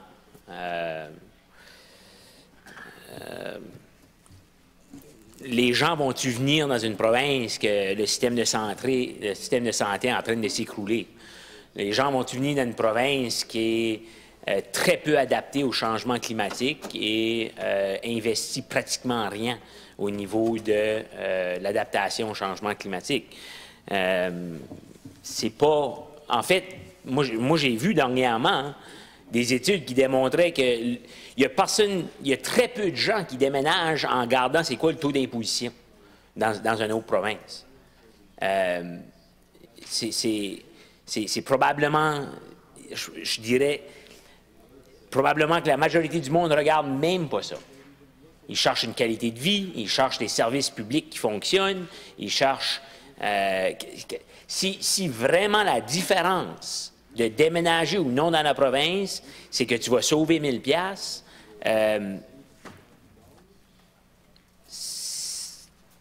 moment donné, il ne faut pas se faire des accroires. Là. Je ne pense pas que quelqu'un pack ses bagages, s'en va de la Colombie-Britannique pour venir s'installer au Nouveau-Brunswick, ou de la Saskatchewan pour venir au Nouveau-Brunswick, ou du Québec pour venir au Nouveau-Brunswick, parce qu'il va sauver 1000 $ par année. Si vous pouvez me citer une source qui prouve ça, s'il vous plaît. Mais soyez un peu sérieux dans vos réponses, Monsieur le ministre, s'il vous plaît. Là,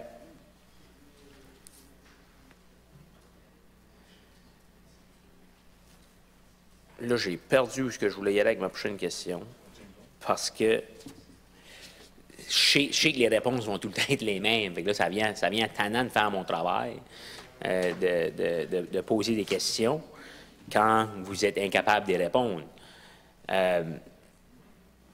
Moi, j'essaie de comprendre vraiment cette décision-là, selon moi, je vais te dire, je pense que c'est plutôt de l'idéologie que de regarder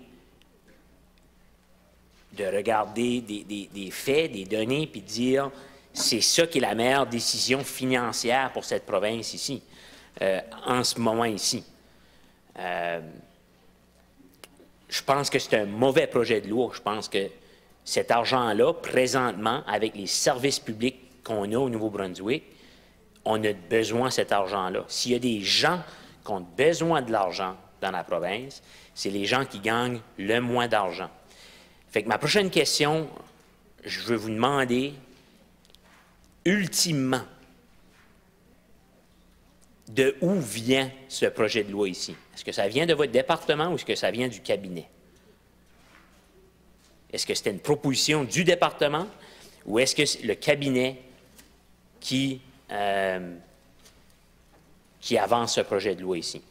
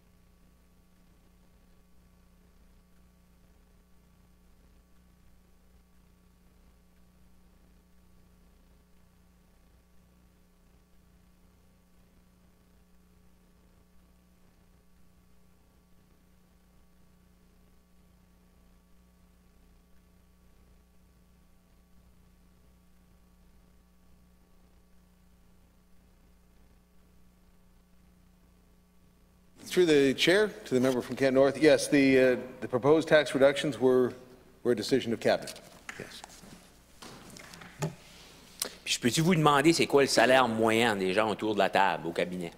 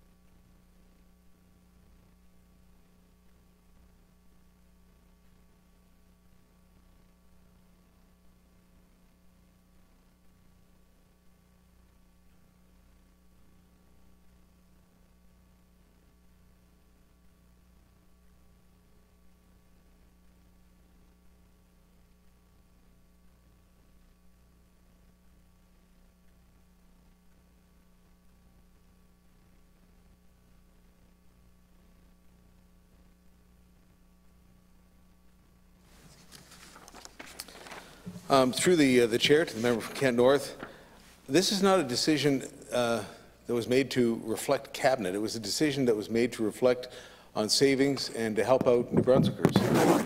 64% of New Brunswickers have saved money in the first and second tax brackets. Since we started this process, 64% of New Brunswickers are saving money on taxes. So that's what it's about. It's about New Brunswickers in the lower income levels and even the middle income levels, and it's about helping them make their way through this situation that we're in right now, this financial situation we're in. Je vais reposer ma question, moi je n'ai pas eu de réponse. C'est quoi le salaire moyen autour de la table du cabinet?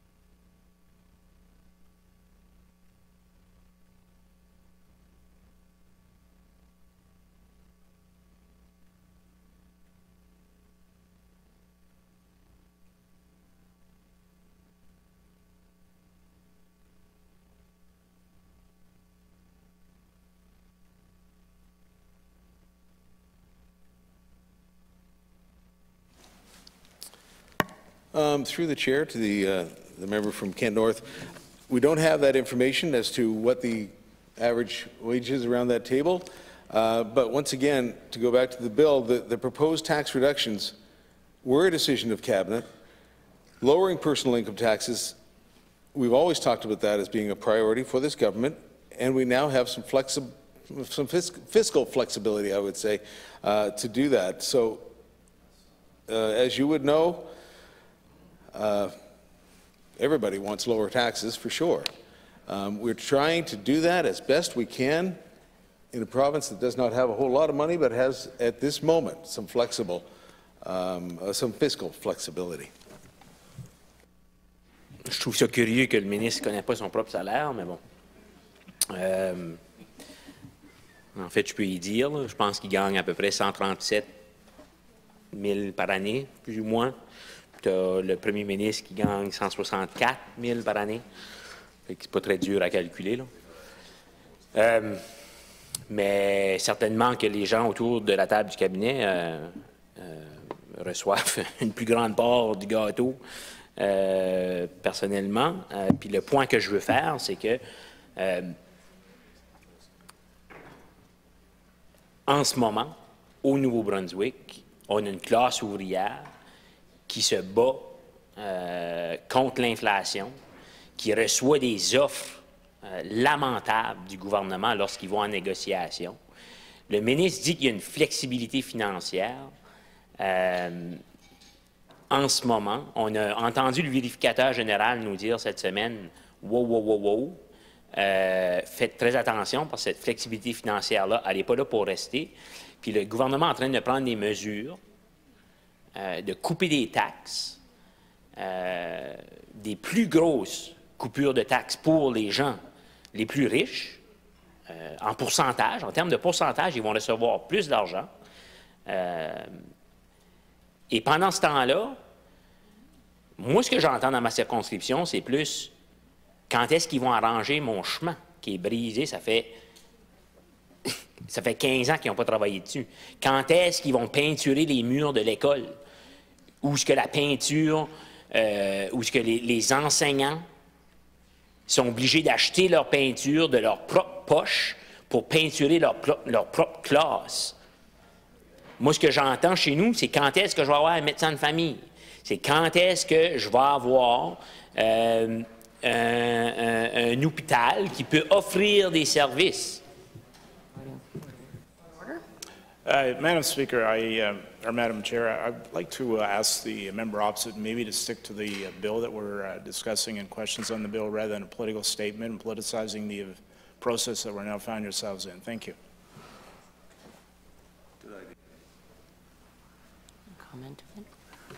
Madame la Présidente, je suis directement en train de parler de baisse d'impôts.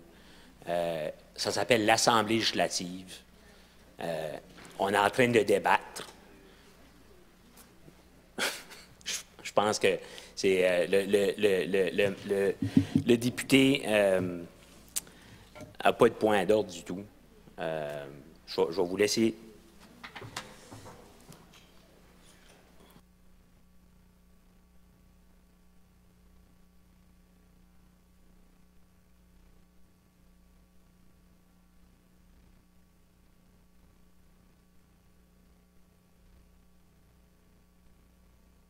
We'll remind all members to stick to the bill at hand, but I'll ask you to continue.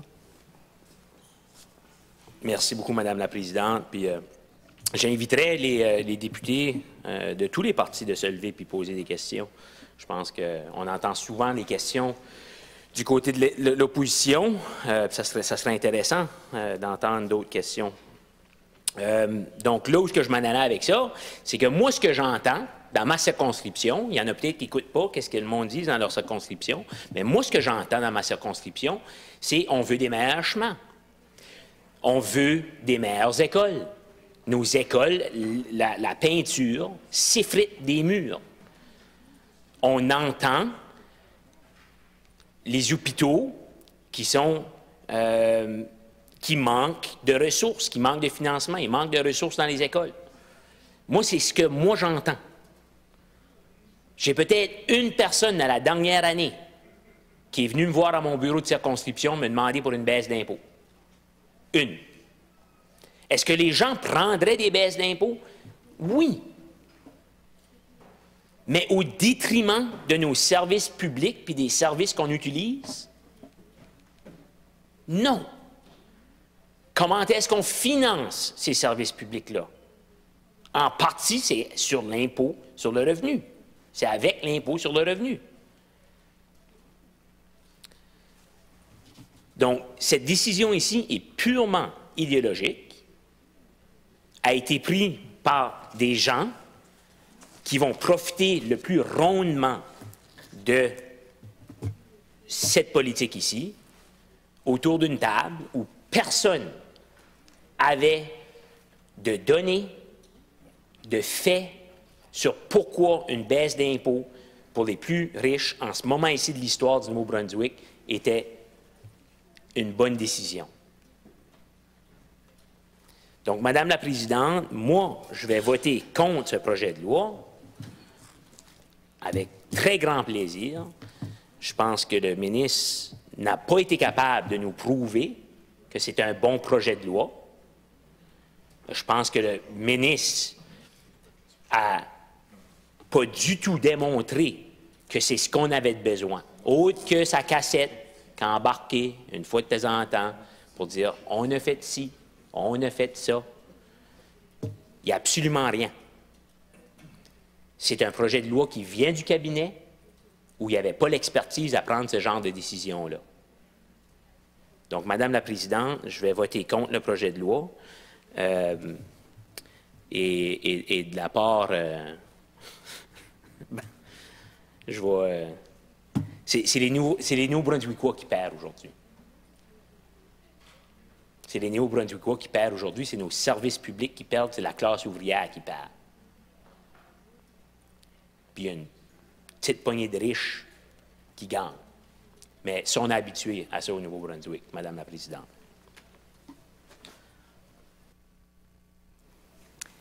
Okay, is there any more questions? Seeing none, I will ask if there's any final remarks from the Minister. Just to say thank you very much to the staff, to Janice, to Travis, and to Peter. Outstanding work, as always. Thank you, Madam Chair. Staff, if they can leave and we can have a vote.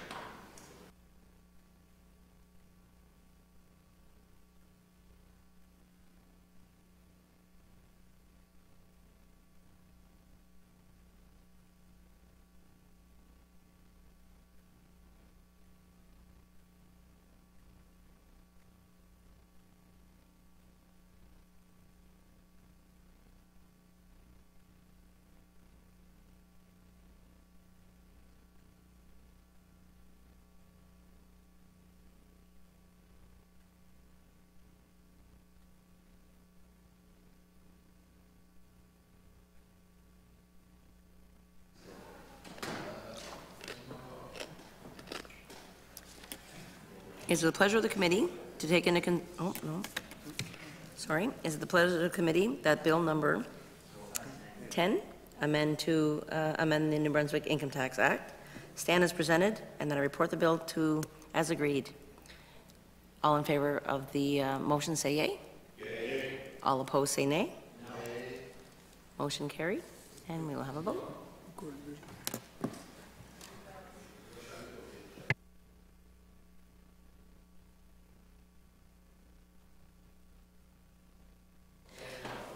All in favor of the motion, please rise.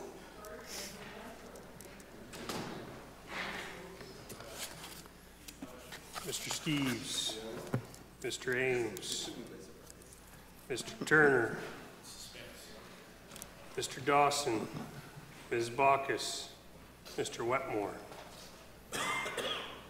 Those opposed, all opposed, please rise.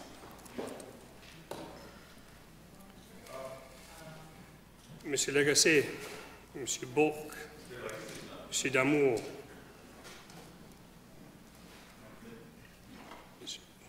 Monsieur Arsenault said as a substitute. No worries. Monsieur Arsenault. Kent, no.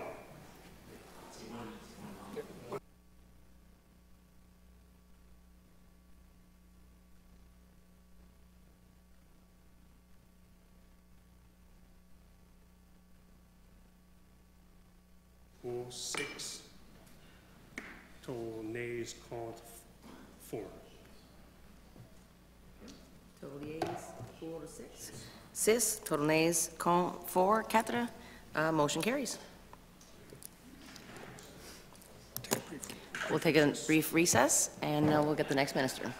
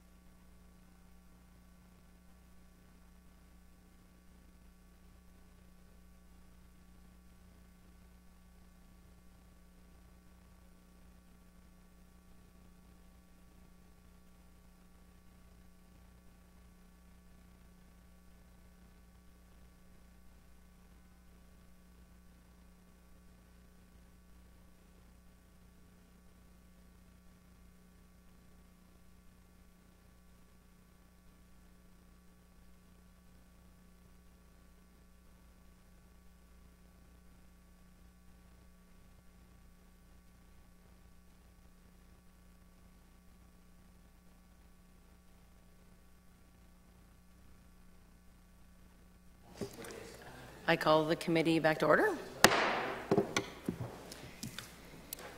It is the pleasure of the committee to take into consideration Bill number 13, an act to amend the Salvage Dealer License Act. All those in favor, please say yea. Yea. All those opposed, say nay. Motion carried, and I recognize the Minister of Public Safety for opening comments. Thank you, Madam Chair. It's a pleasure to be here today to present Bill 13. I look forward to the questions from the members of the committee. I'd like to recognize to my right Greg Thompson, Manager of Legislation Development, and to my left Chris O'Donnell, who is the Senior Assistant Deputy Minister. Again, take a lot of pride in this bill. I think it will do a lot to certainly take a significant chunk out of the crime that we see around catalytic converters, copper wire, and other types of goods that are frequently stolen. So very proud of this bill and open to any questions. Thank you. Thank you, Minister. Any questions or comments towards the bill? Recognize the member from Kent South. Thank you, Madam Chair. Yes, well, I mean, it's a relatively straightforward bill, so I don't see us going to veer too far and too deep, but I do have a few questions. I guess, although I did ask a similar question to this minister, and we kind of went through a rabbit hole. I'm hoping that won't be the case this time. What consultations that were done regarding this bill?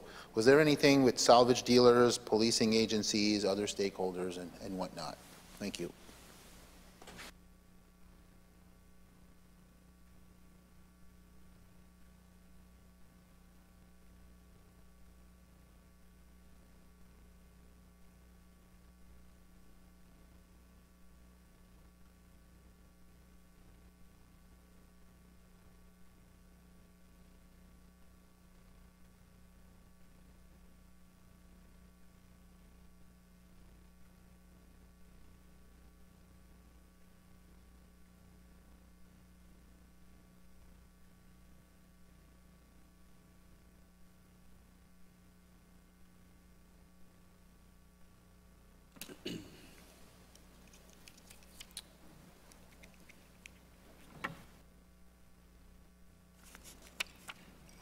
Thank you, member, for the question. So we did meet with, leading up to the bill, we met with the RCMP, municipalities, of course, gleaned information around the province in relation to, you know, the high level of theft around these items. And then since the bill has been presented, I also had a very good meeting with the Salvage Dealers Association, and we discussed some different elements there. Overall, very supportive, I think, all groups, and you know, we'll continue that dialogue as the regulations are brought forward as well. Thank you for that answer through the chair to the minister. My next question, if I remember correctly, this bill was presented and then the minister actually added an amendment where he added a few elements, if I'm not mistaken. I'd like to ask the minister why those changes, what are the changes, what led to those changes, and what the minister is hoping to achieve with those changes. Thank you.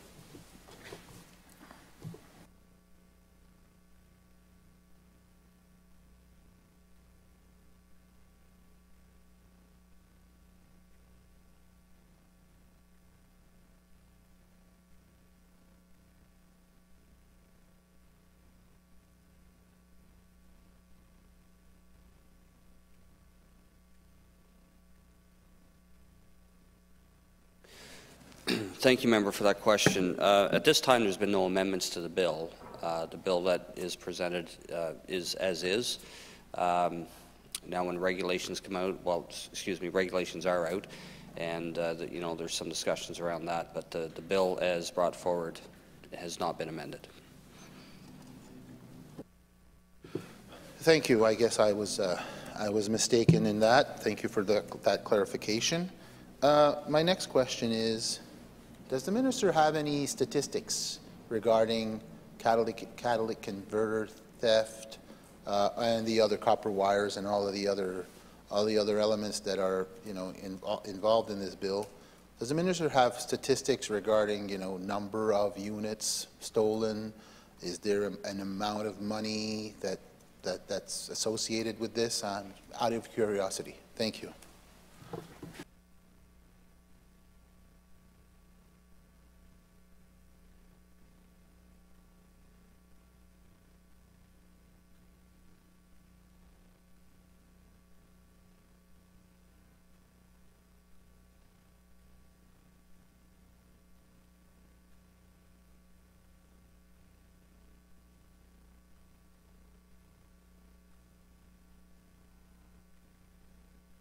Okay, thank you again, member, for that question. We don't have any specific numbers in relation to, how many pounds of copper is sold at salvage dealers or how many items of catalytic converters are sold. What we do know for absolute certainty is this is an issue.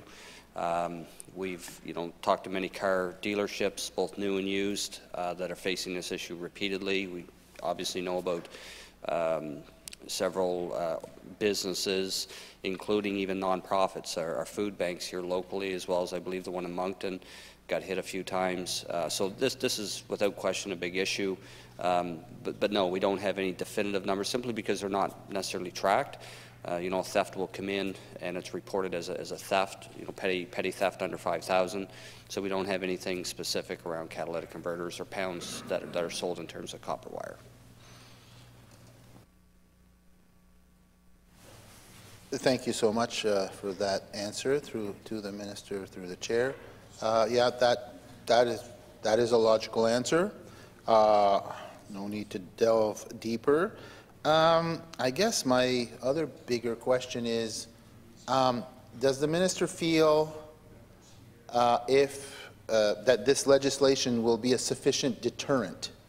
And can the minister explain why he feels that this will be a good deterrent? Because we know it's good to have something on paper, but it needs to be enforced. How will it be enforced? I guess, sorry, that's a second question, but why doesn't the minister try to answer both at the same time if he's able to? Thank you.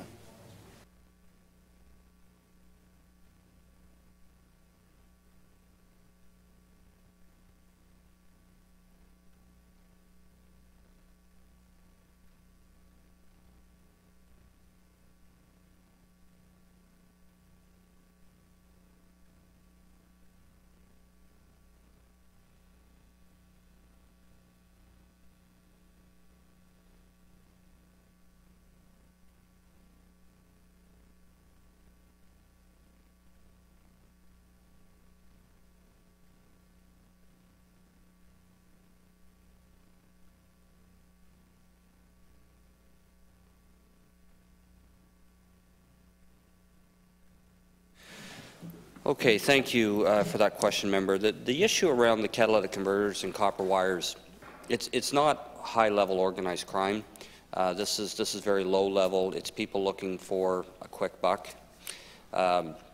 So based on other jurisdictions, we look at Alberta, Saskatchewan, they saw a significant decrease in this type of crime when their legislation was introduced. Also talking with law enforcement here throughout the province, they're adamant that if you can cut the easy cash on the sale of these stolen items, you're going to take a significant chunk out of the type of crime related to catalytic converters and copper wire and some of the other items listed. So I'm very confident that this bill will take a significant part out of the theft that we're seeing of these items. Thank you. Well, the minister certainly answered the first part of the question. I guess the second part of the question is, how will that be enforced? Can the minister provide a simple, not too complicated if possible, to give an example, a concrete example on how a dealership, or how does that work where it's going to be much more difficult for the thieves to get rid of their products, if I may ask?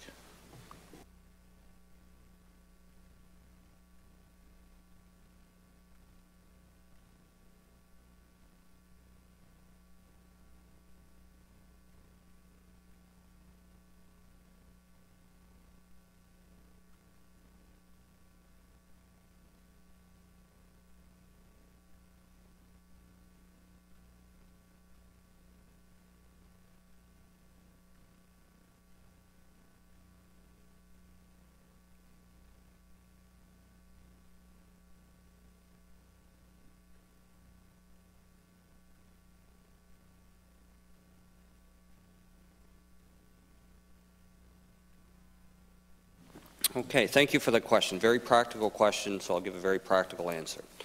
I had a used car dealer that caught on video the theft of one of his catalytic converters off his property. It was a truck. 32 seconds from the time the individual went under the truck, cut the catalytic converter out of the truck, and was gone. 32 seconds. Not too far away from that dealership is a salvage dealer. Has a big sign on the front. It says, "We pay cash for catalytic converters." So you can imagine how quick and easy this transaction is for this type of petty crime. Going forward, once this bill is passed and everything is in place, in order to sell a catalytic converter, they would have to have, first off, proof of registration of the vehicle that catalytic converter came off of. They have to have proof of government-issued ID, and there's no more cash transactions. So whatever payment they're receiving on the sale of that catalytic converter has to be traceable. And then, of course, based on all those regulations and the law that's going to be in place, public safety then can follow up, enforce, and make sure that the salvage dealers are following the law and the regulation. Thank you. Through the chair to the minister, thank you for that very practical answer, and that certainly gives a very good idea. Okay, that's great. Now, just a couple of other questions, I guess, is now that I get the minister's example, how will the department enforce the salvage dealers to make sure that they follow the law?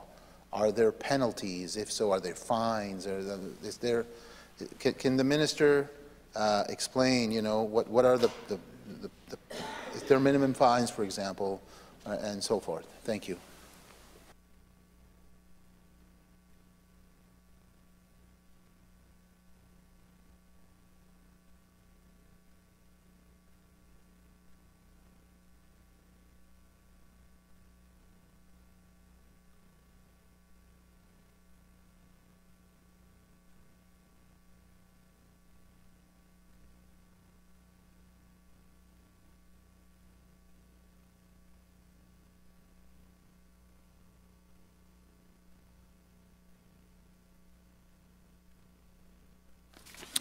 Okay, thank you for that question. So, anytime new legislation is brought forward, Justice and Public Safety, our officers, have kind of a staggered approach to enforcement. First thing, you know, when we're first getting this bill out and trying to inform the public and these dealers of the new regulations and laws, it'll be an education sort of thing. You know, go in, obviously inspect how much merchandise they have on site versus what they have on record, you know, match those up, do the inventory, whatnot, and then educate them on the new law and the new legislations. At some point, not too long thereafter, there would be more strict enforcement. And one part of this bill that we put in there, which we think is important, is that the fines are going to be doubled.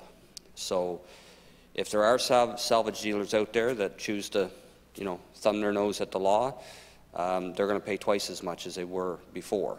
So it's kind of that two-handed approach, you know, educate, inform, and, you know, again, if there's still violations, then there would be some strict penalties. Thank you. Oh, thank you for that answer. My next question has to do with record keeping. Will there be any type of record keeping or reporting requirements in place for salvage dealers regarding the law? Thank you.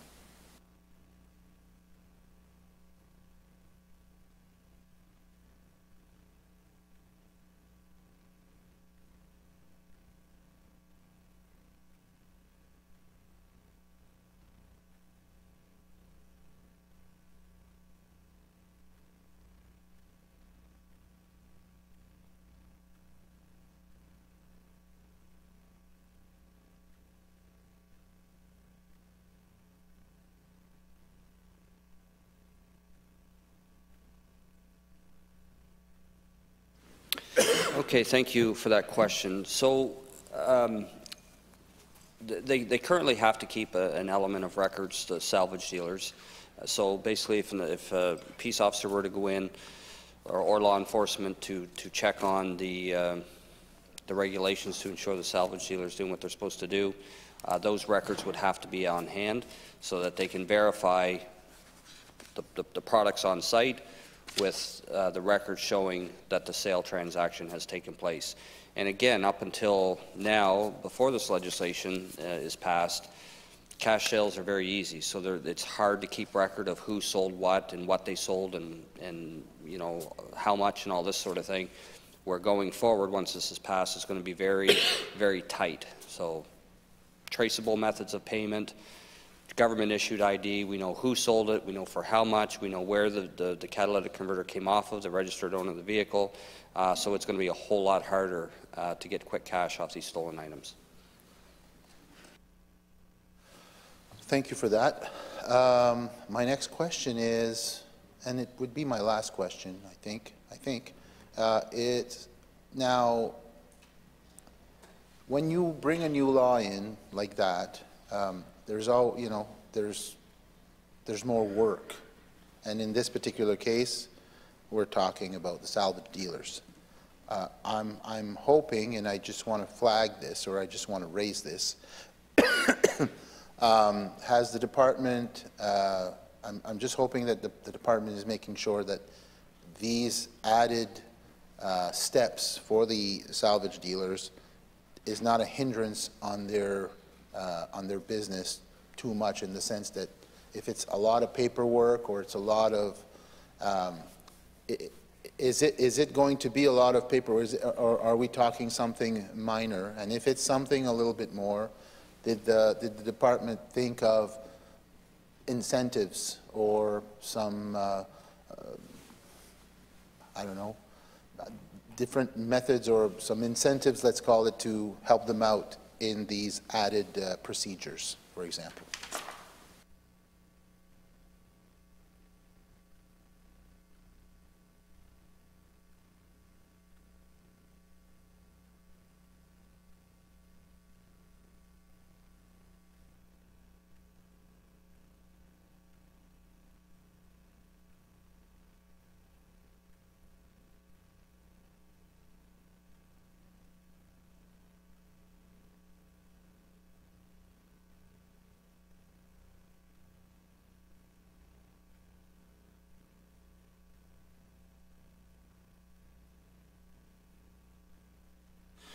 Okay, thank you for that question.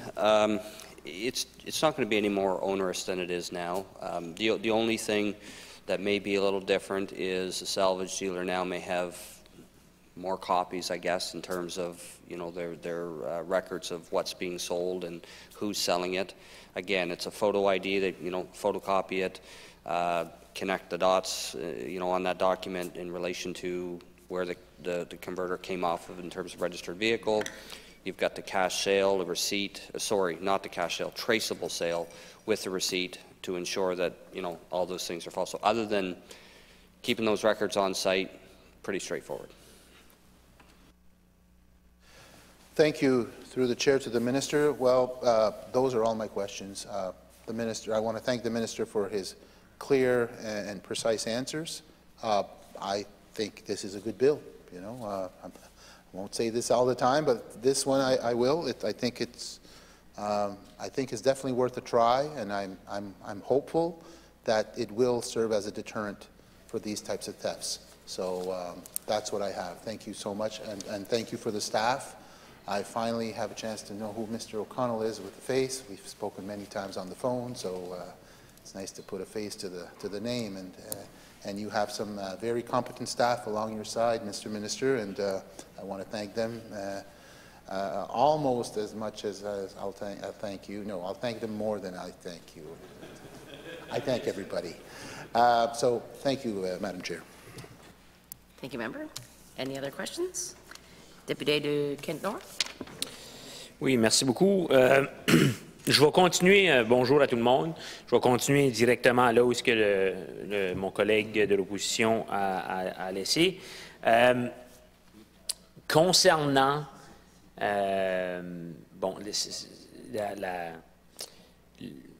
de garder ces documents-là. Le ministre a répondu qu'on va avoir, le brocanteur va devoir garder un record, une identification. Je veux juste mieux comprendre quelles sont les exigences en termes de protection de la vie privée lorsqu'on prend un document comme ça, qui a de l'information, comme probablement un numéro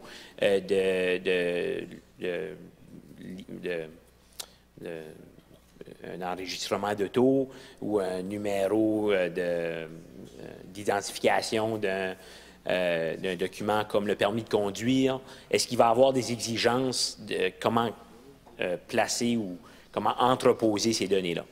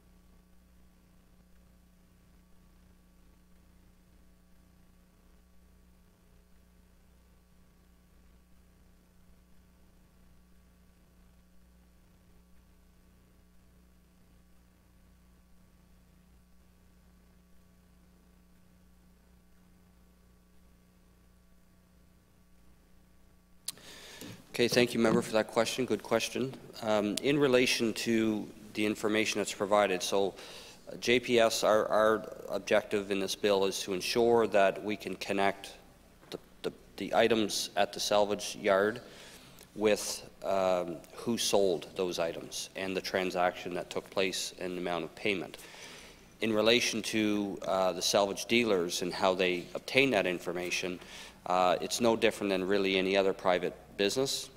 You know, they are obligated under, you know, sets of laws and privacy laws that they have to obtain by, they have to go by in conducting business. So, you know, use the example, if you buy a cell phone and, you know, you go to Bell or Telus or Rogers and you give them your information, it'd be the same sort of concept with salvage dealers. You know, they're liable for that information as well to ensure that it's protected. Merci. Je demande juste ça parce que je pense que beaucoup d'entreprises, peut-être, sont habituées de faire affaire avec ces données-là. Les brocanteurs, peut-être pas. Est-ce qu'il y a déjà des catégories de choses qui devaient garder ce genre d'informations-là ou ça va être un nouveau processus pour ces entreprises-là? Et si c'est un nouveau processus pour ces entreprises-là, est-ce que, à travers de votre éducation à la nouvelle loi, vous allez aussi offrir de l'éducation par rapport à leurs exigences en matière de données et de vie privée? Protection des données.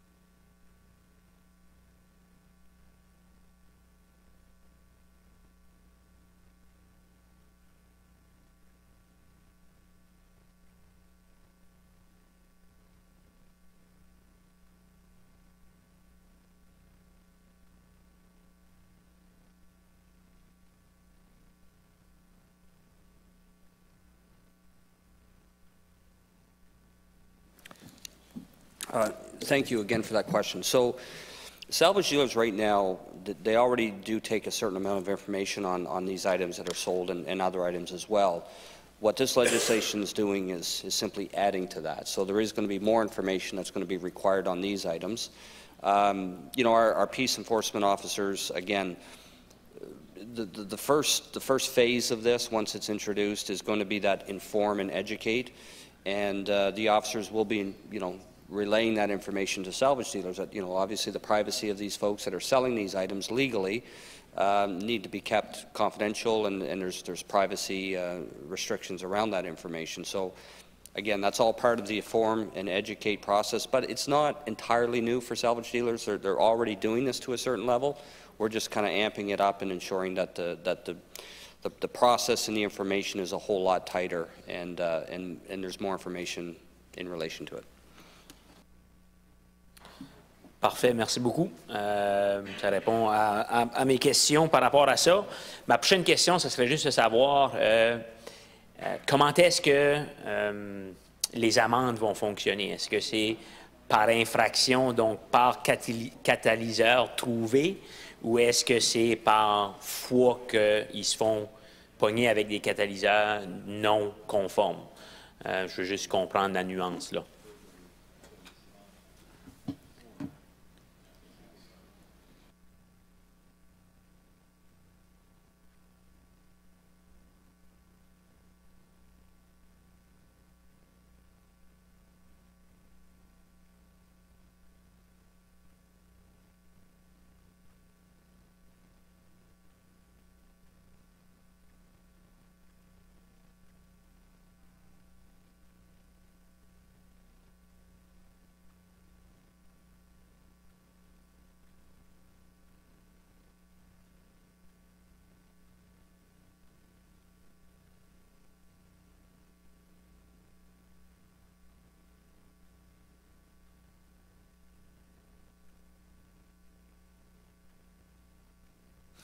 Thank you again for that question, another good question. So the idea behind it is there has to be a match. So if you have, if a salvage dealer has 15 catalytic converters on site upon inspection from the peace officers, then there has to be 15 records for each catalytic converter. If the dealer has 20 catalytic converters but only 15 records, then we have a problem. And again, based on the phase-in approach of this, the first would be a warning, inform, educate, this is what you need to do, make sure that they know they have to do it right. If they fail to then comply, the fines are doubled. So right now we're looking at, depending on the violation, there's different sections and violations based on those sections, whether it's a B offense, C, or E. Fines will range from anywhere from, in the doubling of the fine, from $280 to $480, depending on the infraction.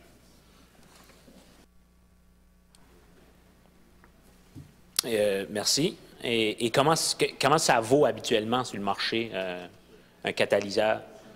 Comme avez-vous cette information-là? Plus ou moins, comment est-ce que habituellement, quand c'est payé cash, comment ça se fait acheter pour, à peu près?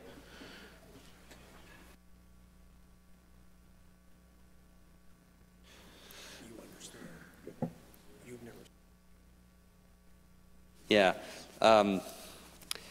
I've never sold a catalytic converter, but what we understand from salvage dealers, it's anywhere from $200 to $300, somewhere in that ballpark, which is interesting because for the thief that is taking the item and selling it, they may be getting $200, $250 out of this item, but for the individual that's got to replace it, we're looking at $1,000, $1,500. So there's a big gap there. So it's very frustrating for individuals, for nonprofits, for car dealers, to have to deal with this, because for them it's a huge expense. And on the side of the petty crime, it's $250. But to the salvage dealer, again, we're looking at anywhere from $280 to $480 in terms of penalty. Et savez-vous comment est-ce que les autres peuvent avoir pour en retour? Parce que probablement qu'ils se tournent de bord et qu'ils le vendent. Est-ce que le brocanteur lui, il va se faire un profit, fait qu'il va probablement recevoir plus que ce qu'il a donné, plus ou moins comment reçoit un brocanteur pour un catalyseur.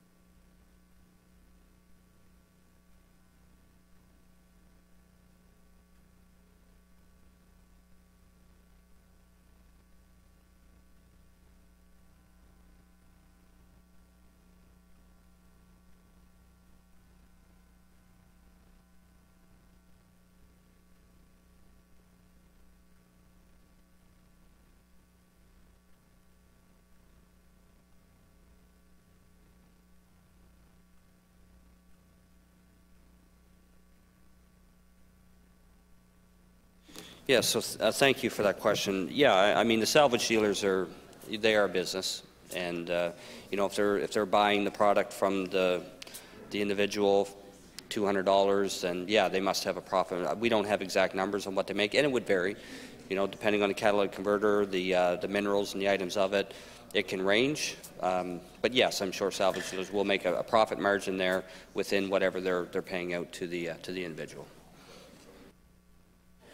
La raison que je pose des questions, c'est juste qu'avec des amendes de 280 à 400, puis si c'est pas une amende par catalyseur, c'est une amende par infraction. Fait que disons que j'ai acheté 35 catalyseurs cash, puis je pogne 280 pièces d'amende, mais que je me vire de bord, puis que je me demande juste de l'efficacité ou si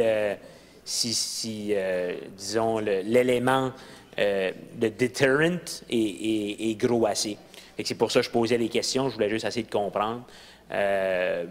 Mais de ce côté-là, certain si le ministre a des commentaires, je suis prêt à les entendre là-dessus, mais moi j'ai plus de questions. Je voulais juste un peu mieux comprendre si vraiment il y avait un aspect qui allait arrêter ça ou ça va juste être en ajoutant on le rend un peu plus difficile, puis pour le reste, on compte sur la bienveillance des entreprises. Ouais. Merci. Okay, I think that's a good question, and I guess I'll just answer it in this regard. The fine structure is kind of the first line of enforcement. So if you have a salvage dealer that they've been informed, they've been educated, and they're still continuing to break the law, the fine would be the first line of enforcement.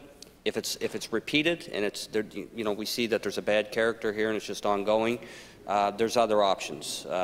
You know, you can take the fine, you can go to a judge can order a higher fine if he so chooses or she, and also the department can pull their license. That's another aspect too, right? So if this is a bad actor that's you know, repeatedly doing this sort of thing, the fines have been fined multiple times, they're just not getting it, we just say you lose your license and you're out of business. So those options are there. But great question. Thank you.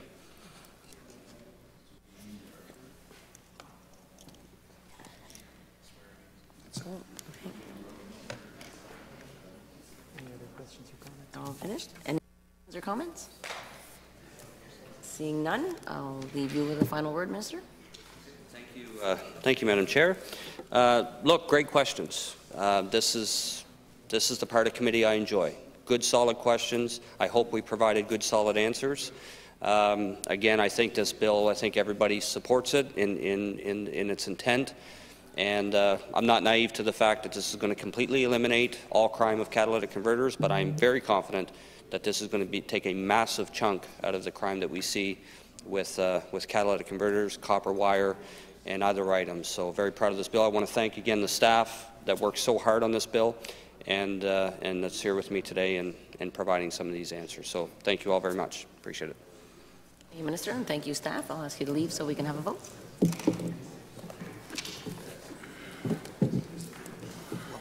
Yeah, thank you.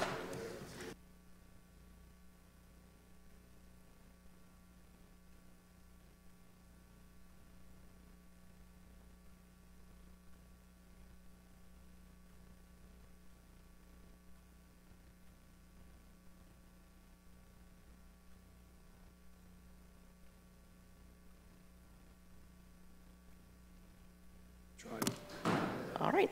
Is it the pleasure of the committee that Bill number 13, an act to amend the Salvage Dealers License Act, stand as presented, and that I report the bill as agreed to? All those in favor, please say yea. Yea. All those opposed say nay. Motion carried. And we will take a quick recess, and we will present with Bill 16.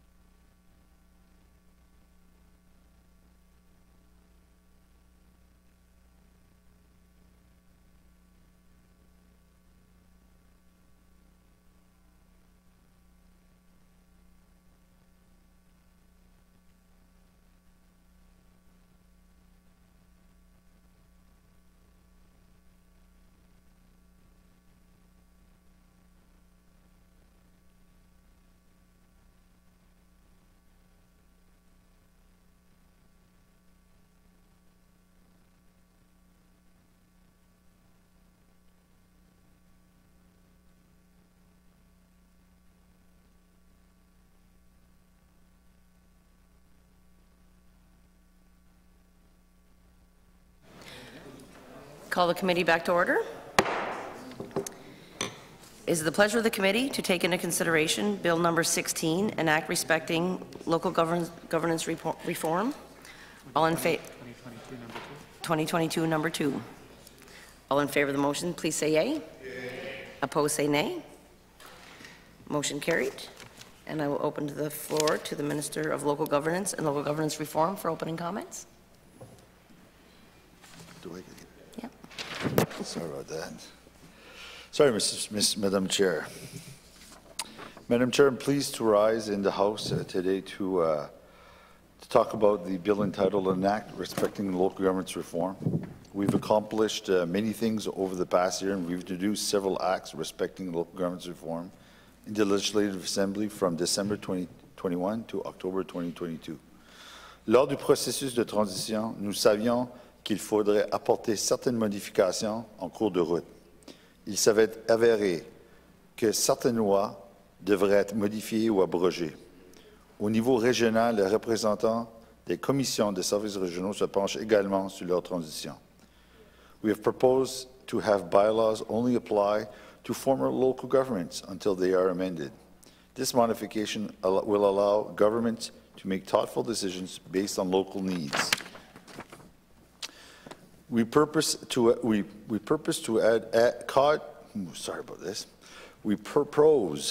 add cost sharing for regional infrastructure to regional strategy to emphasize the strategic importance of this new mandate. We propose to extend the deadline to update local land use plans and annexing local governments from 18 months to 5 years. We also propose to remove the requirements for inclusionary zoning policy statements in land use plans. Standards for inclusionary zoning bylaws will be established in new regulation, but will remain optional. Nous proposons aussi de clarifier les rôles liés à l'aménagement routier dans les limites d'un gouvernement local dans les anciens DSL. À titre d'exemple, l'aménagement de lotissement devrait être approuvé par le ministère des Transports et Infrastructures si celui-ci continue d'être responsable pour les routes. In addition, we wish to repeal the Greater St. John Regional Facilities Commission Act. The current law does not match the new mandate of the Regional Service Commissions, which is to identify and coordinate the cost sharing to regional sports, recreation, and cultural facilities. The entire region will be cost sharing these facilities. Nous nous sommes engagés à moderniser notre système de gouvernance locale et nous y voilà. Nous voulons tous créer un meilleur Nouveau-Brunswick, un Nouveau-Brunswick dynamique et viable. Thank you, Mrs. Chair. Is there any comments or questions?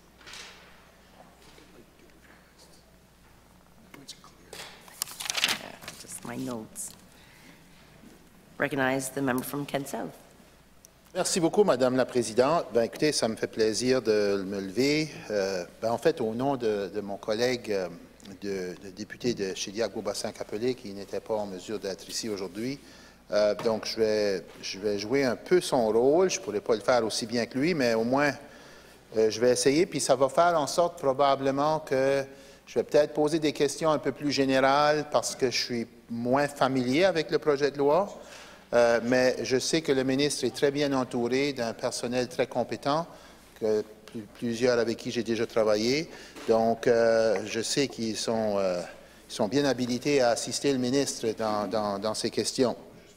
La première question que j'aimerais te poser, c'est pourquoi c'était nécessaire d'apporter ce projet de loi en Chambre maintenant?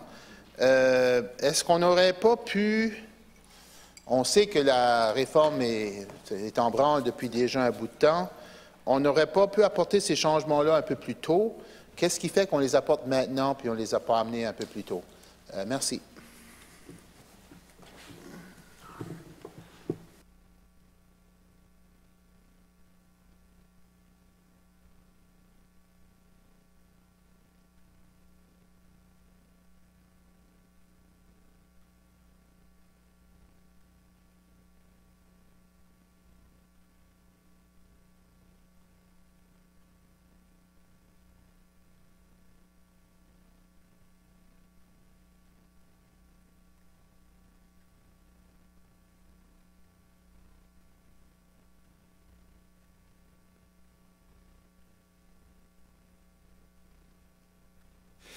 Madame la Présidente. Madame la Présidente, aux députés de Kent-Sud. Donc, beaucoup des éléments du projet de loi ont été soulevés pendant la transition. Donc, comme vous le savez, c'était un projet de loi, le projet de loi 82 de l'année passée. C'est un projet de loi de 484 pages. Donc, il y a des erreurs ou des oublis qui ont été faits. Donc, c'était tout à fait normal qu'on a ramené un projet de loi ce printemps. Et là, on ramène un autre projet de loi cet automne pour travailler à corriger ces erreurs puis ces oublis. Donc, c'est surtout des éléments très techniques qui ont été soulevés. Et le raison d'être au niveau du timing, c'est pour que par le 1er janvier 2023, qu'on peut aller l'avant avec une belle transition et une continuation sur les nouvelles communautés qui relèvent de la réforme de la gouvernance locale. Merci beaucoup. Merci au ministre via la présidence pour cette réponse. En fait, ma deuxième question est un peu la suite à la première, puis au risque de sonner un petit peu méchant, je pense que ça vaut quand même la peine de le soulever. Il y a eu plusieurs projets de loi qui ont suivi le premier projet de loi, le projet de loi initial, le ministre l'a évoqué. Est-ce que c'est juste que... Et puis, beaucoup de ces projets de loi-là, comme celui-ci, ça traite avec des correctifs, des révisions, des changements. Est-ce que cette version-ci, c'est la bonne? Ou est-ce qu'on va voir d'autres projets de loi avec d'autres révisions? Comme vous savez, le processus législatif est déjà assez onéreux, assez complexe. Apporter une multitude de projets de loi, c'est pas évident, déjà. Et puis, là où je veux en venir, c'est est-ce que le ministre est-ce que le ministère a pu s'assurer qu'il y a eu suffisamment de consultations, suffisamment de dialogue avec les municipalités, avec les différents partenaires impliqués dans cette réforme, pour assurer que, ou les CSR, ainsi de suite, pour s'assurer qu'on pourrait éviter d'autres projets de loi dans l'avenir, ou moins de limiter le plus possible. Et puis, je pense que c'est là où je veux en venir, parce qu'on a déjà eu beaucoup, là, on a un autre. J'espère qu'on n'aura pas trop. Je cherche juste à ce qu'on soit efficace ici et qu'il n'y ait pas trop d'essais et erreurs. Merci.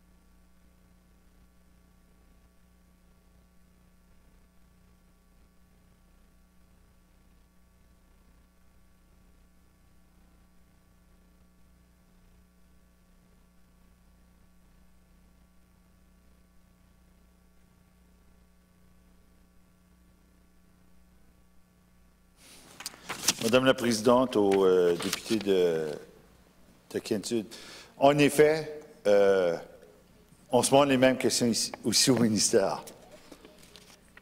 Mais dans ta question, tu avais vraiment une A et une B. Est-ce qu'on va revenir sur des dossiers techniques? Et deux, est-ce qu'il y a d'autres projets de loi qui s'en viennent? Donc, pour nous, au ministère, la consultation continue, la transition continue. C'est quelque chose qui a été assez spectaculaire et extraordinaire, comment les équipes de transition ont venu à vraiment scruter à la loupe non seulement le livre blanc, mais les projets de loi. Puis c'est pour l'intérêt là des gens, des élus municipaux, nos bénévoles, les employés qui trouvent quand même des manières à améliorer le monde municipal, les lois sur les municipalités. Donc c'est important qu'on les écoute et qu'on utilise des outils comme celle-ci d'amener des projets de loi à l'Assemblée législative pour certainement aller de l'avant sur des dossiers, surtout des dossiers techniques comme on le voit dans le projet de loi ici. Au niveau dans le livre blanc, c'est vraiment, je trouve, bien élaboré, qu'en effet, il va y avoir d'autres projets de loi. Les prochains projets de loi, on va voir, c'est au printemps, qui va être sur la commission indépendante municipale. Ça sera la 9e province au Canada à avoir une telle commission qui pourra prendre garde à beaucoup de dossiers de sphère municipale. Et aussi, on a sur le financement des élections, comme on le sait, en printemps 2024, on va essayer d'être proactif pour faire sûr que les gens qui se présentent comme maires, conseillers, auront à faire des rapports financiers à l'élection de Nouveau-Brunswick. Aussi, en printemps 2024, on veut amener un projet de loi pour que les résidents permanents aient le droit de vote. Ça, c'était élaboré dans le livre blanc. Et aussi, qui était élaboré dans le livre blanc pour 2024-2025, mais on va essayer d'amener quelque chose encore plus tôt en 2023, c'est travailler sur les classifications pour les impôts fonciers sur... on vient juste d'en faire un plus tôt cette année sur l'industriel et le commercial. Donc, est-ce qu'il y a d'autres classifications qu'on peut émettre pour faire sûr que les municipalités aient plus de pouvoir de taxation ou faire sûr qu'on ait des classifications très spécifiques à des propriétés ou des immobiliers qui sont spécifiques à certaines utilisations. Donc, merci beaucoup, Madame la Présidente. Merci pour la réponse au ministre. OK. Ben, comme je dis, là, je comprends que c'est un dossier qui est complexe et il y a beaucoup de volets. J'espère juste qu'on peut éviter du va-et-vient, c'est tout. C'est là. Et puis qu'on puisse assurer que la consultation se fasse de la façon la plus exhaustive possible pour justement oublier pour éviter c'est vrai, on a oublié ça prend un autre projet de loi, ça prend un autre amendement. Donc, j'espère juste que ça sera fait.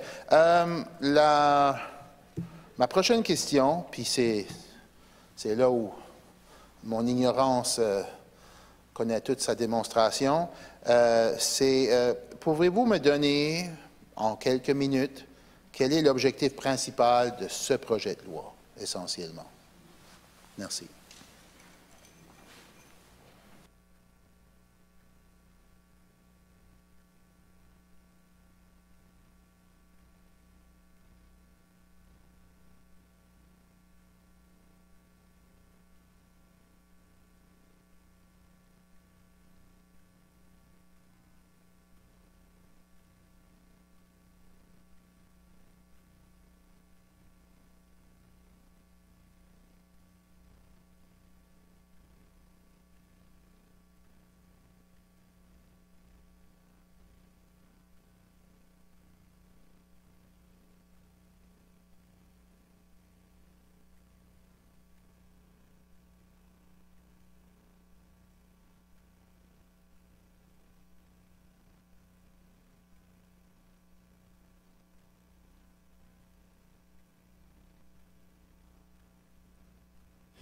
Merci beaucoup, Madame la Présidente. Et je vais revenir un peu sur mon allocution au commencement de la séance. Comme vous le savez, les travaux de transition en cours soulèvent des éléments qui doivent clarifier, corriger ou pris en compte afin que le pouvoir approprié soit défini au moment de l'entrée en vigueur des entités restructurées, des mandats de commission des services régionaux et des nouvelles exigences de planification par le 1er janvier 2023. Donc, ça clarifie un peu. Et le ministère, on va se donner les 4 points les plus peut-être importants tout de suite. C'est que nous proposons que les arrêtés municipaux ne s'appliquent qu'aux anciens gouvernements locaux jusqu'à ce que les modifications soient apportées. Donc, ce serait la première. Le deuxième, c'est que nous proposons d'ajouter à la stratégie régionale le partage des coûts de l'infrastructure régionale afin de souligner l'importance stratégique de ce nouveau mandat. Numéro 3, puis ça, c'est vraiment, le numéro 3, là, c'est quelque chose qui a été hautement demandé par les municipalités, ce que nous proposons de porter de 18 mois à 5 ans le délai de mise à jour des plans locaux d'aménagement du territoire lors de l'annexation des gouvernements locaux. Et la dernière, en outre, nous souhaitons, c'est ça, abroger la loi sur la commission des installeurs régionales du Grand Saint-Jean. C'est ça, la législation actuelle ne va pas encadrer la nouvelle, le nouveau mandat des services régionaux. Donc, je crois que ce serait ça que les 4 points, Madame la Présidente, qu'on veut certainement, comme on dirait en bon acadien, highlighter dans le projet de loi ici, mais il y a d'autres choses, d'autres points aussi. Merci beaucoup.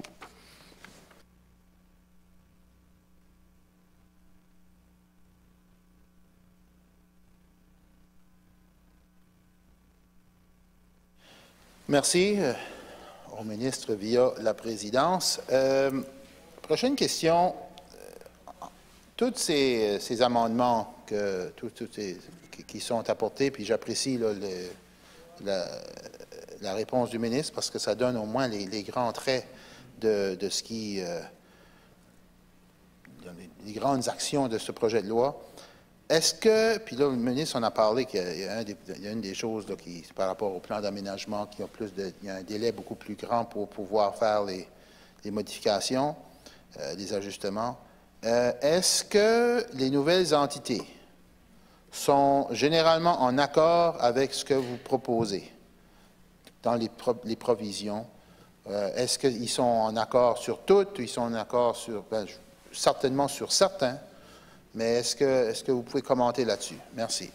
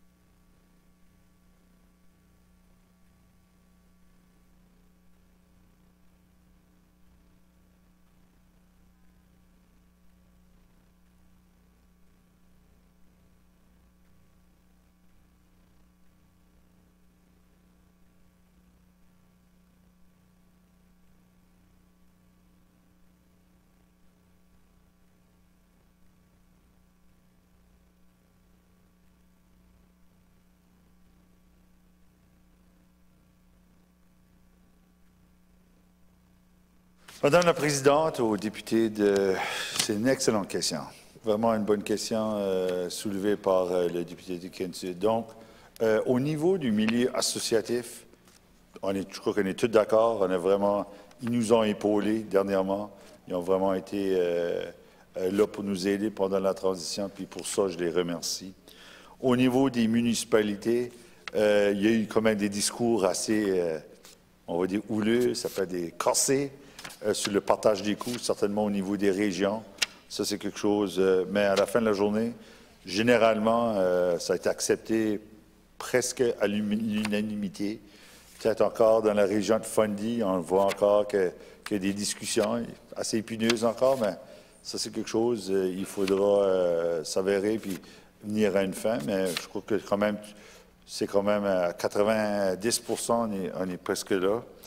Et surtout au niveau, les municipalités sont vraiment heureux sur le délai des plans, donc ça donne une marge de manœuvre de 18 mois à 5 ans. Ça va vraiment les aider. Et plus spécifique sur une correction que le ministère doit faire. C'est lorsqu'on a donné l'information à Élections Nouveau-Brunswick.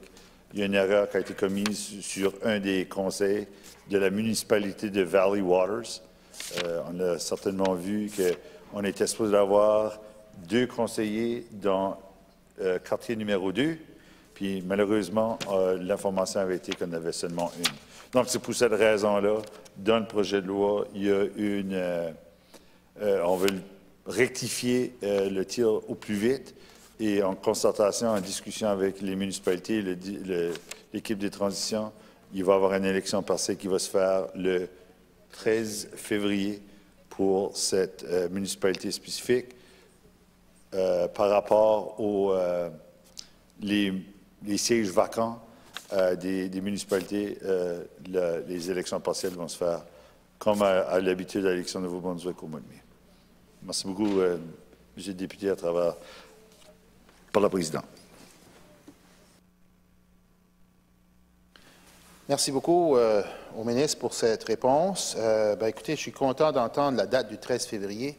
Je pense que le 13 février serait une date parfaite également pour que le premier ministre puisse appeler 3 élections partielles au niveau provincial également.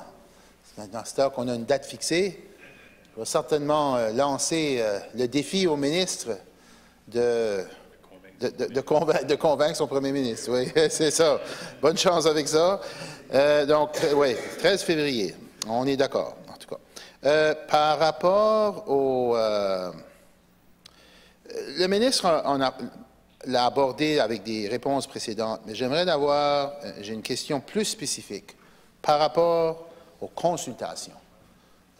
Quelles sont les consultations qui ont été effectuées par son gouvernement, par son ministère, par lui-même, pour assurer que le projet de loi qui est mis en cours est le plus approprié possible? Donc, quel est le processus de consultation qui a été fait pour le projet de loi? Merci.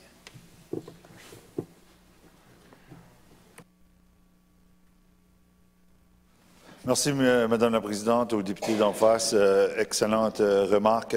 Comme on le sait, on va pas oublier, mais il y a eu beaucoup de consultations qui ont été faites en 2021 sur la réforme de la gouvernance locale.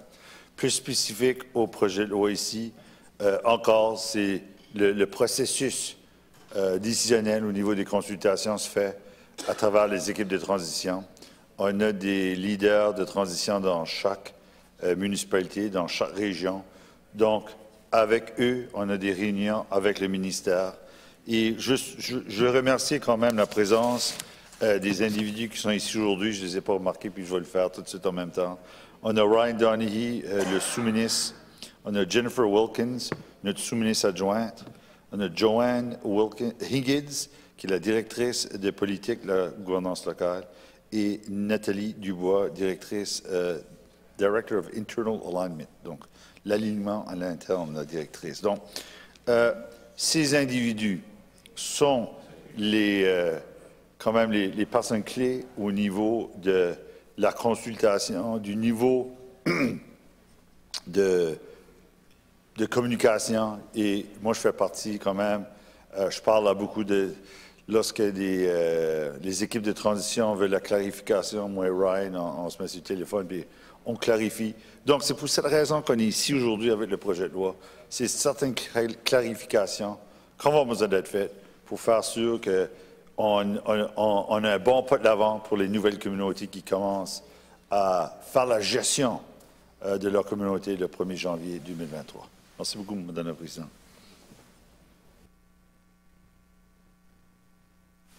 Merci au ministre via la présidente pour cette réponse. C'est une réponse un peu trop générale à mon goût, mais je vais la prendre. J'aimerais de passer à toute la question des partages des coûts. Partage des coûts. Et puis là, je vais démontrer un peu mon ignorance par rapport au projet de loi ou par rapport aux spécificités du projet de loi. Mais est-ce qu'on parle ici de partage de coûts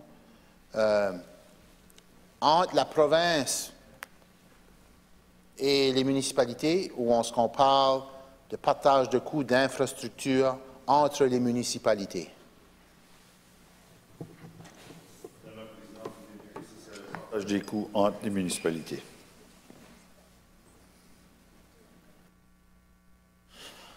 D'accord. Je vous remercie. Écoutez, ça c'est parfait. Ma prochaine question par rapport à ça, c'est est-ce qu'il y a une formule? J'ai des exemples très concrets dans ma région par rapport à certaines infrastructures où j'entends qu'il va y avoir certains partages de coûts. Et puis j'y reviendrai.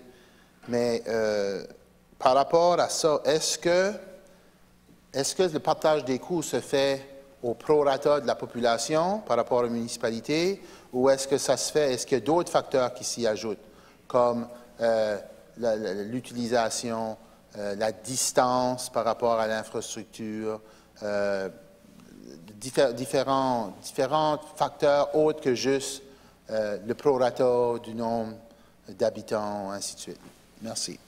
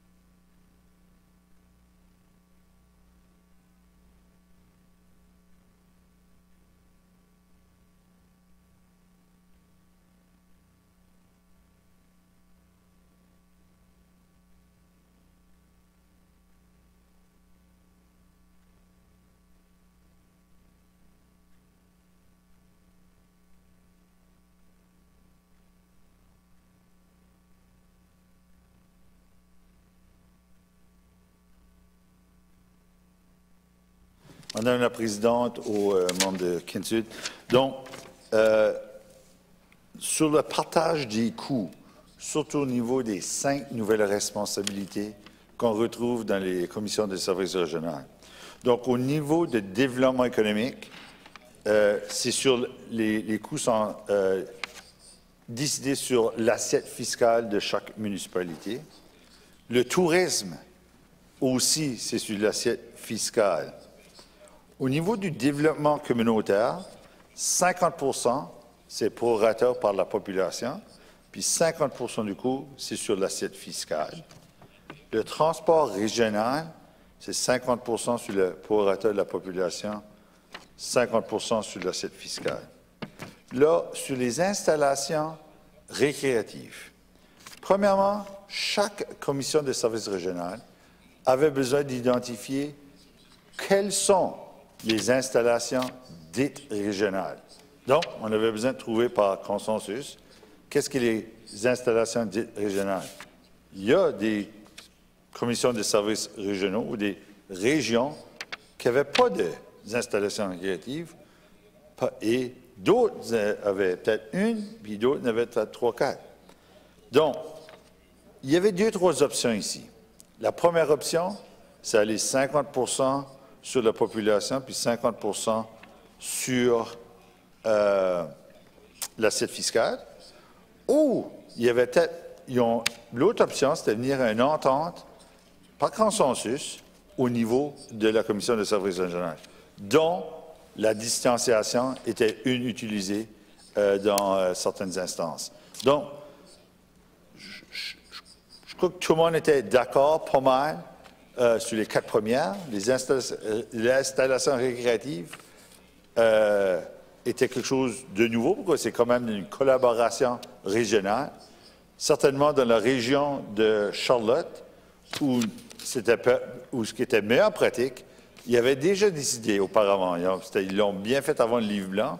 C'était vraiment mentionné dans le livre vert même. Les gens de la région de Charlotte, comment est-ce qu'ils avaient déjà travaillé sur l'élaboration d'une planification stratégique sur les installations récréatives. Donc, on a pris meilleure pratique et là, on l'a ramené dans toutes les autres régions. Donc, Madame la Présidente, aux députés de Kent-Sud, on peut voir que, oui, il y a eu des discussions sur les installations récréatives, mais comme je l'ai dit tantôt, parce qu'à 90%, 92%, on était tous d'accord. Il y a encore des discussions dans une région, mais c'est pour cette raison-là qu'on amène avec un projet de loi ici, puis j'espère qu'on va aller de l'avant avec les 5 responsabilités à travers le Nouveau-Brunswick. Merci beaucoup, Madame la Présidente. Merci, Madame la Présidente. Merci au ministre pour la réponse. Ben, écoutez, ça me donne... Vous avez parlé des 5 nouvelles responsabilités. Là, j'ai pu prendre quelques notes, mais il y en a une couple que ça m'a échappé, là. Vous m'excuserez. J'ai compris que ce qu'il est un peu le partage pour le développement communautaire puis le transport régional, relativement par rapport aux installations récréatives, c'est-à-dire soit 50-50 ou une autre formule que vous avez que le ministre a un peu expliqué. Pouvez-vous me rappeler quel est un peu le partage par rapport au tourisme et au développement économique, s'il vous plaît? Merci. Madame la Présidente, c'est au niveau du développement économique et tourisme, c'est tout au niveau de l'assiette fiscale. Donc, le partage des coûts se fait selon l'assiette fiscale, le pourcentage de l'assiette fiscale de la municipalité. OK, parfait. Ça fait que je veux juste réitérer pour que moi je comprenne, parce que je ne suis pas si intelligent que ça, puis je sais que le ministre est accompagné de personnes très intelligentes, que je sais qu'eux comprennent. Le ministre peut-être aussi qui comprend. Donc, l'assiette fiscale, c'est basé sur... il y a des municipalités qui ont des assiettes fiscales plus grandes que d'autres. Donc, ça fait en sorte que leur pourcentage de contribution sera plus élevé que par rapport à des municipalités dont l'assiette fiscale est un peu plus faible. Donc, est-ce que ça veut dire que je comprends bien quand on dit le partage par rapport aux assiettes fiscales? Oui, OK, je vois le ministre qui hoche la tête. Fait que moi, c'est beau, je passe à la prochaine. Développement économique, même chose. Donc, développement économique, puis transport régional, quand on dit 50-50, donc c'est 50% d'assiette fiscale, comme on vient de le décrire, plus, on parlerait, est-ce que quand on dit le 50% des municipalités, est-ce que c'est égal ou est-ce que c'est basé sur la population? C'est-il prorata par rapport à la population? C'est pas au niveau de l'assiette fiscale, donc c'est où c'est-il tout le monde donne la même chose? Par rapport à la municipalité, j'entends là.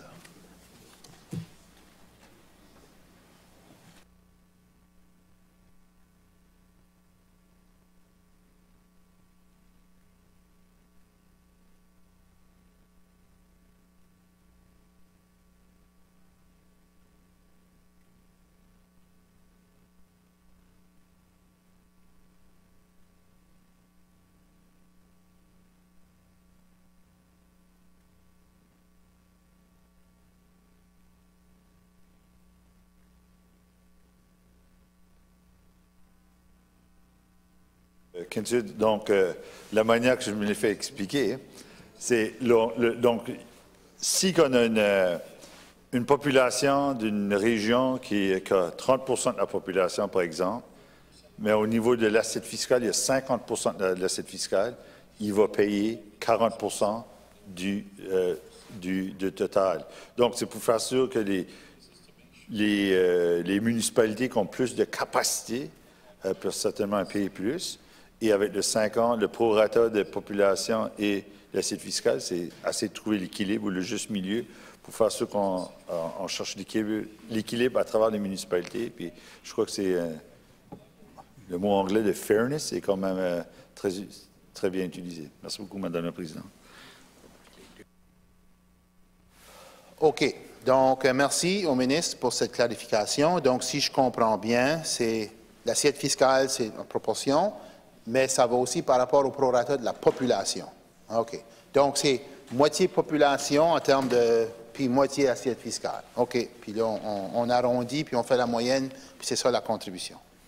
D'accord. Maintenant, les installations récréatives, je sais que il y a un cas spécifique dans ma région.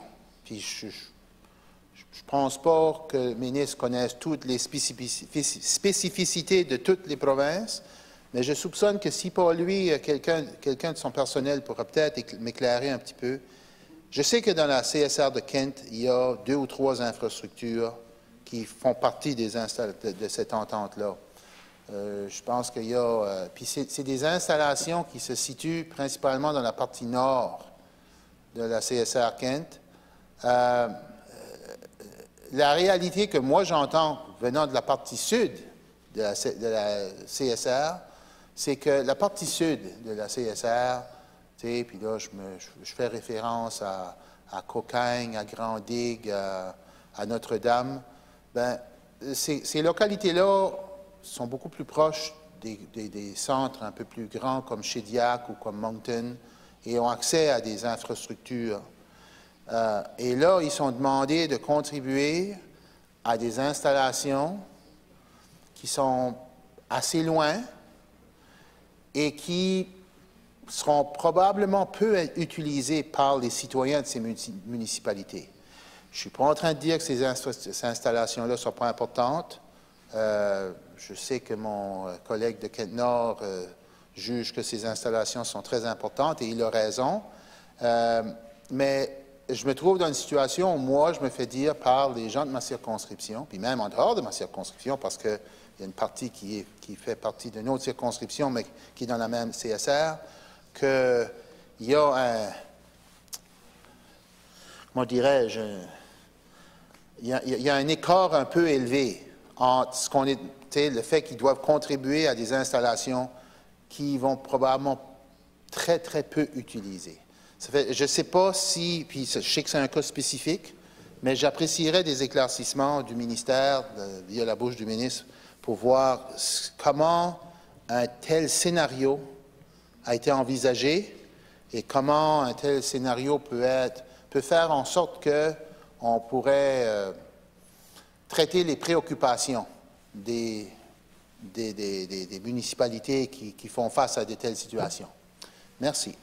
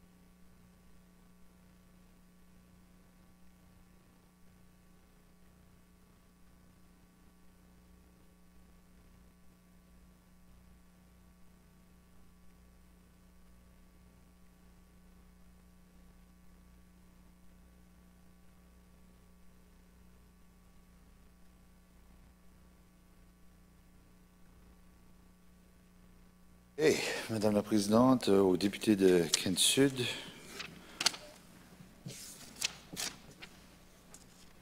le débat nord-sud se fait dans la région de Kent. Premièrement, allons voir pour quelles raisons. Il y a deux raisons principales que les installations récréatives étaient soulevées dans le livre blanc, puis a été définitivement fait partie du projet de loi. Un, lorsqu'on a fait des consultations sur la réforme de la gouvernance locale, on voyait que les installations récréatives étaient hautement vues comme des bénéfices régionaux. C'est des bénéfices. Dans beaucoup de municipalités, on prend le centre Jean d'Ague à Edmundston, reflète la vie communautaire enrichissante d'Edmundston. Donc, on reconnaît nos installations récréatives dans nos communautés comme l'identité communautaire. Donc, c'est vraiment important, ça.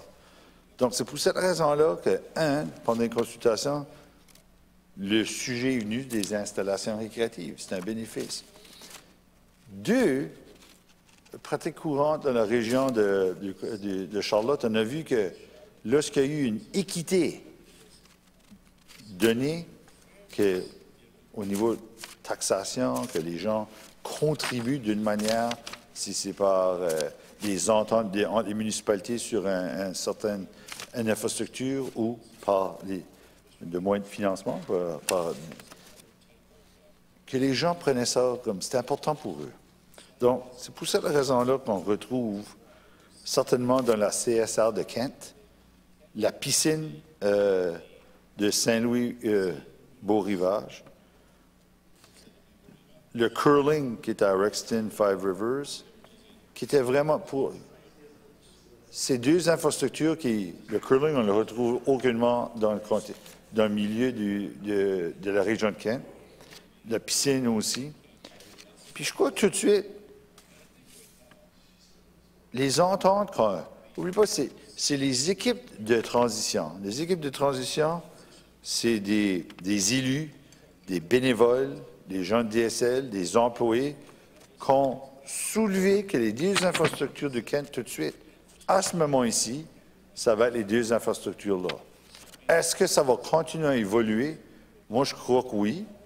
Je crois qu'il y a peut-être d'autres installations récréatives qui vont survenir dans l'avenir d'un avenir proche ou dans le futur que les gens voudront contribuer.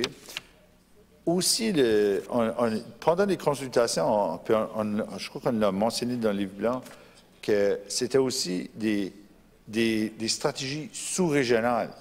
Sous-régionales, donc à Kent Sud, Kent Nord, qui peut être vu, scruté à la loupe. Donc ça, c'est quelque chose qui va évoluer, puis je crois que ça va faire partie. Donc, en général, c'était un dossier qui était vraiment des discussions positives. Moi, je crois que c'est un des côtés positifs sur la réforme de la gouvernance locale. Puis, je crois que les gens voulaient voir quand même une discussion. Par rapport spécifique à la CSR de Kent, le facteur de distance est en jeu. Donc, les gens qui sont plus loin payent moins, puis les gens plus proches payent plus. Donc, on doit noter ça. Puis, je crois que encore, les ententes interrégionales, je crois qu'on va en avoir de plus. Je crois que c'est la première fois qu'on a la culture-là, le mindset, la culture organisationnelle, et aussi d'aller de l'avant. Lorsqu'il va y avoir des nouvelles installations récréatives, c'est important qu'on ait le pouls de la région et non seulement de la communauté. Mais il y a certaines installations récréatives qui vont rester quand même municipales de la communauté. Puis les gens veulent, comme le Centre Avenir reste à Moncton et le Centre Uni reste à Dieppe, ces communautés-là se sentent confortables à ce que ce n'est pas des installations régionales, mais des installations municipales. Donc, au moins, ça ouvre la discussion là. Puis, je crois, des agences d'infrastructure, comme on le voit, les infrastructures, il y a eu un énorme des coûts dernièrement, surtout pour On regarde les installations, l'aréna à Caraquet, l'aréna à Capelé, l'aréna à Hampton. Il y a eu des coûts exorbitants que, avec l'inflation et le manque d'approvisionnement au niveau les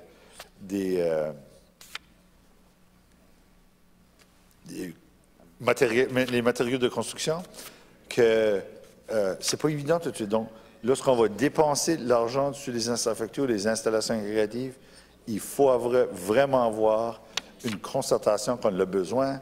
Peut-être une municipalité peut accueillir une certaine installation récréative, tandis que l'autre peut certainement avoir un autre. Donc, je crois que c'est pour cette raison-là qu'on a abordé le sujet le partage des coûts au niveau des installations créatives, mais plus spécifiquement sur la CSR de Kent. Je crois que c'est une évolution, je crois que c'est un commencement. Je crois qu'on a déjà parlé des sous-ententes sous-régionales, puis c'est quoi la prochaine étape, et la formule de distanciation a été utilisée. Merci beaucoup, Madame la Présidente. Merci au ministre via la présidente. Comme ça, si je comprends bien, par rapport aux deux installations que vous avez mentionnées dans le comté de Kent, avec la CSR Kent, la distance est un facteur qui est est-ce que vous pouvez me confirmer que c'est le cas, que la distance est bien en jeu dans le cadre de on paye plus si on est plus proche, puis on paye moins si on est moins proche? Madame la Présidente, aux députés, c'est ça qu'on s'est fait dire, puis c'est ça qu'on a de l'information jusqu'à là. Merci pour cette confirmation, c'est beau. Non, ben c'est beau, regarde, comme vous avez dit, c'est un... Puis, je vais être bien compris, là, je ne suis pas contre le fait que l'ensemble des municipalités de la CSR contribuent à des infrastructures communautaires, là, puis je pense qu'il y a beaucoup de valeur dans ces infrastructures-là, il n'y a pas de doute. C'est plus une question d'adresser les préoccupations, puis je pense que, comme le ministre l'a dit, c'est un dossier qui évolue, puis on espère... C'est sûr qu'on veut voir ces infrastructures-là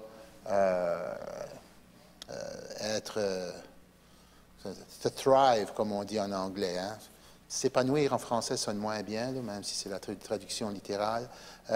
On veut qu'ils soient en santé puis que ça continue à être dynamique.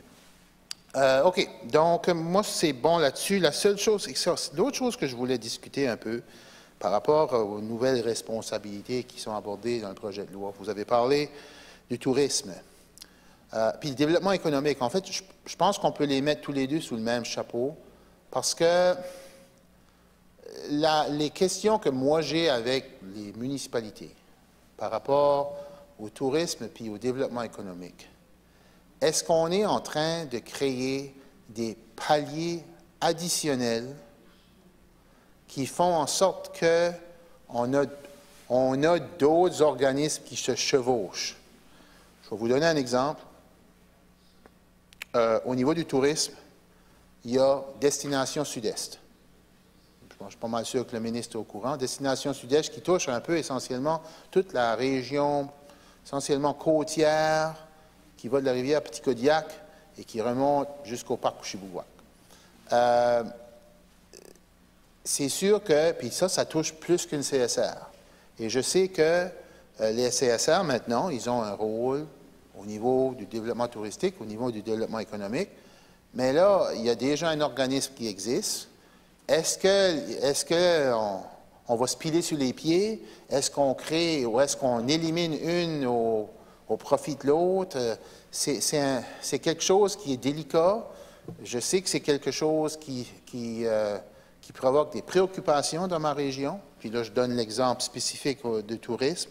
On pourrait argumenter un peu la même chose avec le développement économique, parce que vous savez, puis là, je donne un élément je donne des points là, dans le sens où un touriste ne regarde pas des frontières de comté, il ne regarde pas des frontières de commission. Qu'il soit à Bouctouche ou à Shediac, on veut que le touriste soit, puis là, je parle du sud-est, là, on veut que le touriste aille à Moncton, on veut qu'il aille à Shediac, on veut qu'il aille à Bouctouche. Donc, est-ce qu'on veut se diviser entre CSR pour dire, ah ben non, ben ça c'est Moncton, ah ben ça c'est le sud-est, ah ben là, non, ça c'est Comté de Kent. J'ai peur qu'on crée des structures où comme j'ai dit, qu'on se pile sur les pieds. Je pense que alors que Destination Sud-Est, c'est un organisme qui touchait l'ensemble et qui fait en sorte que ça évitait des frontières inutiles. Premier point. Puis, développement économique, c'est la même chose. C'est sûr que chaque municipalité veut voir la croissance, un développement économique intéressant. Mais c'est sûr que quand il y a, je sais pas, bon, puis là, quoique j'allais dire, si on crée 200 emplois à Shediac, c'est bon pour ma région aussi, c'est bon pour le comté de Kent, par extension. Ayant dit cela, on ne parle plus tellement de création d'emplois parce qu'on parle plutôt de pénurie de main-d'œuvre. Ça fait que il y a 5-6 ans, on parlait de création d'emplois comme quoi c'était tout ce qui comptait. Puis à cette heure, on ne parle plus de création d'emplois, on essaie juste de boucher les trous avec les emplois qui sont disponibles. Mais tout ça pour dire qu'en matière de développement économique, le développement économique maintenant, c'est la recherche de ressources humaines. Soyons honnêtes. Je pense, en tout cas, ça c'est mon opinion. Mais est-ce que c'est, on va se tirer la couverte, tu sais, Shediac va aller contre Bouctouche, puis là ensuite, Dieppe, je ne sais pas si vous comprenez, puis là, moi je donne juste l'exemple du Sud-Est, les coins que je connais un peu mieux, mais partout dans la province, on va voir ça. J'ai juste peur qu'on crée avec les CSR plus de structures. J'espère que vous voyez où j'en viens avec ça, puis j'apprécierais de connaître vos pensées, puis de voir qu'il y a de la place pour davantage de collaboration, puis pas trop de structures inutiles. Merci.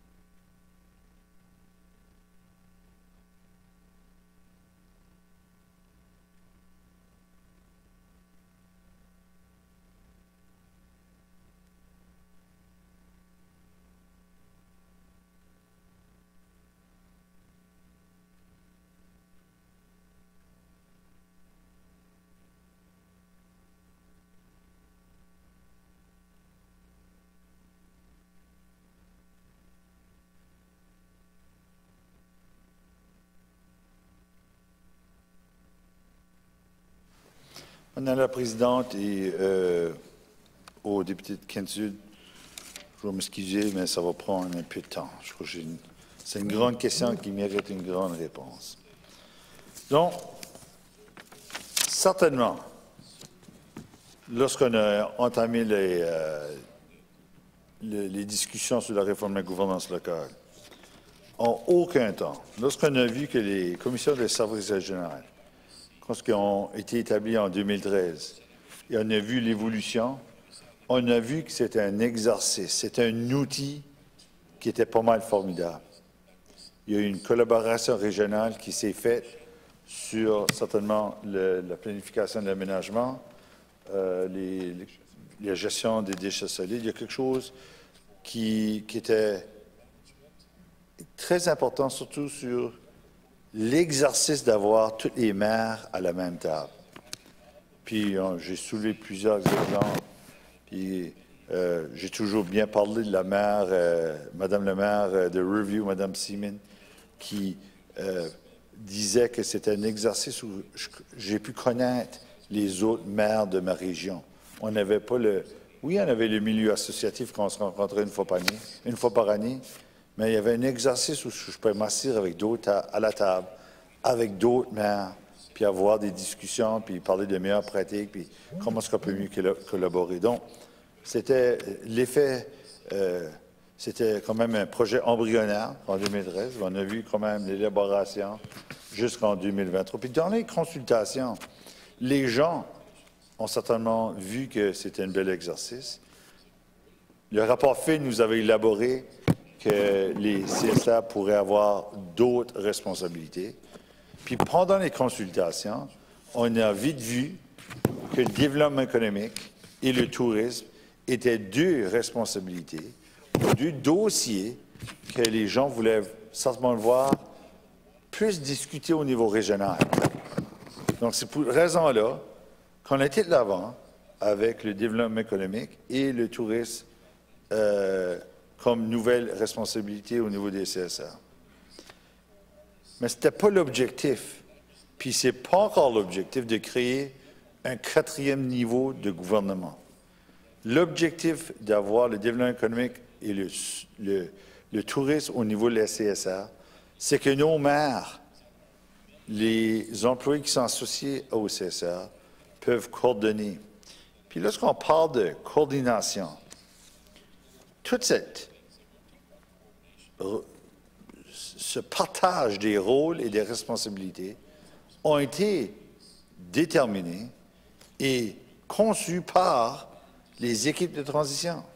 Donc, ce n'est pas nous, l'équipe de la gouvernance locale, qui a dicté, c'est vraiment les équipes de transition qui nous ont dit on veut avoir un rôle. Puis dans les consultations, surtout on a vu tôt dans les consultations que les grosses responsabilités, par exemple, au niveau du développement économique, c'était pas mal clair qu'est-ce que le gouvernement provincial faisait, puis le gouvernement municipal, mais c'était pas vraiment clair qu'est-ce que la commission des services régionaux faisait, ou les commissions des services régionaux.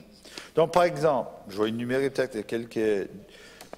Donc, quand on sait, au niveau de la responsabilité de développement économique soulève du ministère de Opportunité du Nouveau-Brunswick, qui est le ministère de développement économique, puis tu as aussi le ministère de postsecondaire. Ça, c'est le rôle au niveau provincial, puis ils font l'attraction des investissements, le développement des exportations, le développement des marchés locaux. Tandis que le gouvernement municipal gère les parcs industriels, continue à offrir des incitatifs fonciers, puis il travaille avec la CSA pour élaborer la stratégie régionale. Mais plus spécifiquement sur le rôle de la commission de services régionaux, c'est fournir une orientation stratégique à la croissance économique régionale, soutenir la communauté prête à accueillir des investissements, coordonner la visite d'investisseurs en région. Donc, c'est quelques exemples, puis j'ai un beau tableau ici, Madame la Présidente, qu'on peut certainement donner aux membres de Kinsu qui indique le raisonnement au niveau de le partage des responsabilités du développement économique.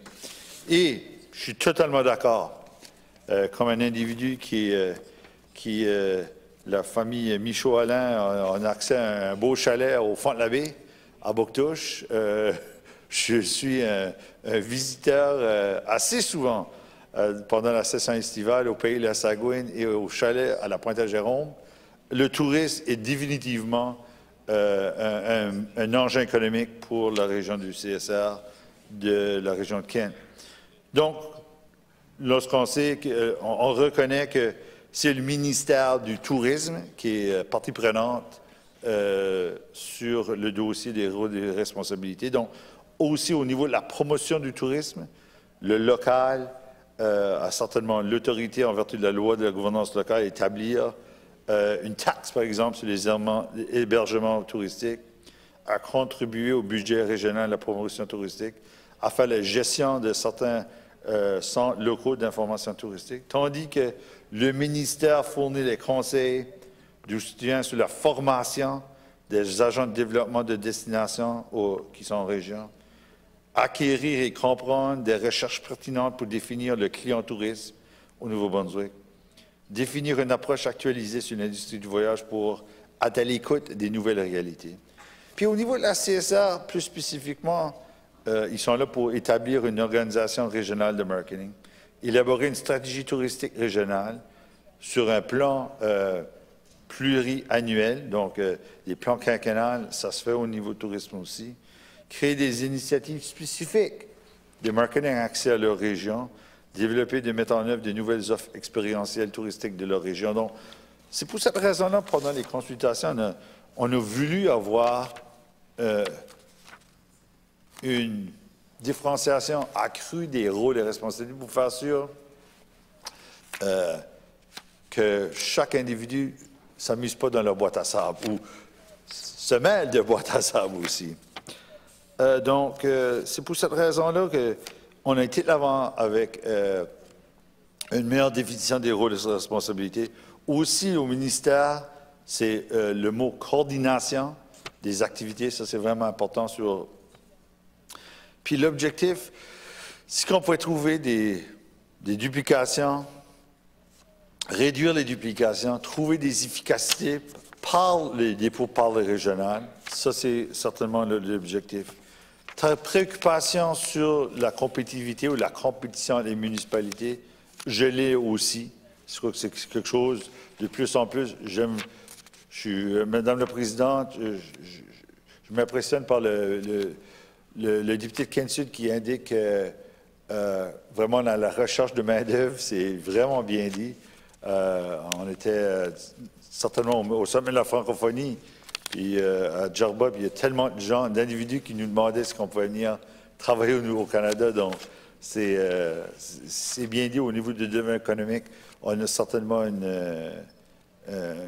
on recherche la main-d'œuvre ou des gens pour remplir nos jobs ici au Nouveau-Brunswick. Donc, juste pour finaliser encore, l'objectif, c'est de réduire la duplication, trouver des efficacités, non créer un autre palier de gouvernement. C'était clarifier les rôles et les responsabilités, faire sûr qu'on a une meilleure coordination, puis en effet, éliminer peut-être un peu de compétition. Surtout au niveau de, spécifiquement aussi à destination sud-est. L'équipe de transition était vraiment claire puis a fait vraiment une décision éclairée à ce moment de ne pas utiliser destination sud-est à la CSR de Kent. Ça ne veut pas dire dans l'avenir, ils ne vont pas le faire. Je crois tout de suite, c'est avoir les discussions là, puis certainement élaborer une vision d'industrie touristique dans la région de Kent. Donc, je crois qu'on l'a bien dit, un des maires qui l'a dit cette semaine, on va faire des pas, puis là, lorsqu'on pourra commencer à marcher, là, on commencera à courir, puis faire des marathons. Mais tout de suite, on a toutes les nouvelles communautés, on va aller à petits pas. Puis je crois que la CSR de Kent veut aller dans la même direction aussi. Ils veulent juste voir. Puis ça a tout le temps été notre objectif ici, où le message à l'équipe de la réforme de la gouvernance locale, aux équipes de transition, c'est bâtir une bonne fondation pour élaborer la meilleure manière qu'on peut peut-être donner des services au Nouveau-Brunswick et aux Nouveau-Brunswickoises, pas dès 2023, mais au courant des prochaines années. Merci beaucoup, Madame la Présidente.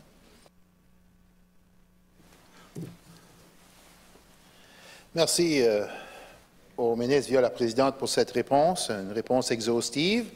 Le ministre a donné une réponse de ministre. Il faut s'y attendre. C'est son rôle de ministre de donner des réponses de ministre. Et puis c'est correct, c'est tout bien, puis il n'y a rien dit de mal dans tout ça. La seule chose que moi j'aimerais de soulever par rapport, ma réaction par rapport à cette réponse-là, c'est de dire, c'est tout beau, le ministre parle des principes, puis des objectifs, puis c'est important qu'ils soient là, puis je ne remets pas ça en question. La seule chose que je dis, c'est que parfois, entre ce qu'il y a sur papier, puis ce qu'on veut faire, puis ce qu'on voit sur le terrain, parfois il y a un écart où les choses ne se font pas exactement comme qu'on le souhaite. Je sais juste que dans ces deux éléments-là, je dirais, puis là je parle par rapport à ma région, là, puis je ne serais pas surpris, je dirais que je ne serais pas surpris que ça arrive ailleurs. Il y a un risque, je ne sais pas si un risque de dérapage, c'est peut-être un peu fort comme mot, mais il y a un risque qu'il y ait peut-être certains intérêts qui feraient que ça ne s'enlignerait peut-être pas tout à fait comme les objectifs du ministre. Donc, ce que je demande, c'est que le ministre et son ministère soient aux aguets pour s'assurer que les objectifs soient respectés. Parce que, comme je vous dis, des fois sur le terrain, il peut y avoir des petites, des différends, on pourrait dire ça comme ça. Et puis, j'aimerais les éviter, ces différends-là, parce que, puis je donnais l'exemple encore au niveau touristique, un touriste est un touriste, puis il ne cherche pas, lui, les frontières de commission. Lui, on veut qu'il voyage le plus possible, puis qu'il reste le plus longtemps possible dans nos régions. Donc, je mets juste une petite mise en garde, légère, pour dire, s'il vous plaît, gardez ça en tête, pour s'assurer que ces principes-là, aussi louables qu'ils soient, puissent être pleinement mis en œuvre. Ça, je pense que j'ai dit ce que je voulais dire par rapport à ça. J'ai posé des questions que je voulais poser sur ce dossier-là. Puis je remercie le ministre de m'écouter. Là, la prochaine question, puis là, c'est une question qui démontre vraiment mon ignorance. Les 5 nouvelles responsabilités, bon, tourisme, développement économique, on en a parlé. Installation récréative, on en a parlé. Transport régional, je pense que je suis un minimum intelligencé pour comprendre ce que ça veut dire. Où ce que mon ignorance se démontre beaucoup, c'est qu'est-ce qu'on veut dire par développement communautaire? Pourriez-vous m'expliquer qu'est-ce qu'on veut dire par développement communautaire par rapport à cette nouvelle responsabilité? J'apprécierais 1 ou 2 exemples pratiques pour que je puisse mieux la saisir. Merci beaucoup.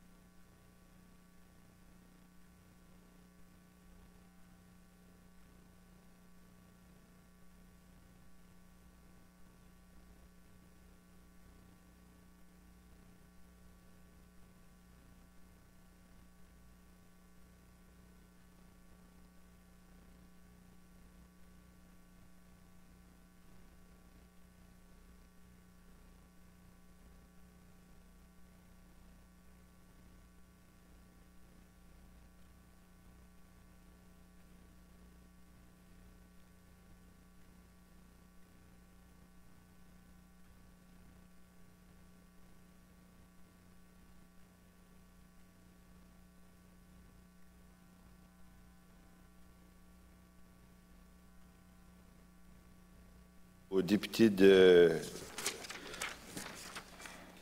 Kinsud, je vais certainement parler de, je vais jamais te faire commentaire à ton préambule et je vais t'amener 3 faits concrets sur le développement communautaire.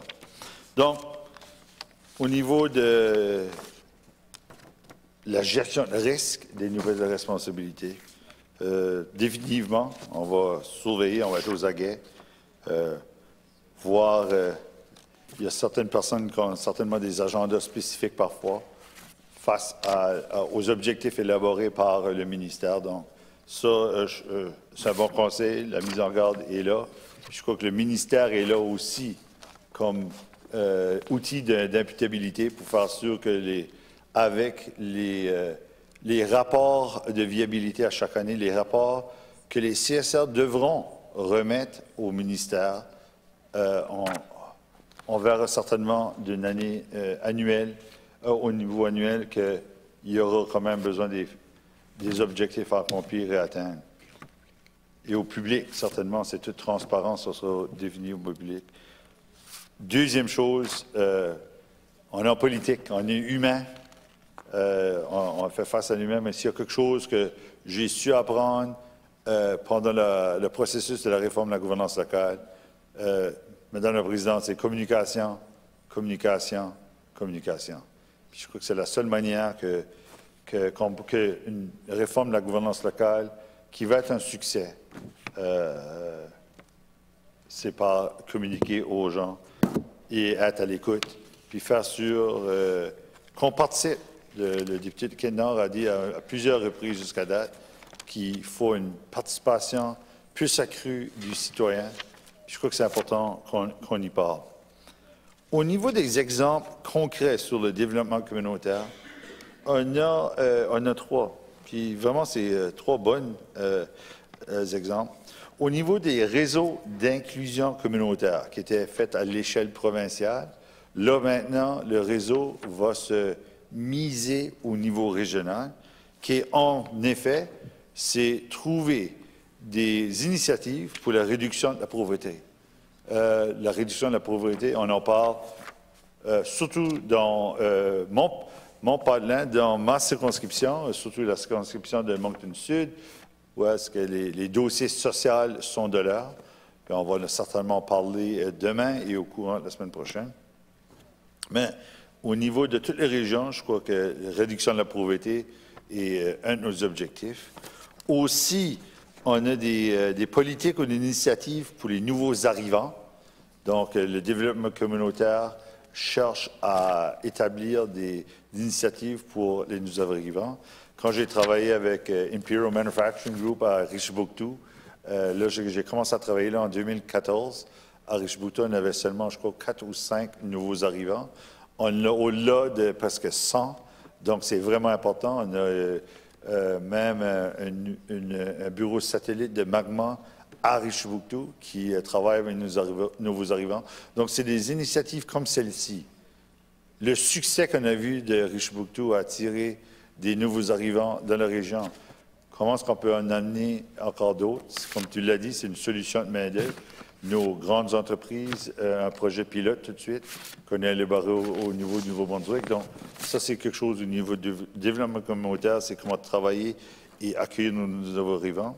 Tu as aussi, surtout spécifique à la région de Québec du développement communautaire, c'est les jardins communautaires au niveau de l'alimentation. Comme on le sait, au Nouveau-Brunswick, on produit seulement 3 % de ce qu'on mange. Au niveau du ministère de l'Agriculture, on va augmenter ça à 10 %. Donc, non seulement que l'agriculture au niveau commercial, mais il faut, si qu'on n'a pas une agriculture ou des jardins communautaires, qu'on sache ce qu'on mange, puis une sensibilisation à ce qu'on fait. Donc, c'est une initiative communautaire de cette nature, Madame la Présidente. Je remercie beaucoup, via la présidente, au ministre pour ses réponses. J'apprécie ses commentaires par rapport à mon préambule de la question précédente. Et puis, non, je sais que le ministre est bien entouré, puis je sais qu'ils vont faire leur mieux. Et puis, j'apprécie les exemples parce que là, je comprends mieux c'est quoi du développement communautaire par rapport à comment vous le voyez. Puis, c'est intéressant parce que, justement, le ministre a parlé de jardin communautaire. Un des jardins communautaires qui connaît le meilleur succès dans notre région, c'est celui de Cocagne, qui se trouve sur la terre, ma terre. Oui, bien, je suis originaire de Cocagne et je suis propriétaire d'une terre à Cocagne, moitié avec ma mère, et puis c'est sur cette terre où se trouve le jardin communautaire de Cocagne. Et puis effectivement, c'est une initiative extraordinaire. C'est incroyable tout le bien que cette initiative-là a pour la communauté. On parle de milliers de livres, probablement milliers de kilogrammes de nourriture qui s'en va pour des initiatives communautaires au niveau scolaire, au niveau de la communauté. C'est extraordinaire. Donc, merci. J'apprécie l'exemple que le ministre a donné. Là, est-ce qu'il y a... Je suis en train de... J'avais un peu dérivé sur des questions spécifiques. Là, je reviens sur mes questions davantage générales. Est-ce qu'il y a des coûts qui étaient au niveau provincial? Parce que une crainte, puis là, je pense au niveau touristique. Là. Une des craintes ou une des choses des préoccupations que j'ai entendues, c'est, bon, on parle du tourisme, par exemple. Il y a un ministère du tourisme. Et là, les CSR ont un rôle à jouer au niveau du tourisme. Est-ce que la province est en train de se départir d'une responsabilité au niveau du secteur touristique pour un peu downloader, excusez-moi l'expression chiac, vers les communautés et les CSR? Donc, je veux juste m'assurer que je pense que le ministre a une réponse là-dessus, mais vous pouvez comprendre que ça serait malheureux de voir que la province serait en train d'avoir moins de responsabilités, puis de les donner côté municipal. Merci.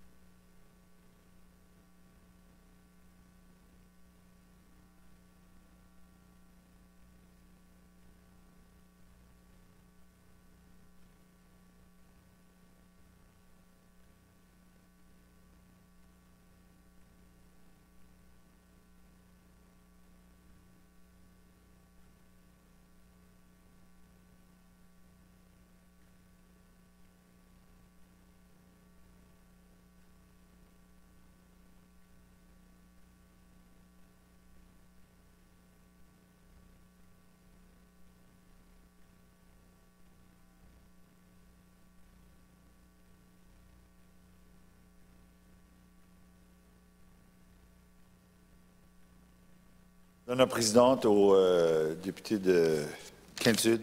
Donc, aucunement, l'objectif, c'était de départir des responsabilités. Lorsque je viens juste d'élaborer qu'il y avait quand même un rôle déjà au développement économique et tourisme au niveau de la CSR, au niveau de la province, puis au niveau municipal.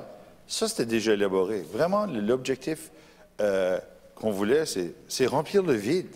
il y avait un vide au niveau des stratégies régionales puis des stratégies sectorielles. Puis ça, c'est important de... chaque région n'a pas les mêmes industries, les mêmes secteurs de main-d'œuvre. Donc, c'est vraiment important de remplir puis vraiment avoir une stratégie régionale. Oui, on s'est fait critiquer pour certainement que des nouvelles responsabilités, puis il va y avoir certains coûts. Comme ce que je l'ai dit au milieu associatif, je l'ai dit à toutes aux municipalités sur la télé Rogers ce soir. Au niveau de développement économique, il va y avoir des ententes de fait avec de chaque région, les CSR, avec le ministère de post-secondaire, travail et la formation. On a déjà 2 régions qui ont des ententes. Donc, ça, c'est en cours. Puis, dans la nouvelle année, il va y avoir un transfert de fonds d'un ministère aux régions, au CSR. Au niveau du tourisme, il va y avoir des ententes aussi sur un transfert de ressources. Encore plus important, au niveau des planifications stratégiques, le ministère de la Réforme de la gouvernance locale a aussi octroyé à chaque région 50 000 $ pour faire l'élaboration d'un plan stratégique pour le tourisme et pour le développement économique. Donc, on est là pour munir les outils. Il y a beaucoup de... la critique, c'est que on n'est pas prêt. L'objectif, encore, c'est de planifier en 2023, de se outiller pour faire sûr de s'élaborer puis aller de l'avant avec une plus grande envergure à petits pas. On le voit dans la CSR de la péninsule acadienne, que 5 ans passés, au niveau tourisme, ils ont été de l'avant sans des projets lourds. Ils ont travaillé au niveau tourisme, ils ont fait un partage des coûts. À un moment donné, je crois qu'ils ont commencé avec 100 000 $, puis ils sont au-delà de 400 500 000 $ aujourd'hui. Il y a une planification stratégique. C'est une meilleure pratique. Restigouche, Chaleur, la région Chaleur, encore une meilleure pratique au niveau du tourisme. Donc, au niveau du tourisme, ces 2 initiatives qu'on a faites, les 2 régions-là, nous ont permis à donner la meilleure pratique à travers le Nouveau-Brunswick. Donc, c'est pour cette raison-là que c'est certainement pas de départir des responsabilités, c'est vraiment clarifier le rôle et les responsabilités au niveau municipal et au niveau provincial, puis remplir le vide au niveau régional, qui est l'exercice, au niveau régional, c'est les maires et les conseillers ruraux qui seront à la table pour remplir ce vide-là. Merci, Madame la Présidente. Merci, Monsieur merci au ministre via la Présidente. J'ai l'impression que j'ai d'autres questions, mais ça risque d'être ma dernière question ce soir. Est-ce qu'il y a... Non, j'ai donné l'exemple du tourisme. Mais est-ce qu'il y a, en général, des coûts qui sont de la responsabilité de la province, tout de suite, qui vont être délégués aux municipalités à travers cette réforme? Tu sais, là, j'ai donné l'exemple du tourisme, ça, le ministre a précisé, mais est-ce qu'il y a d'autres coûts? Est-ce qu'il y a des coûts, tout de suite, qui sont payés par la province, que là, ça va être la responsabilité des municipalités de le faire dorénavant? Puis ça peut être sur n'importe quel dossier. Merci. Madame la Présidente, aux membres de Ken-Sud, c'est un non catégorique. On a vu que les coûts de transition ont été tous payés par le ministère de la gouvernance locale. On avait budgété 10 millions. J'ai donné un compte rendu la dernière fois qu'on parlait des projets de loi précédents, plutôt ce printemps ou tard cet été. On était rendu aux 6 millions à ce moment-là. Donc, tous les coûts de transition sont faits. Au niveau des nouvelles responsabilités, l'objectif, c'est non, il n'y a pas de transfert de coûts.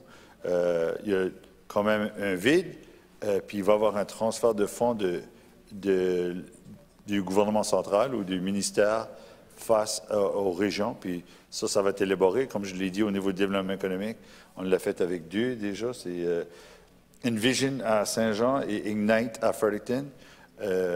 J'espère dans les prochaines semaines ou les prochains mois, ou juste les premières semaines du mois de janvier, que chaque région au niveau du développement économique soit avoir une entente en place.